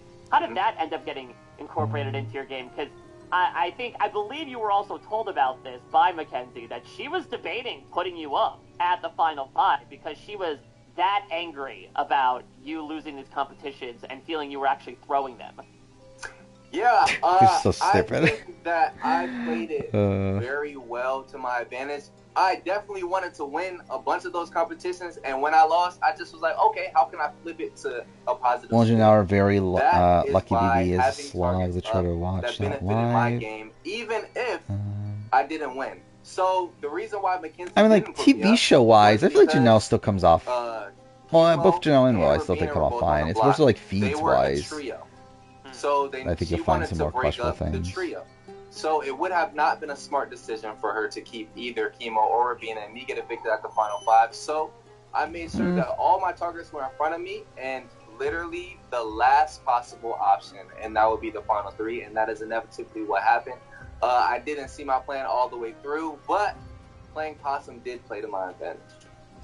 The last thing I want to bring up is, like, I don't know if you know this, man. Big Brother has a pretty virulent online community, and you took it by storm a couple times. I mean, first off, shout out to my dogs at the crib, like, absolutely. Oh, I mean the gameplay wise, yeah. Where, and whether this is again the playing possum or just like you in general. I mean, yeah, I think with Will, again, Will's BB7 game, there's still like some qualms to be had here and there, but like edit wise, like I think you would still come out of it looking like, okay, Will definitely, like, still one of the better players, definitely. You look at his BB2 game and it is really bad, even on the show.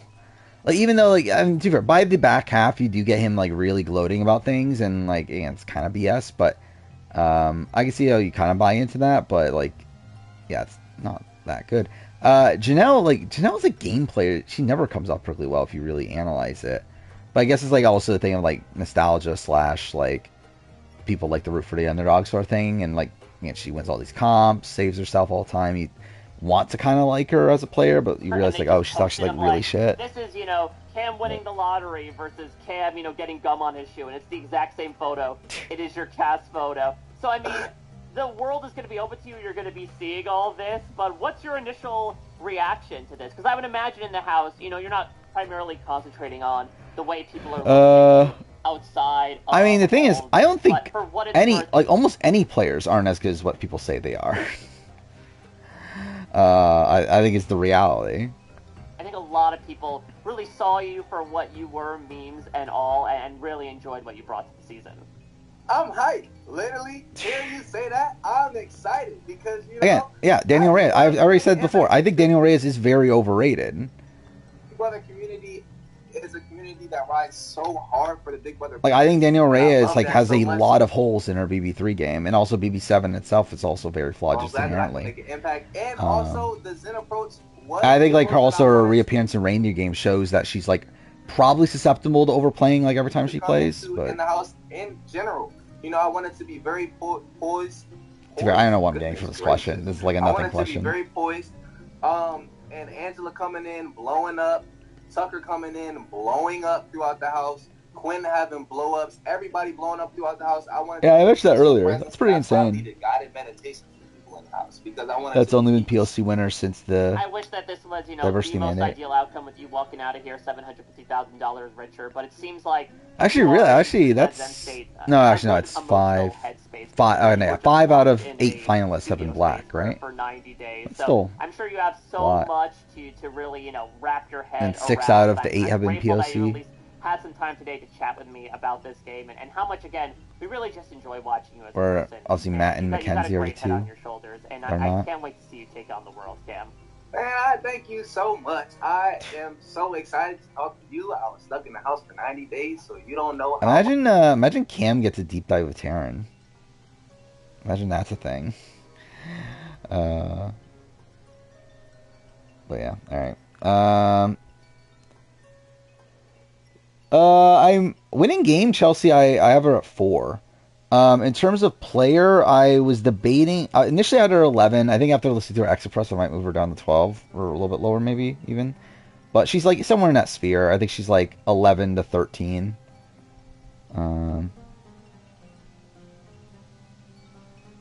I think it's more so like would Taryn do it.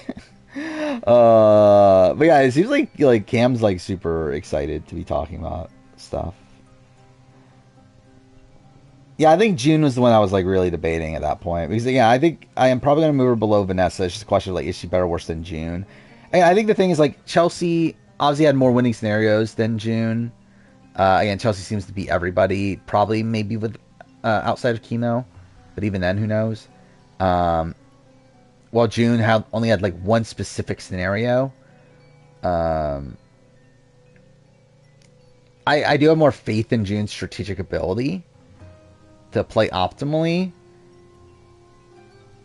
But I don't know. I think I still lean towards Chelsea better than June.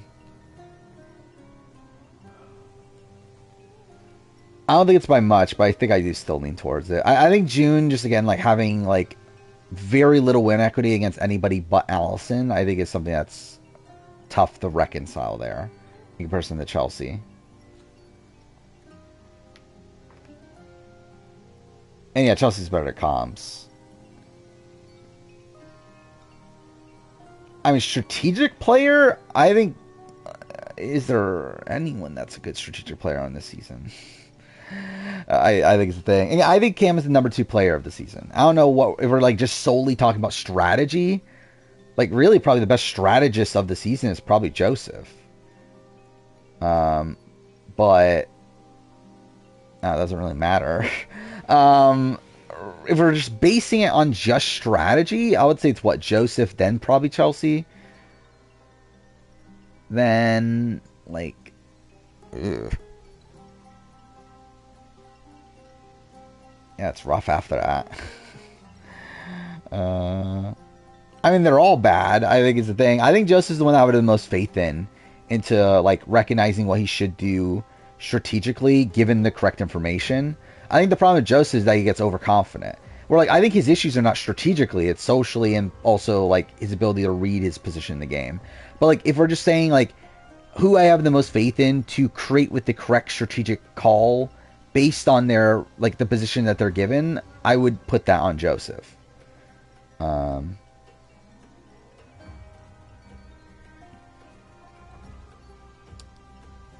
like, I think Joseph understands the game the best out of the people that were on this cast. Well, again, was just so bad socially that it doesn't really matter. Chemo's interesting. There's like points where he has good reads, points where he is bad. I'm a bit up in the air with it. Where I think he gets too complacent, I think is the thing with Chemo. Where there seems to be points where like people mention to him that, hey, what if this happens? Which is actually what's happening. And he's like, no, it's not going to happen. But obviously, yeah, I think like again, I think the Cedric move is something you very much credit to him. Like that was a move that definitely benefited him more than it did T-Core. And he really pushed T-Core to do it.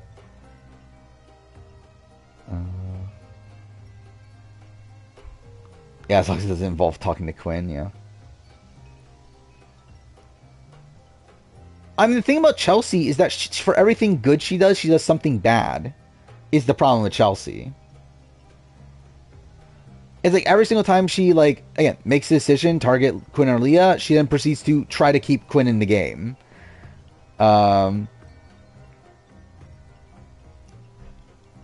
It's like even like at Final 3 again, she tells Cam that I'm gonna keep you to the I'm gonna take you to the Final 3 after part 2 of the HOH, which is like, why are you saying that? You're just giving Cam ammunition to use against you. Again, Cameron Ray told you he's gonna vote for you on the jury. He said he's okay with being voted out. Why are you telling him this now? I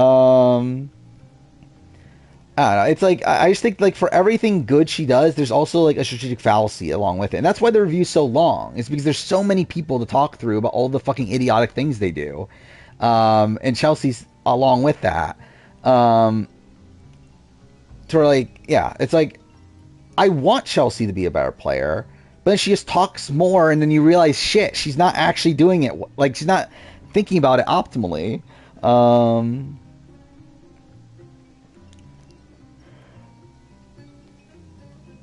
That's fair. It wasn't because of strategic reasons, more so because of emotional reasons.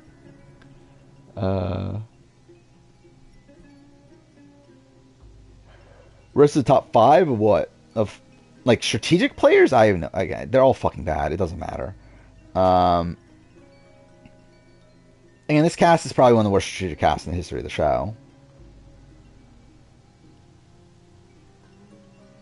Like, really, even, like, again, it's probably, like, what, yeah, like, Joseph, Chelsea, it's, like, outside of that, I don't know if I have faith in any of the other ones to even think competently strategically.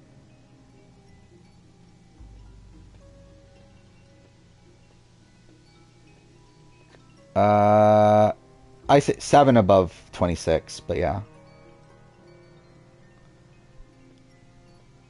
If I gotta watch a live eviction, I probably would, but I wouldn't obviously go out of my way to go to LA just to watch one. I mean, like, it's what? Chelsea Cam, then T-Core Chemo, then 5 I'm still up in the air on because I don't know what I'm doing Mackenzie. If Brian Hower's on this season, he'd be the strongest strategically. Maybe. Yeah. All right, I think we'll end here. Again, I somehow ended up doing a stream the normal length anyway. So that's great. I will be back on Wednesday. We'll have the Survivor episode. And I guess there's other random shows going on, right? Summit. Amazing Race Australia will be done, hopefully, I believe. Traders Canada is happening. So yeah, there's stuff. Hear my voice, hopefully. Again, like, obviously I've been streaming for 16 of the last, like, what, 36 hours or something? I don't remember. Something like that. And yeah, my voice is fucked. And also, I've recorded 3 hours of the fucking cast speculation video earlier today, too. So I've been doing a lot of talking. So, yeah. Hopefully I can get that sorted. Oh yeah, what? Okay, well, okay, wait. Should we talk about AE versus the World? What was new? Like, is there actually something new? Like, I hadn't seen anything new, but also I'm not looking, so it's like I don't know if there is actually something new or is there not. Nah,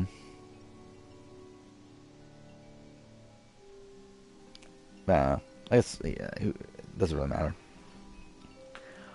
I didn't read the post. Is it from a reliable source?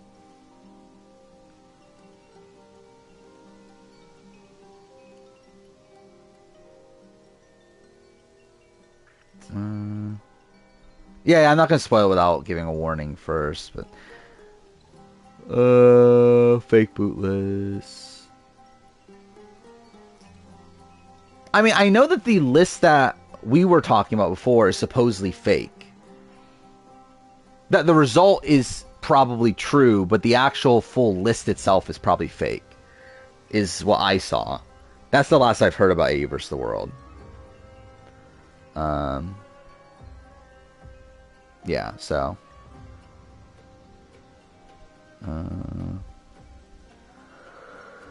Yeah, I talk a lot about Luke.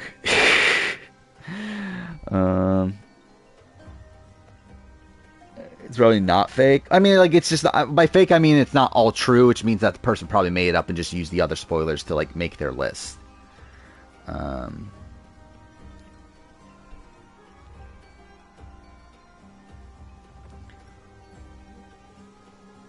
Bootless wasn't really fake, but the orb wasn't confirmed. But then they say that it was wrong, though? I'm spoiling all of it. Because it literally showed up on my Twitter. Well, like, I'm spoiling all of the list that was there, which, again, supposedly isn't fully real. But I know what the boot list that is out there is. Um, Georgetown Roundtable is way too short. I mean, that's the way it is always. It doesn't matter. Is really some of it. That's why, like, even with Taylor there, it's like, okay, cool. I'm happy Taylor's there, but also it's like it doesn't really matter. Like, you're probably just better off not even having a host, as it really is so irrelevant.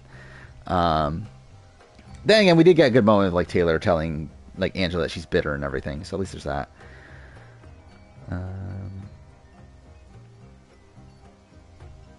You think you know winner?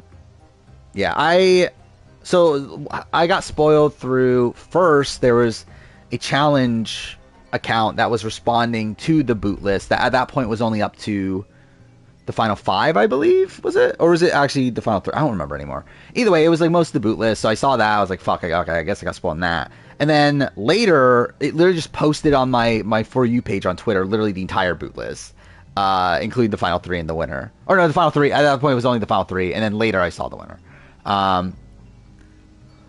But yeah, so yeah, I've seen it, and I do think it'll probably end up being the same thing for 50. I think it'll be tough to remain unspoiled for 50 if it's going to be like this, but we'll see.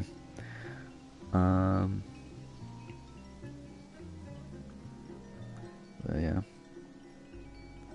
Let's see a cast member's name. Training a week or so ago. Oh, yeah, that was also a thing. It's so stupid.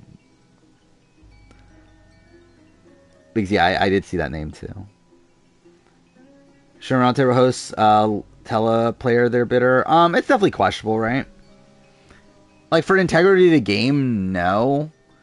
But also that's kind of what the point of the Roundtable hosts like being there is. Like it's kind of what they want them to do. But obviously, yeah, they shouldn't.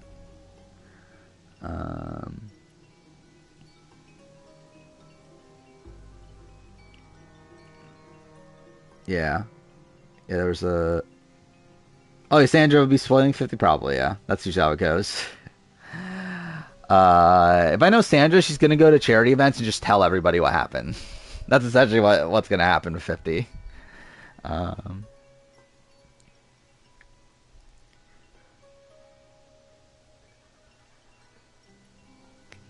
Yeah, again, like Taylor following up on Will, that's cool, but like I don't think we even need a roundtable host to begin with. I don't think it serves a purpose at this point.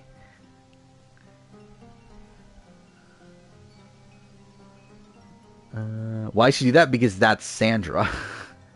Because what you see on the show, that is her. Like, she is, like, that's literally her. It's not like she's playing up, like, a character or anything. Like, that is her. Like, she is this loudmouth sort of person that tells everybody everything. Like, that's just what she does.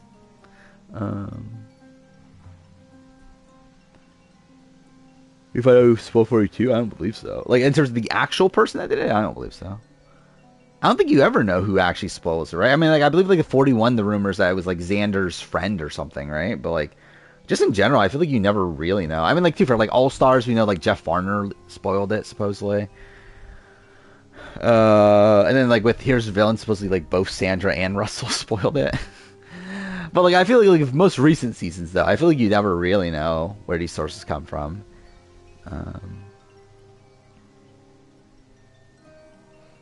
We never did find the Sarah Talik image, sadly. Not the exact one, though. We found one from the same photo shoot, but it's not the actual one. But whatever. I know it exists, at least.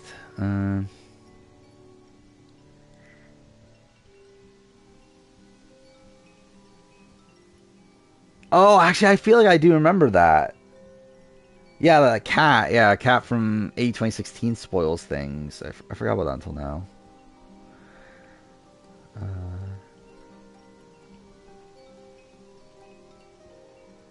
Yeah, I don't think she's like the main source, but I think she's like kind of in the mold, like she hears stuff and then she just tells people it.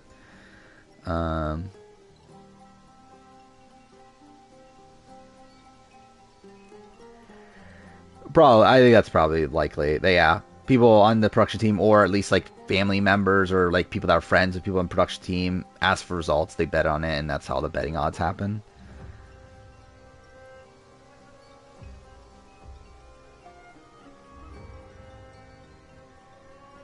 She cast spoilers for Heroes of Villains. Yeah. Yeah, I know she's someone that is on Sucks a lot.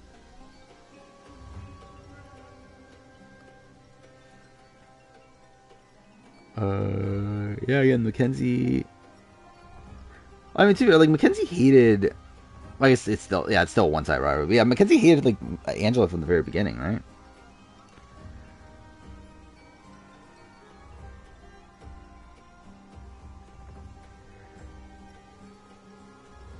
Dude, you want to celebrate? Celebrate what are we talking about? You like the Traders US3 cast? I like the US3 cast. I think it's good. What to be fair, I barely remember at this point, but what's Tony, Rob, Russ, or not Russell, Jeremy, Carolyn, Danny Reyes, Brittany, and then like what, Wes, Derek Levasseur, and who's the other person coming in late? I actually don't remember anymore. But anyway, there's like interesting people there.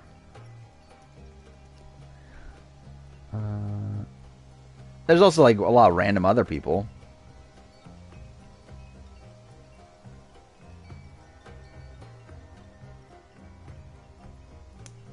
Yeah, look at the list real quick. Who else do I know? I know of Trishelle. Obviously know of Tom Sandoval, but yeah, both of them not like particularly excited for.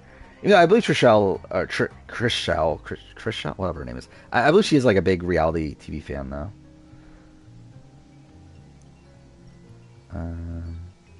Bob the Drag Queen's also like a big reality TV fan, right? Wait, there's a lot of random people there though.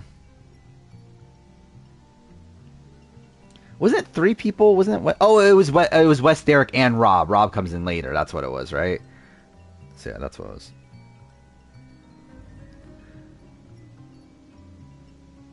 Yeah, Big Brother fan. I know she like did a podcast with Evil Dick. That's how I remember that she was like a Big Brother fan. Yeah, again, Robin Russell would have been great, though at the same time, I don't know if you can rely on Russell. Well, I think if I'm a producer, I would have no faith in ever casting Russell on anything. I feel like Carolyn, Tony, Robert's gonna be hamming it up. Oh, hamming it up. Like Carolyn, I think is Carolyn. I don't think there is really hamming it up for her. I think that's just naturally who she is. Tony, yeah, probably.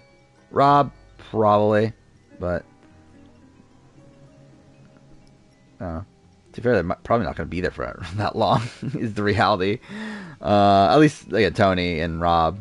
Carolyn probably. No. Are you really going to be taking out Carolyn's like early on in Trader's game? I feel like Jeremy feels like the traitor of them, right? Like I feel like he's the one the most likely to get away with it. Was he called for Dondi? They should have gone Robin Russell for Dondi then.